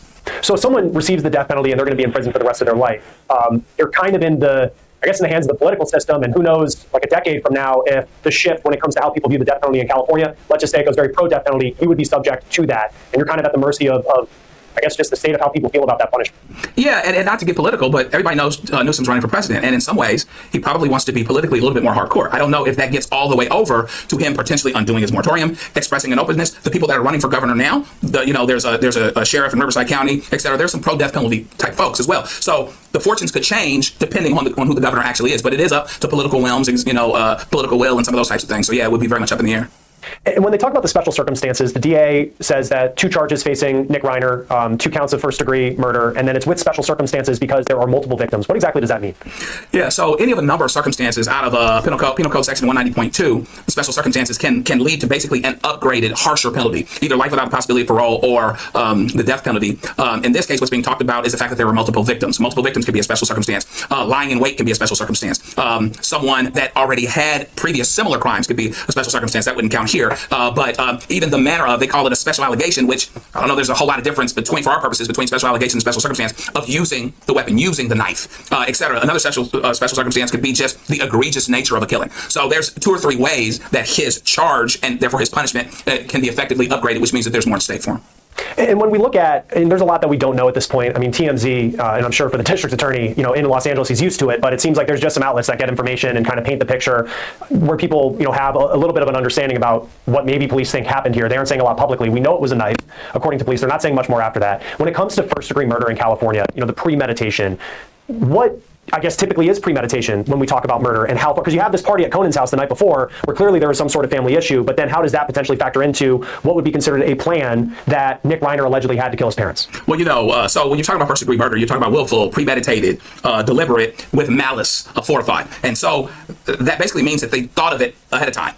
Now, it doesn't have to be far ahead of time. Okay. And so basically this wasn't the result of, certainly not a self-defense situation or a heat of the moment thing where somebody didn't think that they were doing it right away. It doesn't take, and that's the biggest irony here, that the things that sometimes people don't understand. It doesn't take a long time to develop premeditation for purposes of the law. It doesn't have to be a party the previous day or the night of or whatever else. It could be a much shorter period of time. Now, here, what's going to be interesting, and we may be talking about this a bit more, is the whole idea that there was some concern about his substance abuse issues, maybe mental health issues to it, if I recall. So the question is the extent to which that's going to affect how his state of mind is viewed to a trier fact. What's going to allow to become into evidence, some of those types of things. And I would imagine that might be one of the battlegrounds on the defense side, depending on how good the evidence that they have is. Do they have a knife with DNA? Do they have, a lot of these other things that would truly point to him? And now he's got some explaining to do to downgrade from first degree to something else.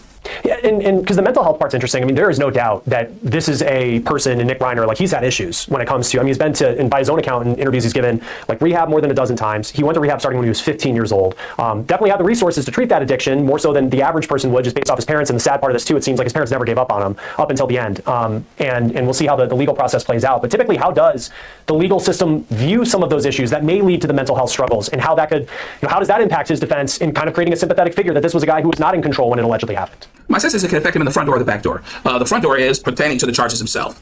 Based on what was happening with him in his mental state, can he develop the intent to do this? Were there other indicia of parents, I'm going to kill you, where he's clear, and those types of things. So that's kind of like, a front door defense. You use it to kind of help downgrade what it is you're being charged with. On the back end, let's say he does get convicted of first degree or whatever he gets convicted of. His mental health issues and addiction struggles may speak to some form of mitigation may not be the word because he'd be in trouble and be going to jail for a long time, but something to shed a light to make him a bit more sympathetic, to lessen the blow, as it were, depending on what the potential punishment may be that he's looking at. So my sense is it's absolutely going to come up. It's going to figure in probably both at the front door and at the back door. Based on the way that this thing happened, and we're very, very early in the game here, let's assume he gets convicted, and let's assume he gets convicted of something serious. I see it coming more into play related to sentencing. And his attorney, I mean, it's someone, I mean, definitely if people watch Law and Crime, you know him because of the Karen Reed case. And then also Fraser Baum, who's a young man who allegedly killed 4 people with a car at Pepperdine, 4 young women, Alan Jackson defending him as well. But specifically with Karen Reed, he did such a good job of like creating this almost alternative universe of what actually happened to John O'Keefe. In this case, there's not a car, but he's very good at what he does. What does he bring to the table when someone gets Alan Jackson as their defense attorney? I think that he has a way of looking at cases that allows him to understand, here's the best we can hope for here, and let's go after that scenario.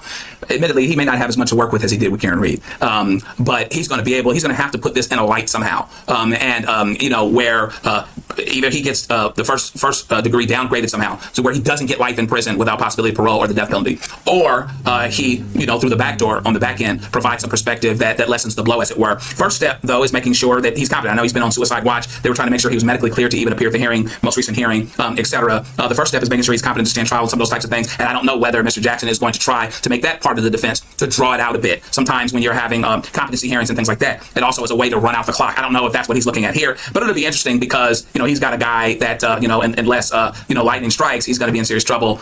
May well be convicted, etc. But Alan Jackson would seem to be the guy to put the best light on it possible. But we'll see how far he really goes here, given he just doesn't have the same facts to work with that he's had in some other cases.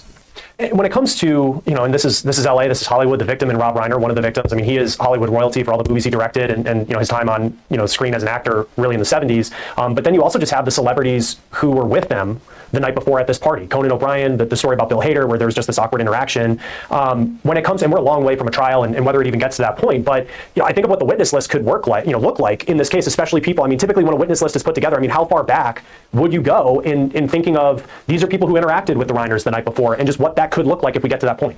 It seems like there would be some folks from that party, right? Some folks from that party in terms of their interaction, because the defendant's state of mind is going to be important, right? And there's some indications that he was in touch with other people. Apparently, he brought the family brought him because they were concerned about him being by himself. So that would figure in. And I think that maybe even in the sentencing phase, some issues surrounding his mental health issues, surrounding his addiction issues would absolutely be in play. I don't know if he knows some of the other, Hollywood folks that are about his age or any of those types of things, or if there would be a matter of maybe some testimony of people that were in touch with the Reiners about what was going on with their son. But you certainly would foresee that there would be some folks that would testify that would have something to say about his state of mind, either having witnessed it, having diagnosed it, or however that went. Because we don't know, what happened inside the home. We actually don't know the exact time as of yet, according to police, of when they believe the Reiners lost their lives. But it would have been after that party, obviously. From a defense point of view, is there a way where you could say, this party, yeah, they had, somewhat of an argument at this party, that happened, but then there's something else that happened in the house that was completely unrelated. Like, is there a way almost to sever away what happened the night before and just focus on, so I think of like the alternative theory stuff that Alan Jackson can do, that something else happened inside the house that night that has nothing to do with what happened at Conan's house? They can try, but, if anybody can do it, it would be Alan Jackson, but I think it's going to be difficult because, among other things, the parents are going to be very sympathetic. So nobody's going to want to believe that after all of these years of putting their son in rehab and all these other things happening, that they would do anything that would allow some perspective or shed some light on the circumstances surrounding the death in a way that lessens the blow on the defendant because of the victims. Okay, I don't think that will happen. Now, is there a way to show some perspective on the defendant because of his mental health issues and all these other things in a way that doesn't shed negatively on the Reiners, the victims? Yeah, maybe so, but not. Nobody's going to walk away from this thing going, well, I'm not saying he should have done it, but I understand given what the parents did. No, I don't think there's going to be anything like that at all. So we'll see if they can sever. And my sense is the more you talk about what happened in the house, the harder it is to sever, as it were, the heinousness of this crime and the related sympathy because of who he killed. And today, very brief court appearance, no guilty or not guilty plea entered. What's the strategy behind that? I mean, this is something that happened very quickly, but to be able to get this continuance to January 7th, what does that tell you about the strategy, if anything, and what can we expect happens next? There's so much that would go on here. No stone's going to be unturned. There's not going to be any resource issues here, which means that Alan Jackson is going to want to find out every piece of information he can, medical suitability and all of these other things. So this is happening kind of quickly. So it's probably mutually agreed that they would do a continuance. So that's not unusual at all, particularly in a case that's this high profile. I imagine this is not going to be the last continuance that you'll see because everybody's going to need to do the things that they need to do to line up. Alan Jackson may have a certain amount of pressure on him because of what he does, but I think the DA is going to have all the much more pressure pressure on them because of the nature of this crime, the fact that everybody's going to be watching. So they would probably want to take a little time to have their lines, their things lined up as well. So I think you'd see some mutually agreed to continuances, and everybody is just going to make sure they dot every I and cross every T, so that everything that can be done to ensure the result each side is looking for can be affected. And that's just going to take time because this is just a big case. Yeah, massive case, very much still at the beginning. Joe Richardson, civil rights attorney. It's always great to have you on Law and Crime. Thanks for being with us. Good to see you, Chris. Thanks. Again, this case will be back in court on January 7th. That will do it for On the Case, presented by Law and Crime. Subscribe. All right, let me pause that real quick. Now we're going to get the last reaction. We're going to get Myron Gaines in here. First time reacting to Myron Gaines on the channel. I love his content. He's one of the top political commentators that I watch, besides Nick Fuentes and a couple of others. So can't think of everyone off the top of my head, but he gave his take on this. So let's get into his, because he was a former Homeland Security investigations officer. Imagine your father puts you on as an actor and you repay him by stabbing him, bro. Come on, man. Yo, I texted my pops yesterday, man, and I told him, I'll never forget what you did to raise us. Working in a cast, refusing to take welfare, struggling in a country where he didn't know the language, but he figured it out. And dads don't get enough credit for that. You know what I mean? Dads don't get enough credit for that. So yeah, for him to stab his dad and kill him like that, dude, that's how you repay him, dude? Seriously? You know? We are going to talk about the Robert Norman Reiner, okay, real fast. So who is he? He was an American film director, producer, screenwriter, actor, and political activist. He began his career as an actor before transitioning to filmmaking, directing a series of acclaimed American studio films across multiple genres. Okay, so very esteemed director. But anyway, here's the breaking news. We'll cover it. News is out of Los Angeles and the deaths of Rob and Michelle Reiner. I want to get back to Stephanie Elam. What are you learning, Stephanie? Pamela, we have a big development here now. We can tell you that Nick Reiner, the 32-year-old son of Rob and Michelle Reiner, has been booked into a Los Angeles jail. That happened on Monday, happened today, after his parents were found dead. Now, what is worth noting here is that it doesn't exactly say what he's charged with, but we do know that his bail has been set at $4 million, according to these jail records that we are seeing here, but still not clear on what has happened here. And family members are continuing to be interviewed as this investigation continues, but obviously this is a very large development here, that there has been an arrest booking into jail for this case, for the deaths of Rob and Michelle Reiner, and now learning that the person who has been booked into jail is their 32-year-old son. Yeah, absolutely nuts. That's amazing development indeed. I want to bring in our chief media analyst, Brian Stelter, who's joining us right now. Huge. Now, typically, guys, whenever homicides occur, right, the spouse is almost always the first, is always the first person that the police suspect. But the fact that it's the son makes it even stranger. So absolutely crazy stuff, man. Development. I must say, Rob Reiner was such a major presence in Hollywood all of these years. Give us your reaction to what the breaking news is. That's right. And Rob and Michelle Reiner had 3 children, 2 sons and 1 daughter. They were most recently photographed together, all as a family, on the red carpet for the family's newest movie. Rob and Michelle had both worked on, Rob had directed a sequel to This Is Spinal Tap. So they were out there being photographed in September, all together as a family. But it's going to obviously come up right away that Nick Reiner struggled for many years with drug abuse. He was homeless for a time. And that's something that Rob Reiner spoke about and was public about and was transparent about. In fact, the 2 men worked on a film together about 10 years ago. The film was titled Being Charlie, and it was loosely based on his son Nick's experiences earlier in life. Nick Reiner did not end up getting other screenwriting credits later, but they did come together for that collaboration about a decade ago. And Rob Reiner spoke very eloquently about learning about his son, about learning about Nick's struggles through that filmmaking. You know, this is why, guys, I tell you all the time, I truly do believe that one of the worst things that can happen for you as a man is coming from a rich family, dude. Controversial take, very controversial take, but young men should not grow up wealthy, dude, at all. You get to, experience all the benefits, right, of being a man with none of the work, and it makes you an incredibly entitled, petulant, spoiled fucking brat that has no real appreciation for anything, right? I got a little bit of criticism the other day because I mentioned how Kai Cenat is like a pussy, and because he went up, right, when he accepted an award, and he said something about like, hey man, focus on your mental health, blah blah blah, which I understand the importance, right, to have mental health awareness for men, but he was referring it from the position of like being a streamer, right? And quite frankly, I think if you have the privilege, keyword privilege, of making money on the internet to talk into a camera and a microphone, you should shut the fuck up and never complain about anything. But that's me though, right? The only way you're going to appreciate up is if you've been down. The only way you're going to appreciate life is if you've been in the dark. And unfortunately, with this new generation of men, what I've realized is a lot of these guys don't want to be, traditional masculine men. They want to be guys that like, I want to be a streamer. I want clout. I want to be, an influencer. And it's very strange to me because, I don't want to sound like these old niggas, right? But the truth is like, me growing up, we used to be like, hey, I want to be a doctor. I want to be an astronaut. I want to be, a police officer, a firefighter, whatever. I've realized that like with these young guys, none of them have these aspirations anymore.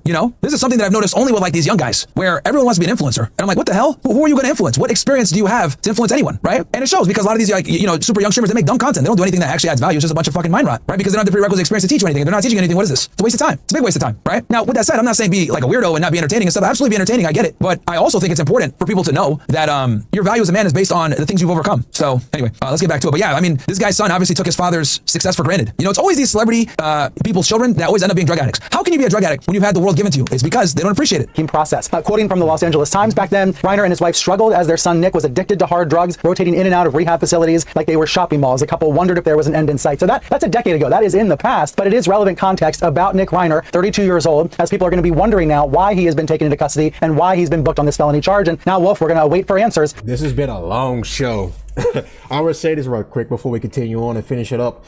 So this has been a long show. So you guys better thank me for doing this longer show right quick. This is going to be like close to 4 hours right now that I've done today. You guys got like a lot of stuff out of this. A lot of reactions, you know, a lot of me giving my takes or whatever. So you better like the fucking video and leave a comment. Come on. This is the longest I've done pre-recording. I need to get back to streaming. I really want to get the stream back up so I can start streaming again. I'm tired of just being without streaming. I'm going to get a new internet provider so I can start streaming again. Trust me. We're going to come back again. 2026, I'm going to be back to streaming.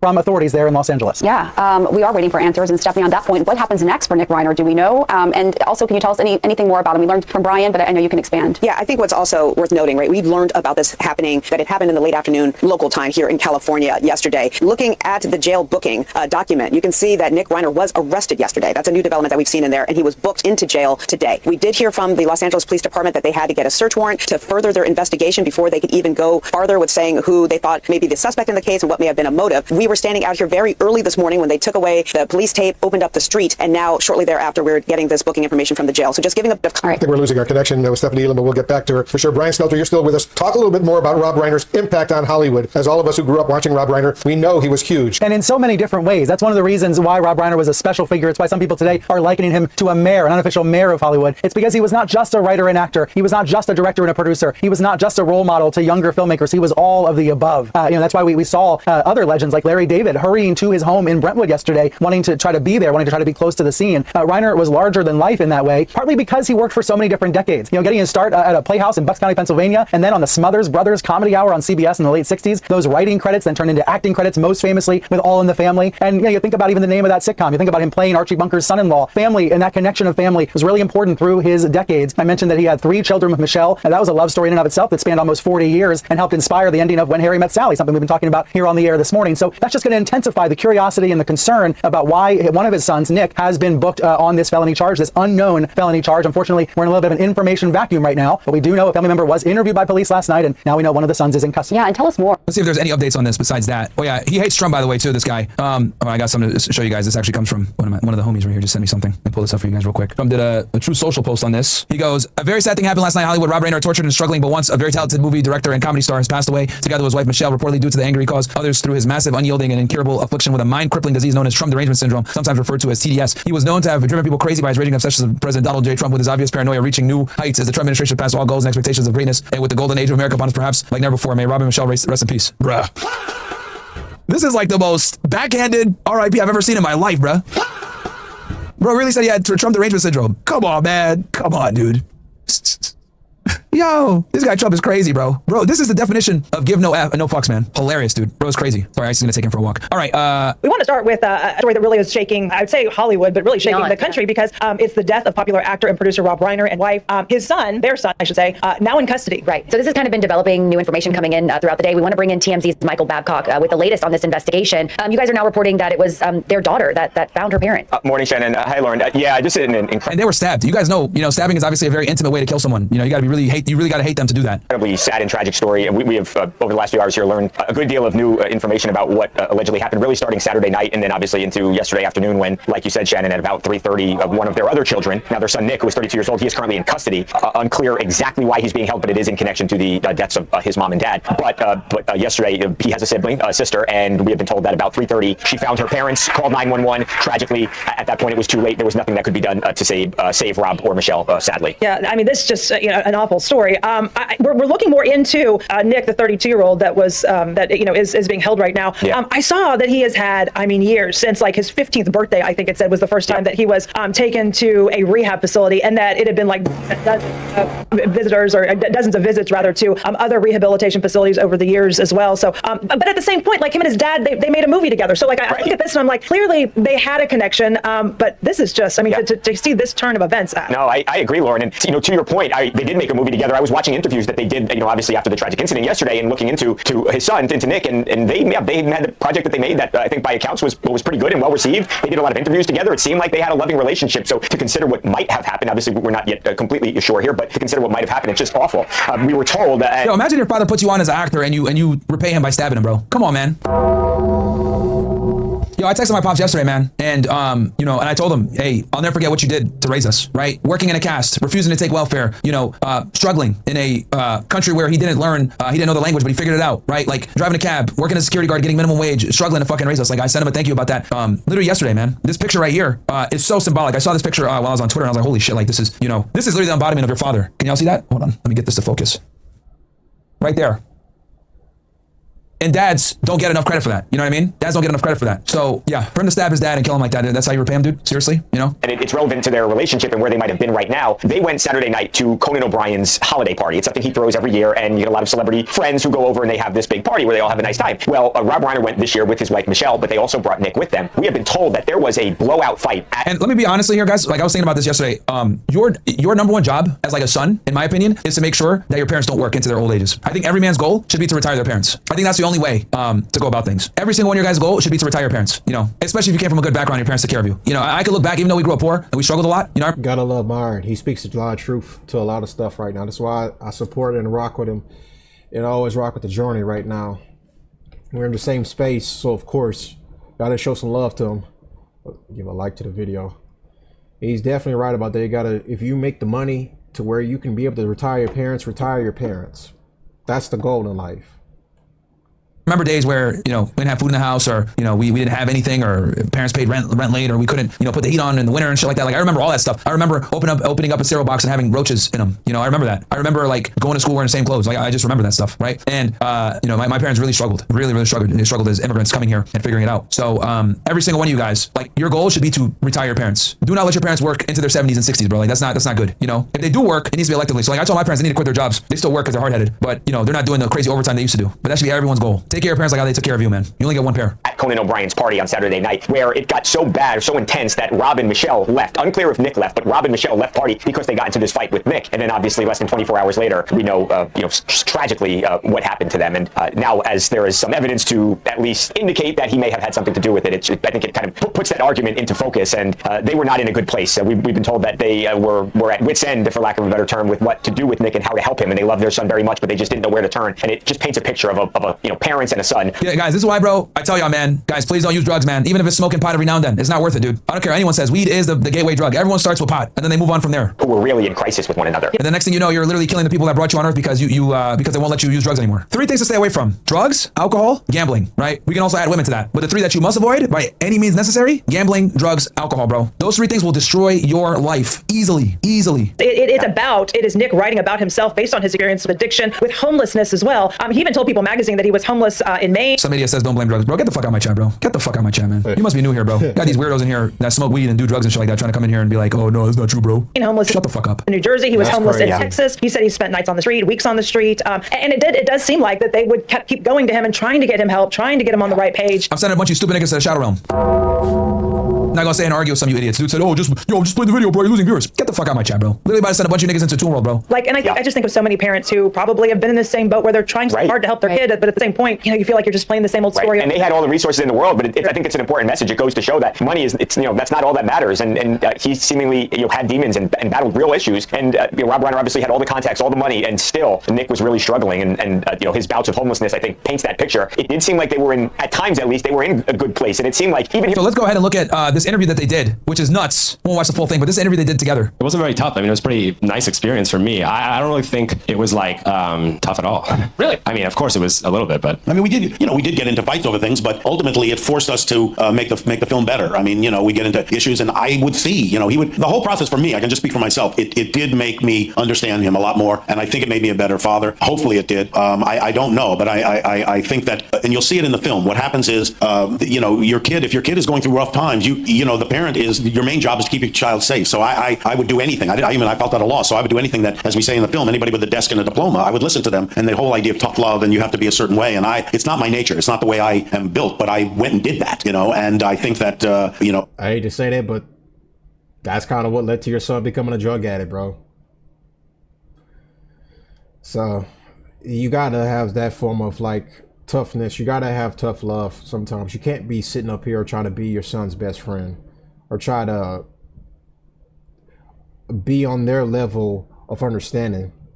You know, you need to be at that level of authority and be at that level of guidance. You need to be at the disciplinary as you're supposed to be.